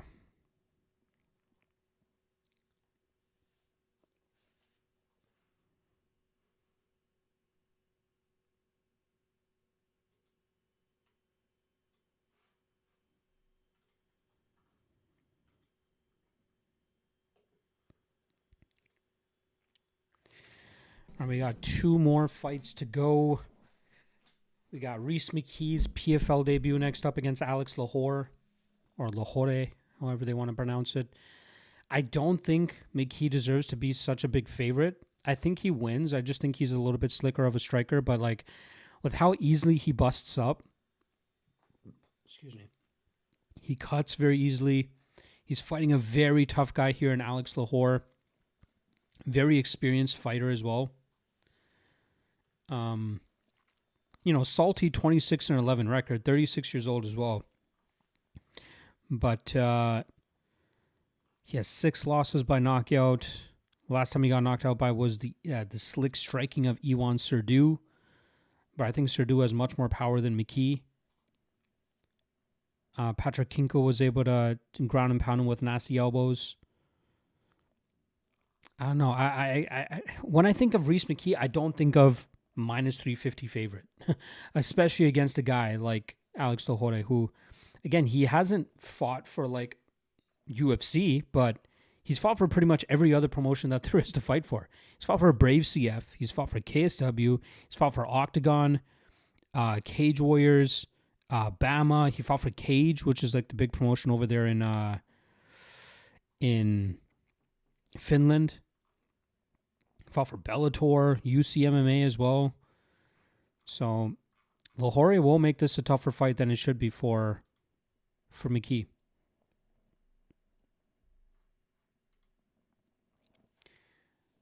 Of course, they're going to throw in some filler now.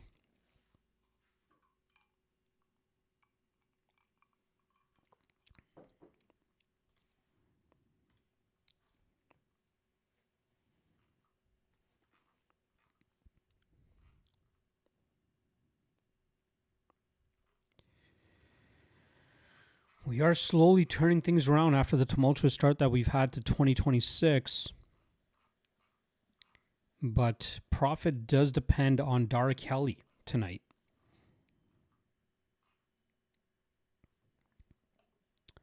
But I still feel pretty good about how we did on the card. What is that? 1, 2, 3, 4, 5, 6, 7, 8. 8 and 3 on the night on prediction so far, and that includes, I think, 2 dogs. Yeah, Garnett and Sheridan as dogs.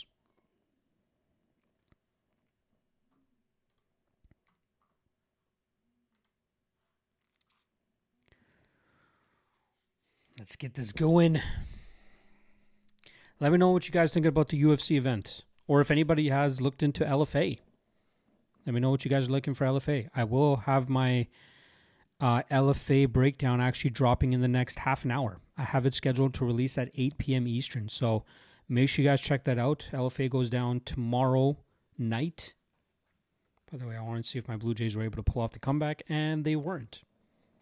Fuck. Raptors start their playoff run Saturday.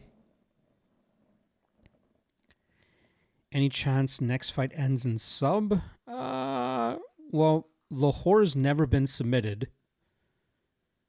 He has 7 wins by submission. Reese McKee only has 3 wins by submission. He's never been submitted either. So I'd kind of be surprised if either guy is able to sink in a submission here. I love how the guy whose handle is JRPBJJ is the one who's asking if the fight is going to finish by submission. Love it. Manuel Rosario saying Toronto's trash now. I'm assuming you're talking about the Blue Jays. They've just dealt with a lot of injuries this season, man. Within the first 2-3 series that they've had this season, they've lost Alejandro Kirk. They've lost George Springer. They've lost Addison Barger. We obviously know Trey Savage is on the sidelines with an injury. Shane Bieber's on the sidelines with an injury. They lost, Cody Ponce, I believe the guy's name was, another starting pitcher. So, like, it's just been injury after injury for the Jays. So, thankfully, there's fucking 300 games that they play in the regular season. So, there's still time for them to turn things around. But they have been injury-ridden. But also, their bats really haven't been alive, right? Guerrero's struggling right now. Ernie's doing Ernie. Manuel saying no one's being the Dodgers. They're juggernauts. Yeah, it's tough, right? Like Dodgers are like the Yankees in a sense, right? Where Yankees were just always getting these big name players and high fucking salaries and all that shit. That's what the Dodgers are now. They're just signing any and everybody that they can that they believe can help them win. And it's possible they'll go for a 3rd straight fucking World Series this year. It's going to be tough for the Jays to bounce back, especially after losing Bichette, but we got to get these guys healthy. Get them healthy, and we'll see how they end up faring for the rest of the year. But Raptors, like I followed them really closely at the beginning of the season. I kind of fell off, like just so much other shit going on. Seems like they've had a little bit of a mediocre average season, but like back in the playoffs, which is always great. It looks like they're kind of clicking to end off the season. They have they swept the Cavs in the season. Obviously, playoffs is when it really matters, but they're able to sweep the season series with the Cavs, so that's promising. It's possible they can pull off the upset to get to the second round. But this is when it matters, right? This is when it really matters. Manuel saying, I like the Raptors +8 against Cleveland. That's not a bad spot. That is not bad. In game 1, I know they're on the road, but I believe they performed better on the road than they did at home in this season. So, this is the time for Brandon Ingram to really start to show up, right? That's where we one thing that we lacked in past seasons and playoffs is bucket getters. But we got 2 very solid bucket getters now. We got Ingram and we got RJ Barrett. I believe Barrett's healthy now too. So, hopefully they can really lock in now that it really means something. But +8 on the Raptors is not bad. Can't wait to see that go down. I think it starts. It's before the UFC event, right? Like I think it's early start. Yeah, 11 a.m. start on Saturday. So it kind of coincides with my Fight Day live chat, but I'll have it on in the background. Maybe I do the Fight Day live chat at noon Eastern, just so I can catch the Raptors game. Whatever, we'll see. But I'm glad the Raptors playoffs is starting up. All right, back to the fights here. My guy Miguel Perez Jr. saying over under next fight. I don't know, man. I don't know. I think McKee by decision. Wow, that's at the over 2.5 is at +145. That's wild. I think I picked. Did I pick McKee decision? Let me just double check real quick.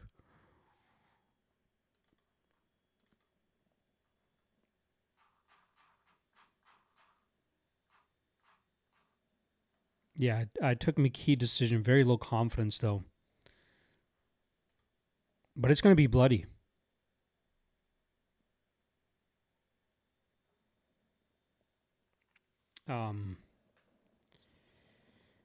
Yeah, it's an interesting fight. It's going to be bloody. It's going to be a war for sure. Not enough confidence on my side to play either side there. If anything, I'd maybe take a little bit of a sprinkle on the dog, but McKee should be a good enough striker here to win this fight. Manuel saying, don't get everyone mad. Everyone loves you for your commentating with fights. Just have the game on in the background and concentrate on your fight predictions. You're good at it. Keep it up. Thank you. I appreciate that. Well, I'm saying that the Raptors, like on every UFC fight day, I normally do, for 1 hour before the fight start, I just talk with you guys, let you guys have any last minute questions, comments, and concerns. That's the stream that it's going to coincide with. But I will be doing a live watch party for the Winnipeg card, which I believe is going to start after the Raptors game ends anyway. So there shouldn't be any crossover there. Speaking of which, what time does the Winnipeg card start? Let me just double check here.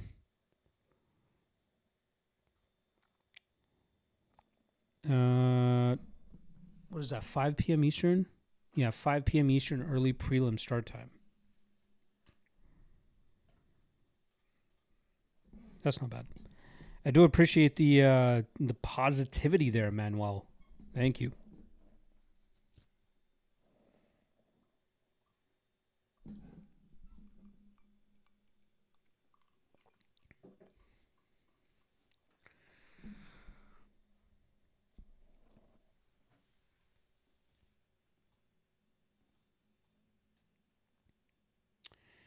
Alex Lahore, obviously high-level coaching as well, training over there at GBTT Great Britain top team alongside Loney Kavanaugh and the rest of the guys over there.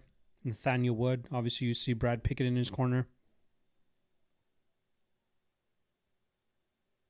This should be a fun one. This should definitely be a fun one.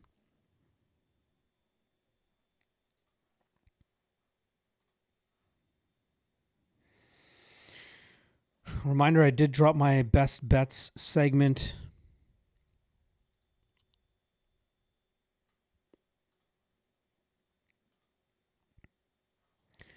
Oh, is that the Fight Network YouTube channel that has these fights on? Wow, the Fight Network YouTube channel has the fights on as well. On YouTube. What? Why the fuck am I not watching that? Let's go. I did not know Fight Network was doing this for free.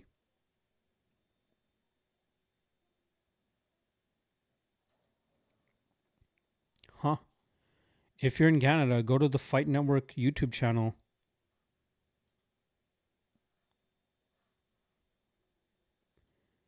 And you can watch the fights there for free. Has it been that way the entire card? Bro, it's been on there the entire card. What the fuck? Wow, I am so pissed that I did not know this.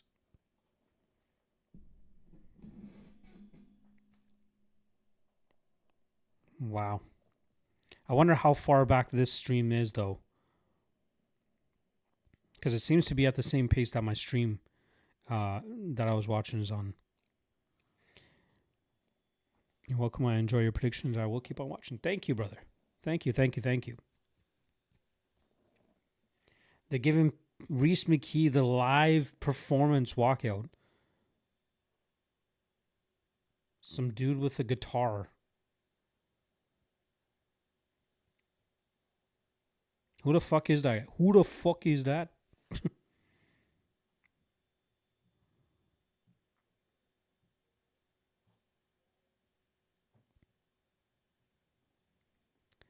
Yeah, Reese really fucked that up. It doesn't. Maybe I'm not hearing it properly. Yeah, exactly. He's motioning to the crowd to get rowdy, but like, how are you gonna get them to get rowdy off of an acoustic fucking guitar, dog? He should have had some sort of absolute banger on this. Crazy.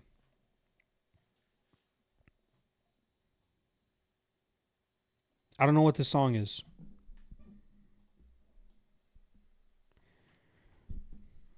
OMG Rod sings, thanks for the sauce. Watching on Fight Signal now while watching your stream. Fight Signal? I'm assuming you mean Fight Network. Go to the Fight Network YouTube page. I don't know if it's going to be geo-blocked anywhere, but they have it for free on the Fight Network YouTube page right now. That's where I'm watching it in Canada.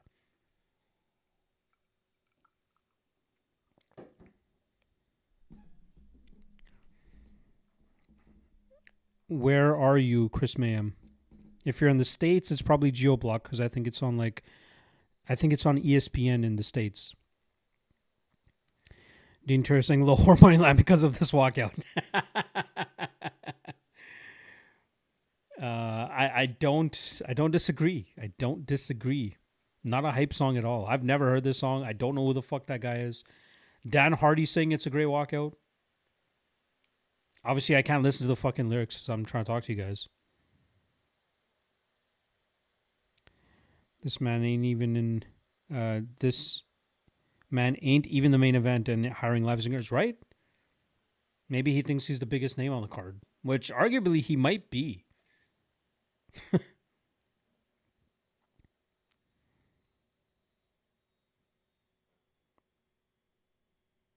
ESPN 2, not ESPN Plus. Oh, sorry, brother. ESPN 2. VIPbox.tv. That is the last time I will say any site that I believe is reliable enough to catch these streams. But it was a very, very, very poor quality.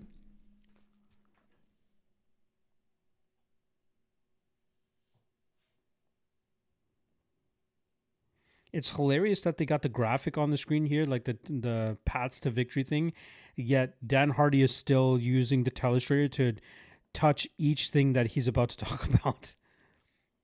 Come on, dude.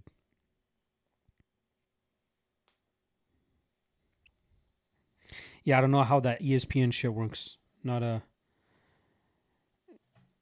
not in that realm of the world.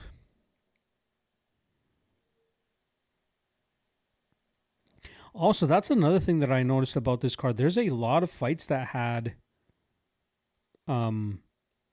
catch weights. To me, that indicates that somebody missed weight and they're just saying catch weight to like let both fighters, or they were close to missing weights and they told the other fighter like, hey, we're fighting at this weight class now. I would love to know who that is or which side of the fight that was.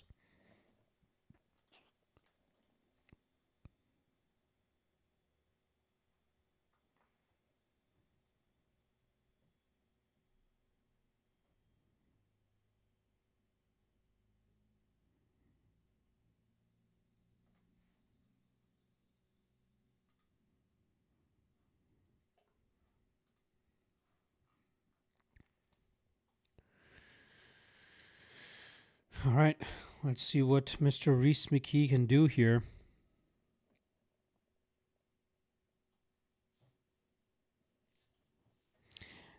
You know, outside of the UFC, a lot of these promotions don't really give two shits about their wins. Like, I'll give credit to Cage Warriors. Cage Warriors does a great job with informing you about the weigh-in results and anybody missing weight and stuff like that. And they do it immediately. Whereas like LFA, it's so hard to find out. You got to wait until they drop their fucking promotional pictures and all that stuff. It's crazy to me that LFA is the number one feeder league in the world, yet they don't show some prelims and they don't post like weigh-in stuff until far after. So even PFL has some shortcomings there. Fight ends by KO. It's possible. I have no strong lean on this fight. I just think the odds are wide. That's it. Lohore could be a sneaky dog here, but I wasn't ballsy enough to take the shot myself. Plus 110 fight ends by KO. That's not bad.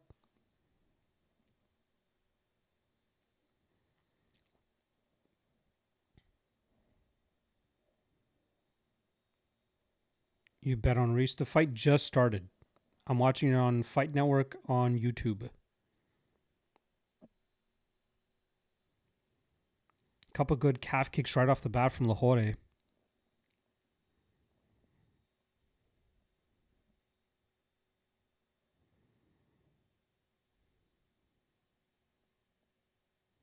Ooh, another calf kick from Lahore.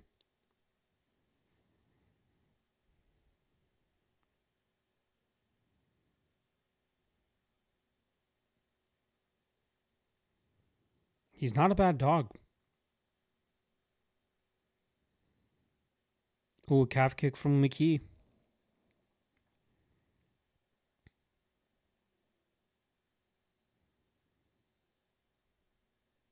Ooh, another calf kick from Lahore.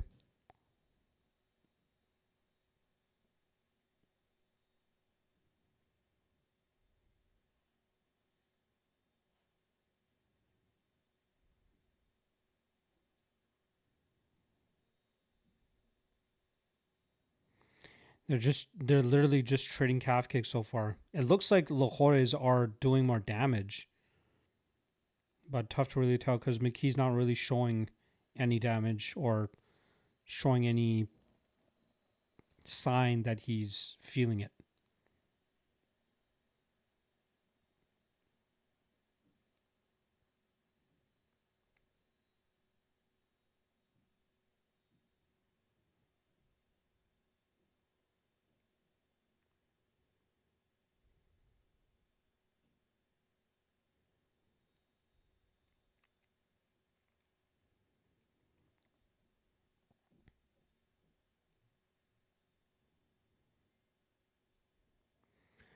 Lahore throwing heat but missing by a mile. Ooh, sneaky left hook there from Lahore. McKee eats it. Good combination in return from McKee. Now the calf kick from Lahore.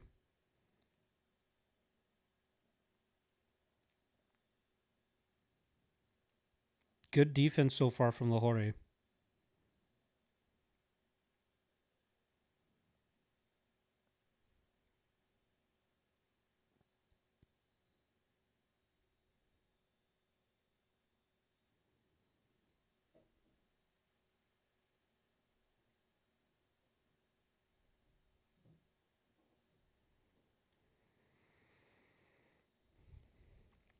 Two minutes left in the round. Lahore goes in for a takedown. Oh, he kind of gets it. Lahore's kind of on McKee's back up against the cage.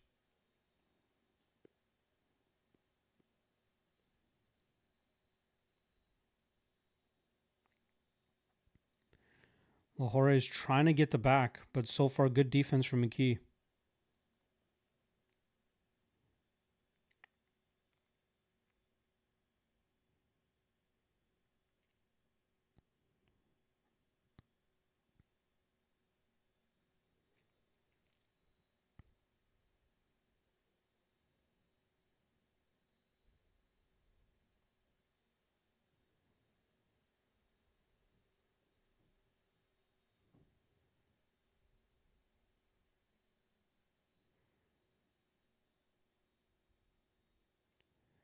Lahore tried for a takedown there. I don't know if McKee grabbed the fence there, but...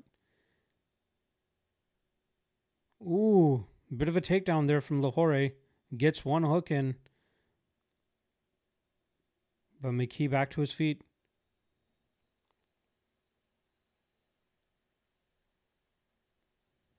"30 seconds left in round one.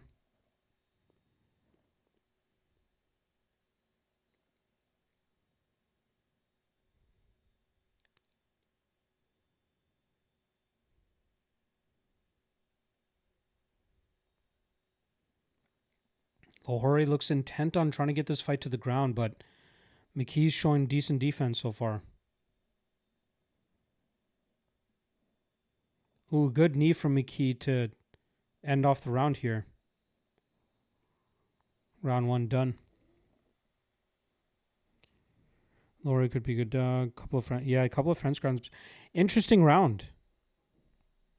Like, I thought the striking was relatively competitive, and then you got a solid amount of control time there from Lahore while he got the back as well. Maybe 1-0 Lahore. I'd say both guys landed the same amount of damage on the feet. Exchanged a bunch of calf kicks. Might be 1-0 Lahore there.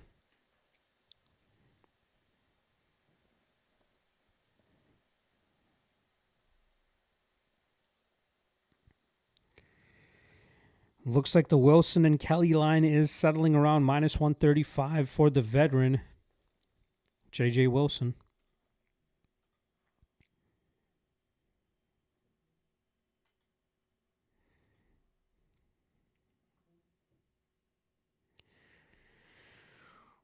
If you guys have not hit that subscribe yet, please do. I am trying to get to 10,000 subscribers. That is a long-term goal that I've had. We are getting close. We're at 9634 right now. So if you haven't hit subscribe, please do. It would mean a boatload to me, and it is free to click that subscribe button. All right, round 2.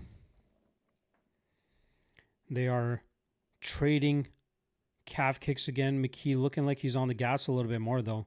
Throwing straight shots, throwing teep kicks up the middle, trying to continue to attack that calf of McKee. Interesting that the strikes have McKee up by 22 strikes, 38-16.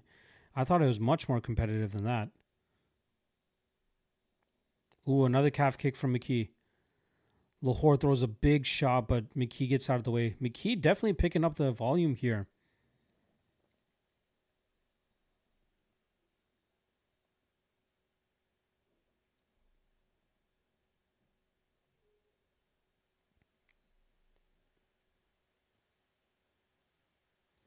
Yeah, there is a lot of swelling on McKee's leg. But it doesn't really look like he's showing much hurt from it.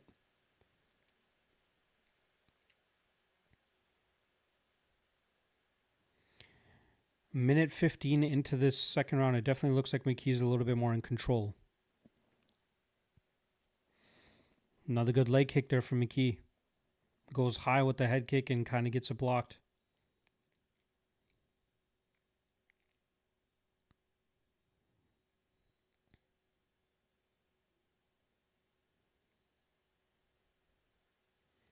It looks like McKee's slowly just getting into his groove now.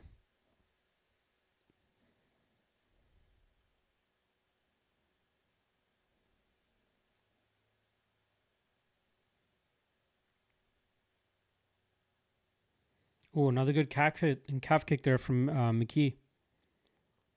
Oh, some big power shots landed by Lahore. Oh, a stinging jab there from Lahore. He's trying to switch it up to the body now. Calf kick from McKee.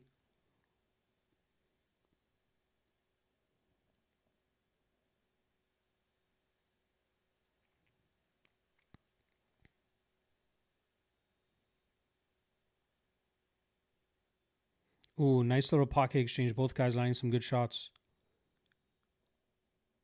Oh, right hand from McKee.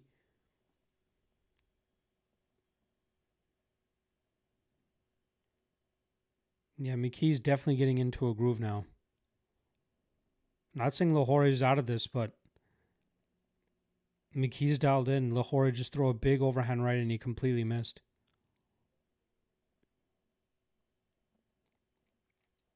Ooh, Lahore with the takedown attempt. Kind of gets it. We're back up against the fence like we were at the ending of the first round. McKee is on his feet. He's battling the wrist lock. Or at least he's battling the hands to try to get back out.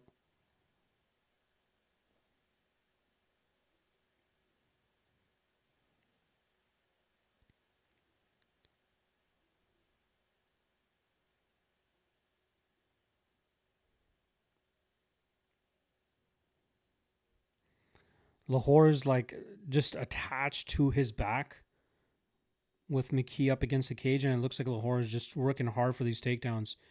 And McKee's done a good job in terms of getting back chest to chest, kind of. Now Lahore's kind of back to his back.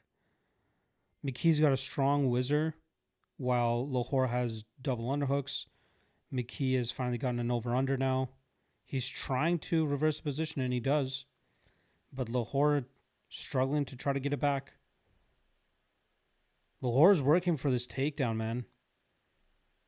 He's working to really contain McKee against the cage. It feels like he doesn't believe he can win out in the open cage, which makes sense. McKee's defensive wrestling is looking pretty good, and he's landing shots while defending. Oh, he finally gets put down on his butt, but can't really contain him there. 30 seconds left in the round. Yeah, Lahore is really struggling to maintain top position. 20 seconds left. McKee's on his feet, but still getting pushed up against the cage. And McKee pivots off. Lahore looks like he might be slowing just a tad.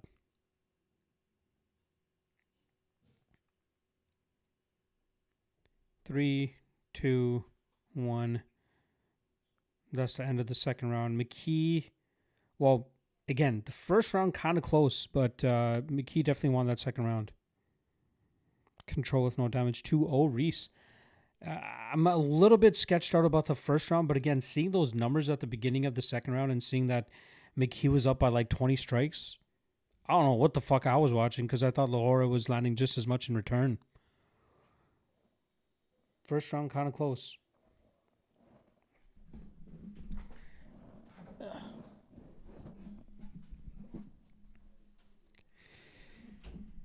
I could see 2-0 McKee though. Maybe I was just reading too much into the control during that first round.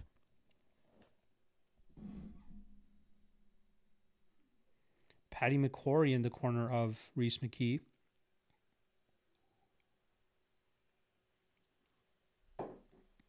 I believe McKee is the current, McCrory is the current middleweight Cage Warriors champion. Yep. Finnish champion Dario Belandi halfway through the first round a couple months ago.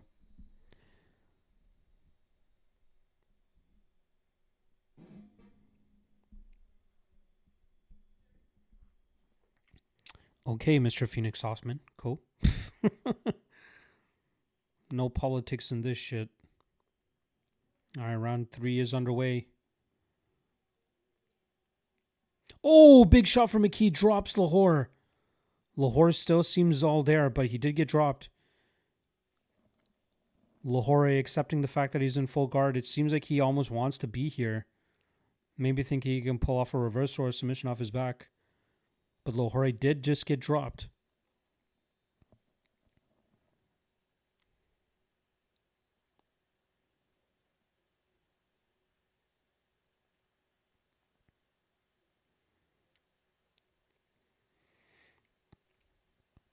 Seems like McKee is almost content to stay in this full guard right now. He's trying to stay busy with his arms.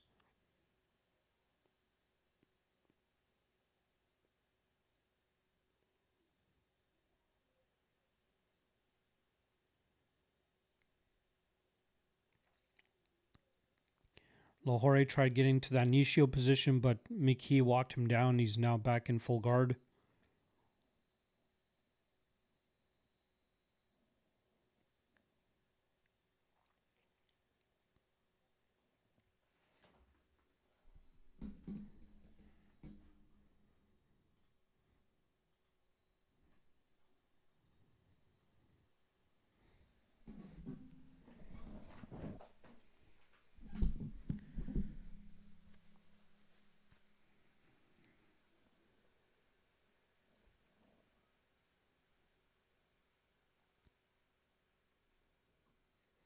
Three minutes left in this third round. McKee looks like he's really settling into this top position, trying to find positions to posture up and land big ground and pound.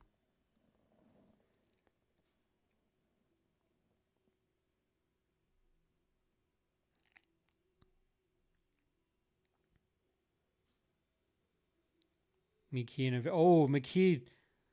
Oh, he's going for a Darce. McKee going for a Darce here. Where's that BJJ guy? Looks like Lahore's defended it well, and McKee's kind of let it go. Over 2.5 has hit Mr. Miguel Perez Jr. Yeah, it was plus 145. Wow. Sneaky spot there. Kind of bummed I didn't consider it more. Ooh, McKee's got the back. Nearly has a body lock. Ooh, and he has Lahore's arm trapped under one of the hooks. Lahore might be able to scramble out onto top position here. Very weird positioning. You got one of McKee's legs over the shoulder of Lahore and one hook in for McKee. But if Lahore could shift his hips, he might be able to end up on top.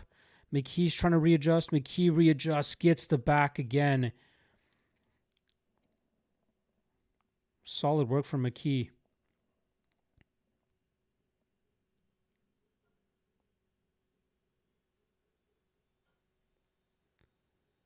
Lahore trying to sneak out the back door. Oh, he does. Oh, he gets on the back of McKee now. Or he goes in on a takedown attempt. There's 1 minute and 10 seconds left. Lahore in on a takedown attempt. They're back up into the clinch, chest to chest. We got 1 minute left. 1 minute left in round 3.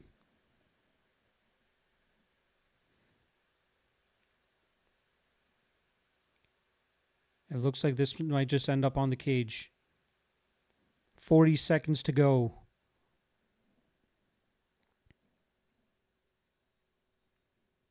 $35 seconds. It's Lahore pushing McKee up against the fence, but not getting off on much damage at all. McKee digs his underhook, changes the position. 25 seconds to go. Ooh, elbow on the exit from McKee. They're back in the center of the cage now. 15 seconds to go. Lahore throws a big combination. Nothing doing there. Lahore is seeking him out right now. He's throwing rockets at him. Ooh, good counter there from McKee. And fight is done. That is a McKee decision win. Should be a McKee decision win.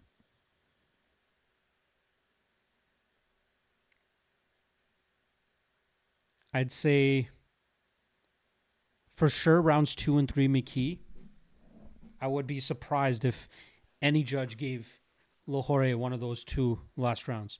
At best, you give Lahore round 1, but even that is could be controversial.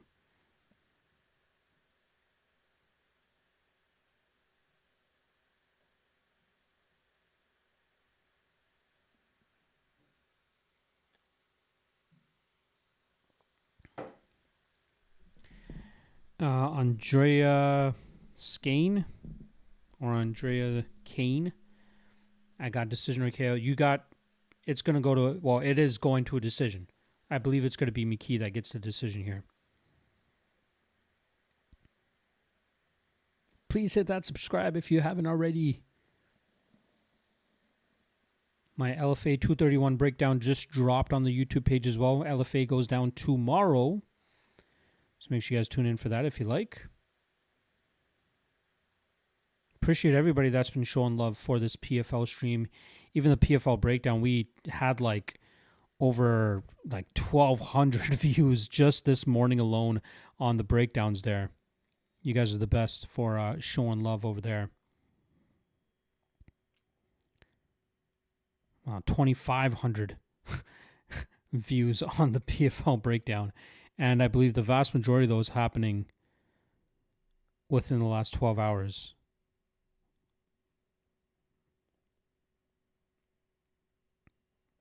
Let's see, it's been out nearly 24 hours.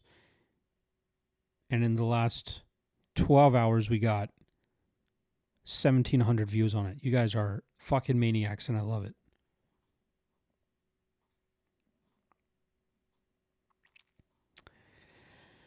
Craig saying, I watched the fight, feeling like I won by my bet on McKee at 1.25. Great fight, good action. Yeah, he definitely won. I think he won. T20 Ninja joining the Watch Party Buddies. Thank you, brother. Appreciate the love. Now, again, the Watch Party Buddies was a membership thing that I added for, I was only doing public live streams, but members-only live chats.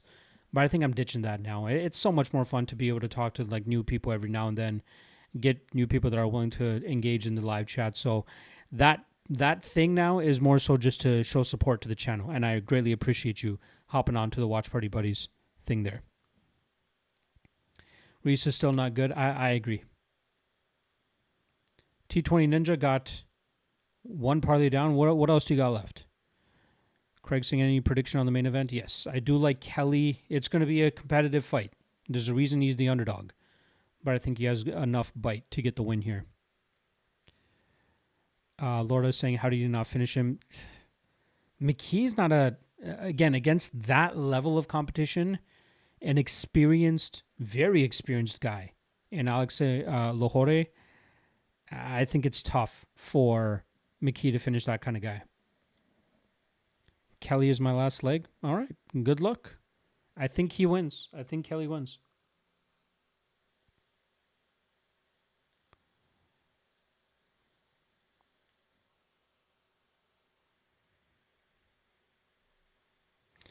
Hopefully Kelly comes through. Boy, am I fucking hungry. I can't wait till this for this main event to conclude. Parlay ended, no finish. Yes. Hopefully Kelly comes through here. Hopefully they don't take too long fucking dilly-dallying with the end of this fight.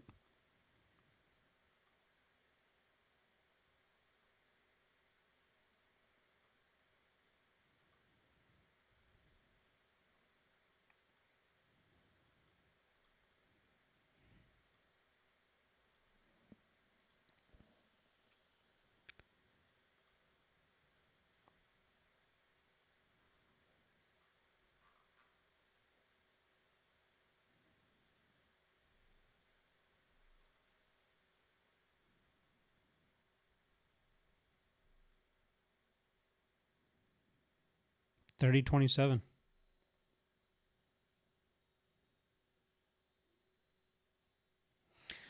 Wow. Alex Lahore looking around like, what? What do you mean? Of course you lost that fight, dude. You are enough of a veteran to realize that you did not win that fight. What the fuck is wrong with you, Alex Lahore?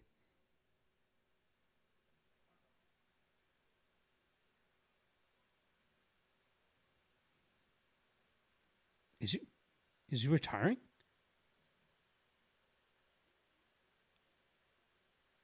Reese McKee has his gloves in his hands.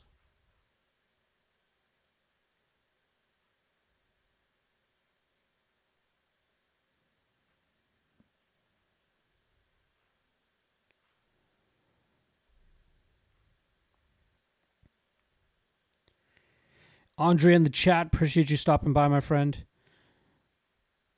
Andreas Kane saying, first time at the watch party, always watch your prediction vids, but never catch your live. Thank you, brother. Appreciate you. Every Tuesday, 8 p.m. Eastern, I'm live.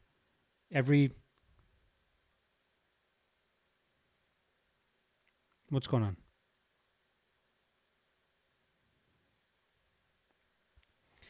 Every Tuesday, 8 p.m. Eastern.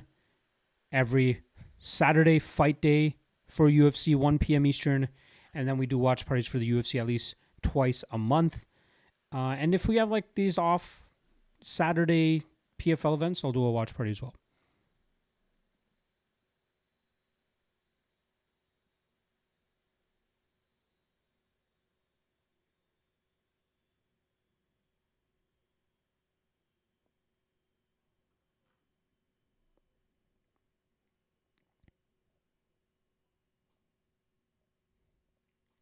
Wow, Reese McKee did the whole I'm not retiring. He's trying to do a whole shtick here.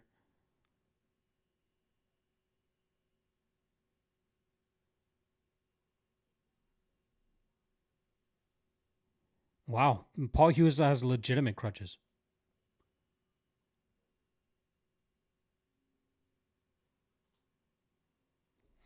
Yeah, Reese McKee saying he got paid more in one fight with the PFL than he did with the UFC.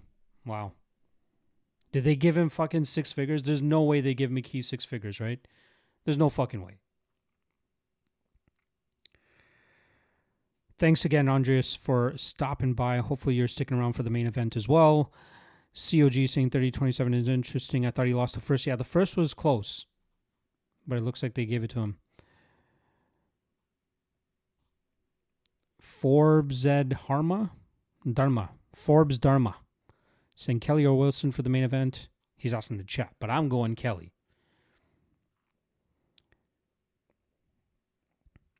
My guy User in the chat saying Wilson got this, bruv. I'm going Kelly, but we'll see. CEO saying he had me. Phoenix, no, I am not from the US, and please stop. You know what? One more comment from you about this We the Vote shit, and you're getting blocked. I don't do politics in this shit. We're all here having fun, watching fights, watching people punch each other in the face. That's it.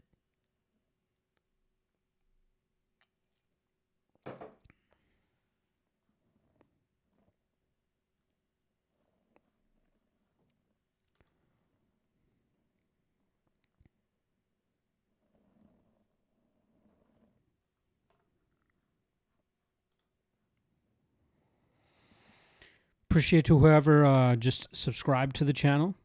We just gained 1 subscriber. I appreciate that. I am on my journey to 10,000 subscribers. We are, let me see if I can do quick math, slightly buzzed off the top of my head. 365 subscribers away from 10,000. It's been a long, tumultuous, roller coaster run of a journey for you, boy. But we're getting close to that 10,000 mark.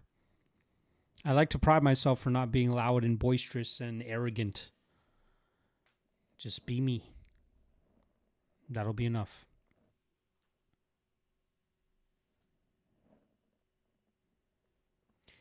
They're giving us a quick rundown of what has happened so far on the card.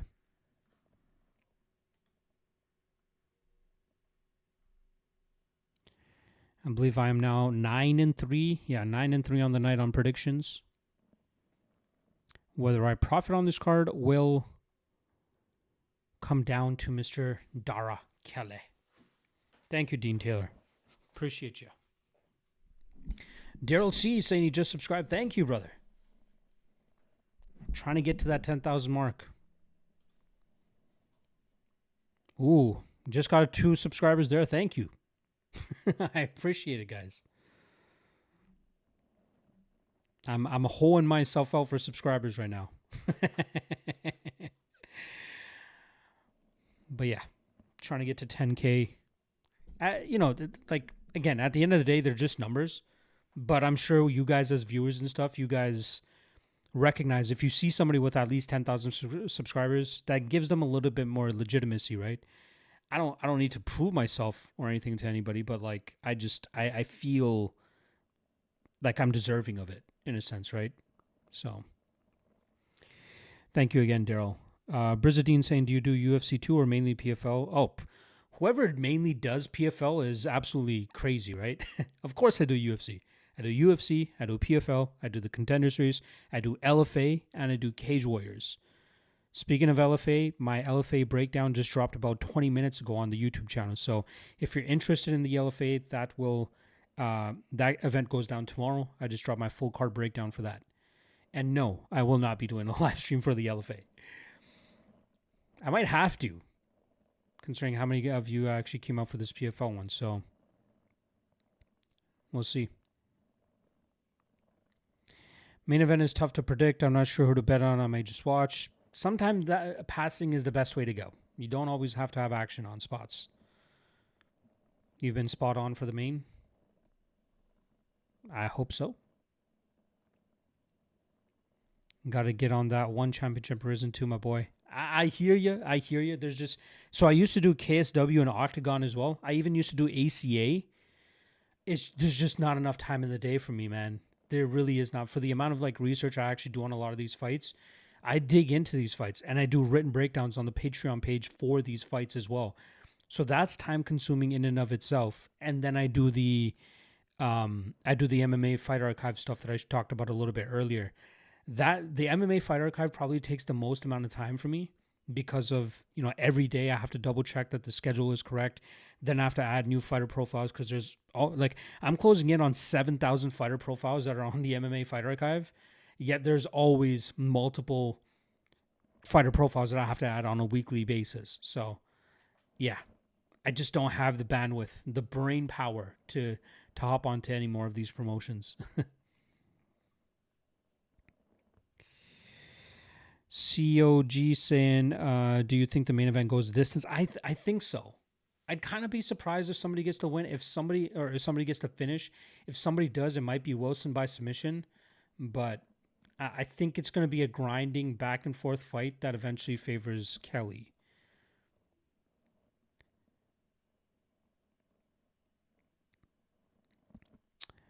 Pacheco de Gallo saying DGH. Kelly seems a wee bit sketchy. It's a big step up in competition for him for sure. Yeah, JJ Wilson's fought tougher competition, absolutely. But I think again, Kelly's undefeated as a pro. I think he's undefeated as an amateur as well. So he's passed every test that he's had to this point, and he's been taking gradual steps up in competition. This is a decent step up in competition, though, right? So it's a big time spot for him, but I think he is skilled enough to still get the win. It's a close fight. It is definitely a close fight, and the odds represent that. Let's see where they're at now. Ooh, Love coming in on Kelly. He's down to plus 105 now. Dean Terry saying that's real. I have to choose which promotion I'm going to go with week by week with how long tape study takes even at 1.5 speeds. For sure. That's what I mean. There's some fights where I actually do 2 times speed because I want to get through the tape. Like, I remember what happens in the fight, but I would like that reminder. Dean, hop on the MMA Fight Archive if you haven't. If you do tape the way that you're saying that you do, we cover 20 plus different promotions from all over the world.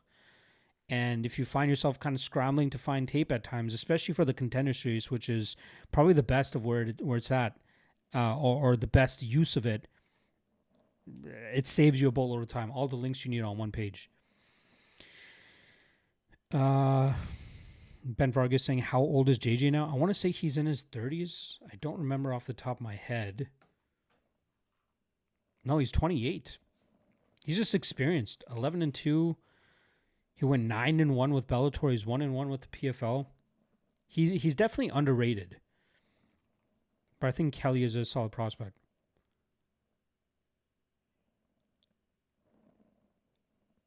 Is Wilson coming out to Sweet Caroline?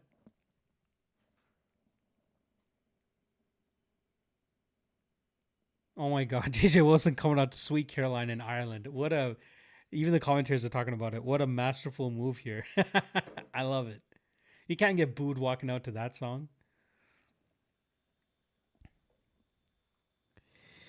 I think he tries to make it a safer fight because of the step up. I think he sticks to his strengths. That's the thing, though. Like, his strength is his grappling, right? You're talking about Dara Kelly.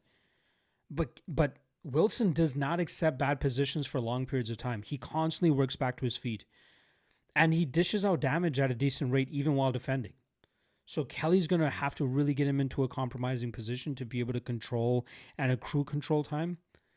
But I love the way that Archie Colgan fought JJ Wilson, right? He dedicated like 2 to 3 minutes each round of just grinding him, landing slam takedowns, landing some damage while he gets those takedowns as well. And then he would break out into space and then still land some pretty big shots in the striking realm. That's where my hesitation comes here in terms of the amount of confidence I have on Kelly. Can he be effective landing the damage even in the striking realm? Wilson's not a huge threat in the striking realm, but he's high output, and that's kind of where it scares me. Like, if he stings Kelly with a few shots, it might get a little bit shaky. But, yeah, this is a close fight, as the odds obviously indicate.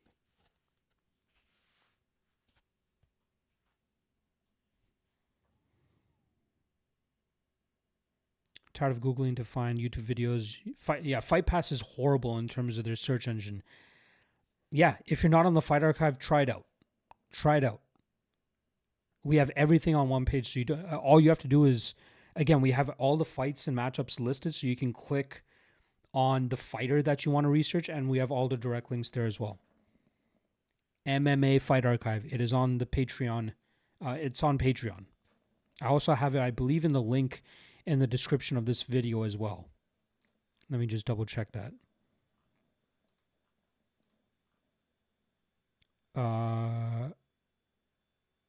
Yeah, it's the second Patreon link where it says if you do your own research, the MMA Fighter Archive.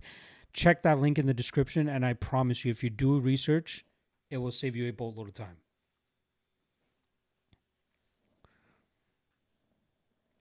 Lorda likes JJ by decision. It's possible. It's very weird that they play these like quick little clips of fighters before they walk out. I don't like it. Just fucking let them walk out.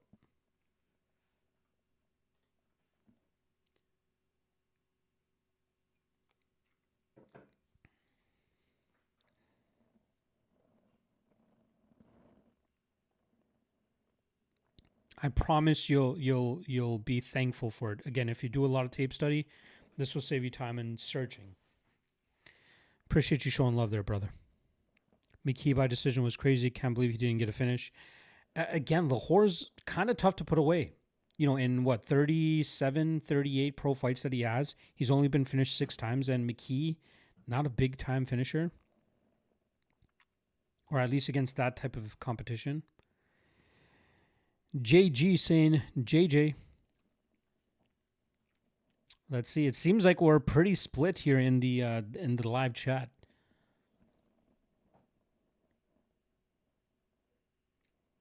I think Kelly is kind of destined to be one of the bigger fighters in PFL. The question becomes, is this just too early for him? Too big of a step up? I don't know. He looks jacked and ready to go. This should be a good one either way. My prediction has lent onto Kelly. Kelly up to plus 110 now. A lot of people betting the over as well. It's all the way up to minus 220.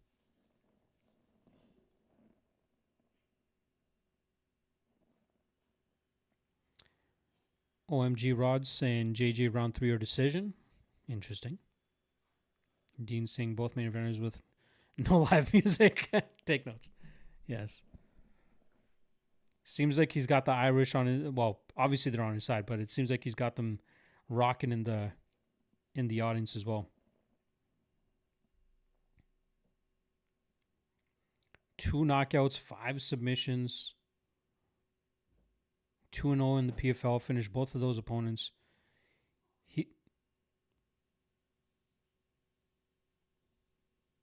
He's a very solid prospect.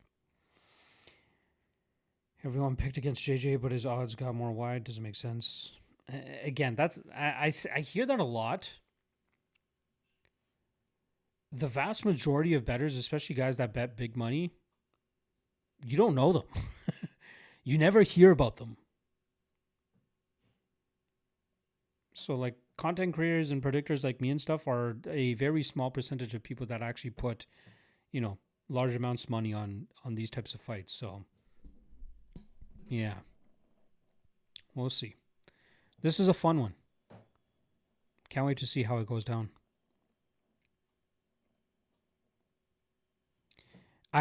When I first started covering JJ fights, I often underrated him and he would come back and bite me. I feel like I'm giving him the respect he deserves. But I just don't think this is a fight that he can get the win. We'll see.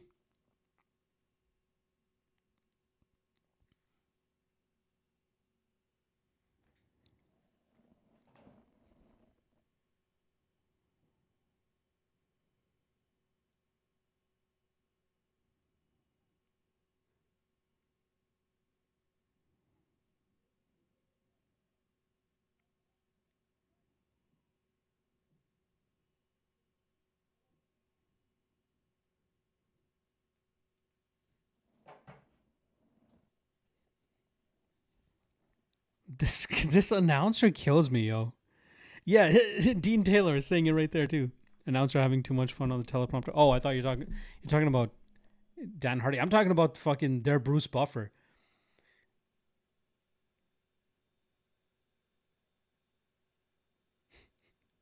This guy's "it's time" is "it's about to be an absolute banger."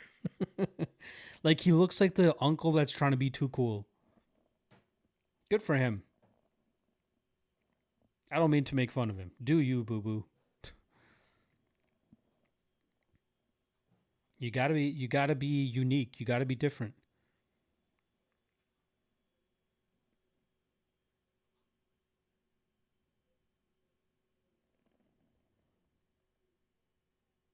I'm talking about Buddy drawing all over the place. Yeah, that's Dan Hardy.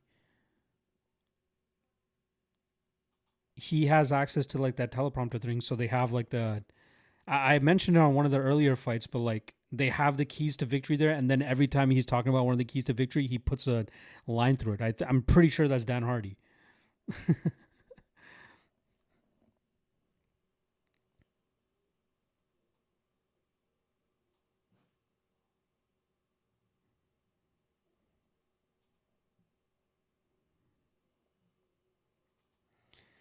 All right, this should be a fun one. Main event worthy, probably not, but again, it is a short notice fight, or a short notice step up for Dara Kelly. He was scheduled to fight on this card already against Sergio Kosio, which I'm assuming he would have whomped Kosio, especially considering what kind of Kosio we got against Pedro fucking Carvalho. All right, let's get this going, boys.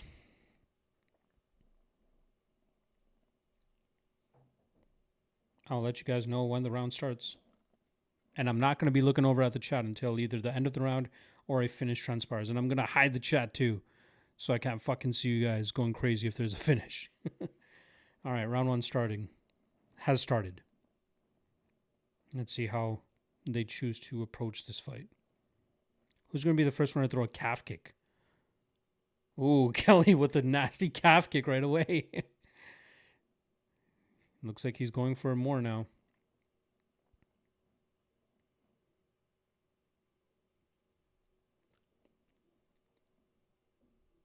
Yeah, Wilson looks like he's just trying to apply that pressure. He's already got Wilson up against the cage. Good body. Oh! Oh, Wilson deads him. Oh my God. 30 seconds. Kelly down and out. Wow. I was not expecting a knockout from Wilson. Holy crap. Wow. Holy shit. Since when does Wilson crack like that? 4 wins by knockout, but they're usually like, yeah, ground and pound. Ground and pound.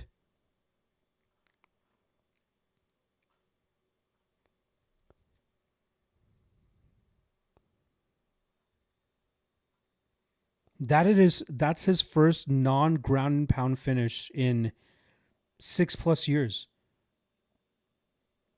Ooh, sneaky left hook. Wow.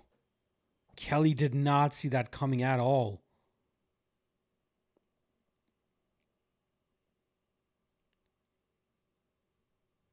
Oof. Kelly was not expecting that. And those ground and pound shots put him out cold. Damn. Oof.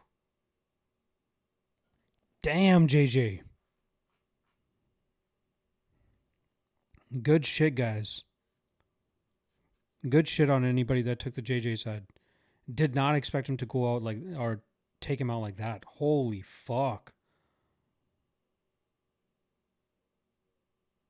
Wow. Big shot there from fucking JJ Wilson. First loss as a as an MMA fighter, period, for Dara Kelly. Never lost ever.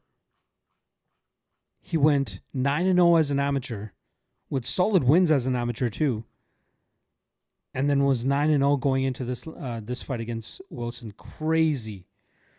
I did not expect the finish to come that way. He was setting that up good. That body kick and then the same side left hook. Oof. Beautiful work there from from Wilson. I was off on that one. I think we finished 9-4 in predictions on the night. And JG, yes, if there was anything that was easy on the night other than Dean Garnett, that was easy. I forgot who it was. There was one where it was like a decision or something like that. Or no, it was the Omran Shabban fight, which was like neck and neck the entire way. And then when he finally gets to knockout, somebody says too easy. No, that's not. This was easy. This was easy for JJ Wilson. Damn, I did not expect that type of power from him. But it was perfectly timed, perfectly placed. I think Kelly got a little bit overzealous in that situation and exchanged in the pocket a little bit more than he should have. Man. But sneaky combination again from Wilson too. Very sneaky. We've never seen him do that though, like against like we've never seen him knock somebody out like that.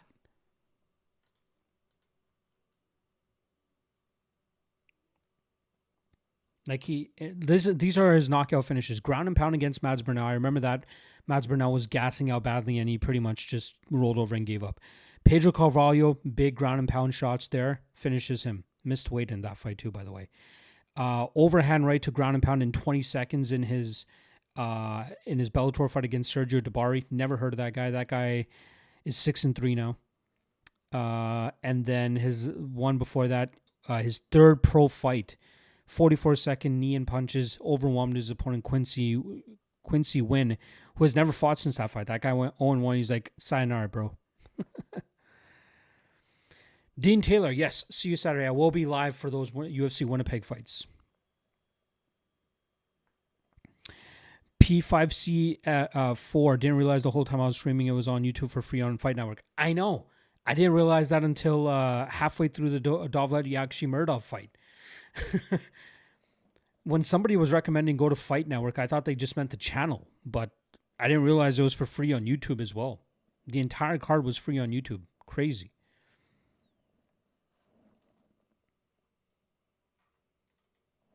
All right, I'm not even going to stick around for the interview for JJ Wilson. I do not really give a fuck. I appreciate all of you guys sticking around. Thanks for all the new subscribers. Thanks for all the donos that you guys dropped as well. You guys have been fucking awesome. I'm having 2 more live streams for this weekend. Yeah, I did hide the chat for 20 seconds, bro. Saturday, 1 p.m. Eastern, I'll be live for an hour, taking all last-minute comments, questions, and concerns for UFC Winnipeg. And then I will go live for the fights when the first fight kicks off, which I believe is 5 p.m. Eastern. So I'd love to see most of you guys back in here if you guys enjoyed your time. I'd love to converse with the live chat as well. If that's not something you get with a lot of these more popular streams, which I completely understand. But please come through, show some love, and I hope to see you guys here Saturday again. Have a great end to the weekend. And again, I'll catch you guys, or end to the week, I should say. And I'll catch you guys on Saturday. Peace.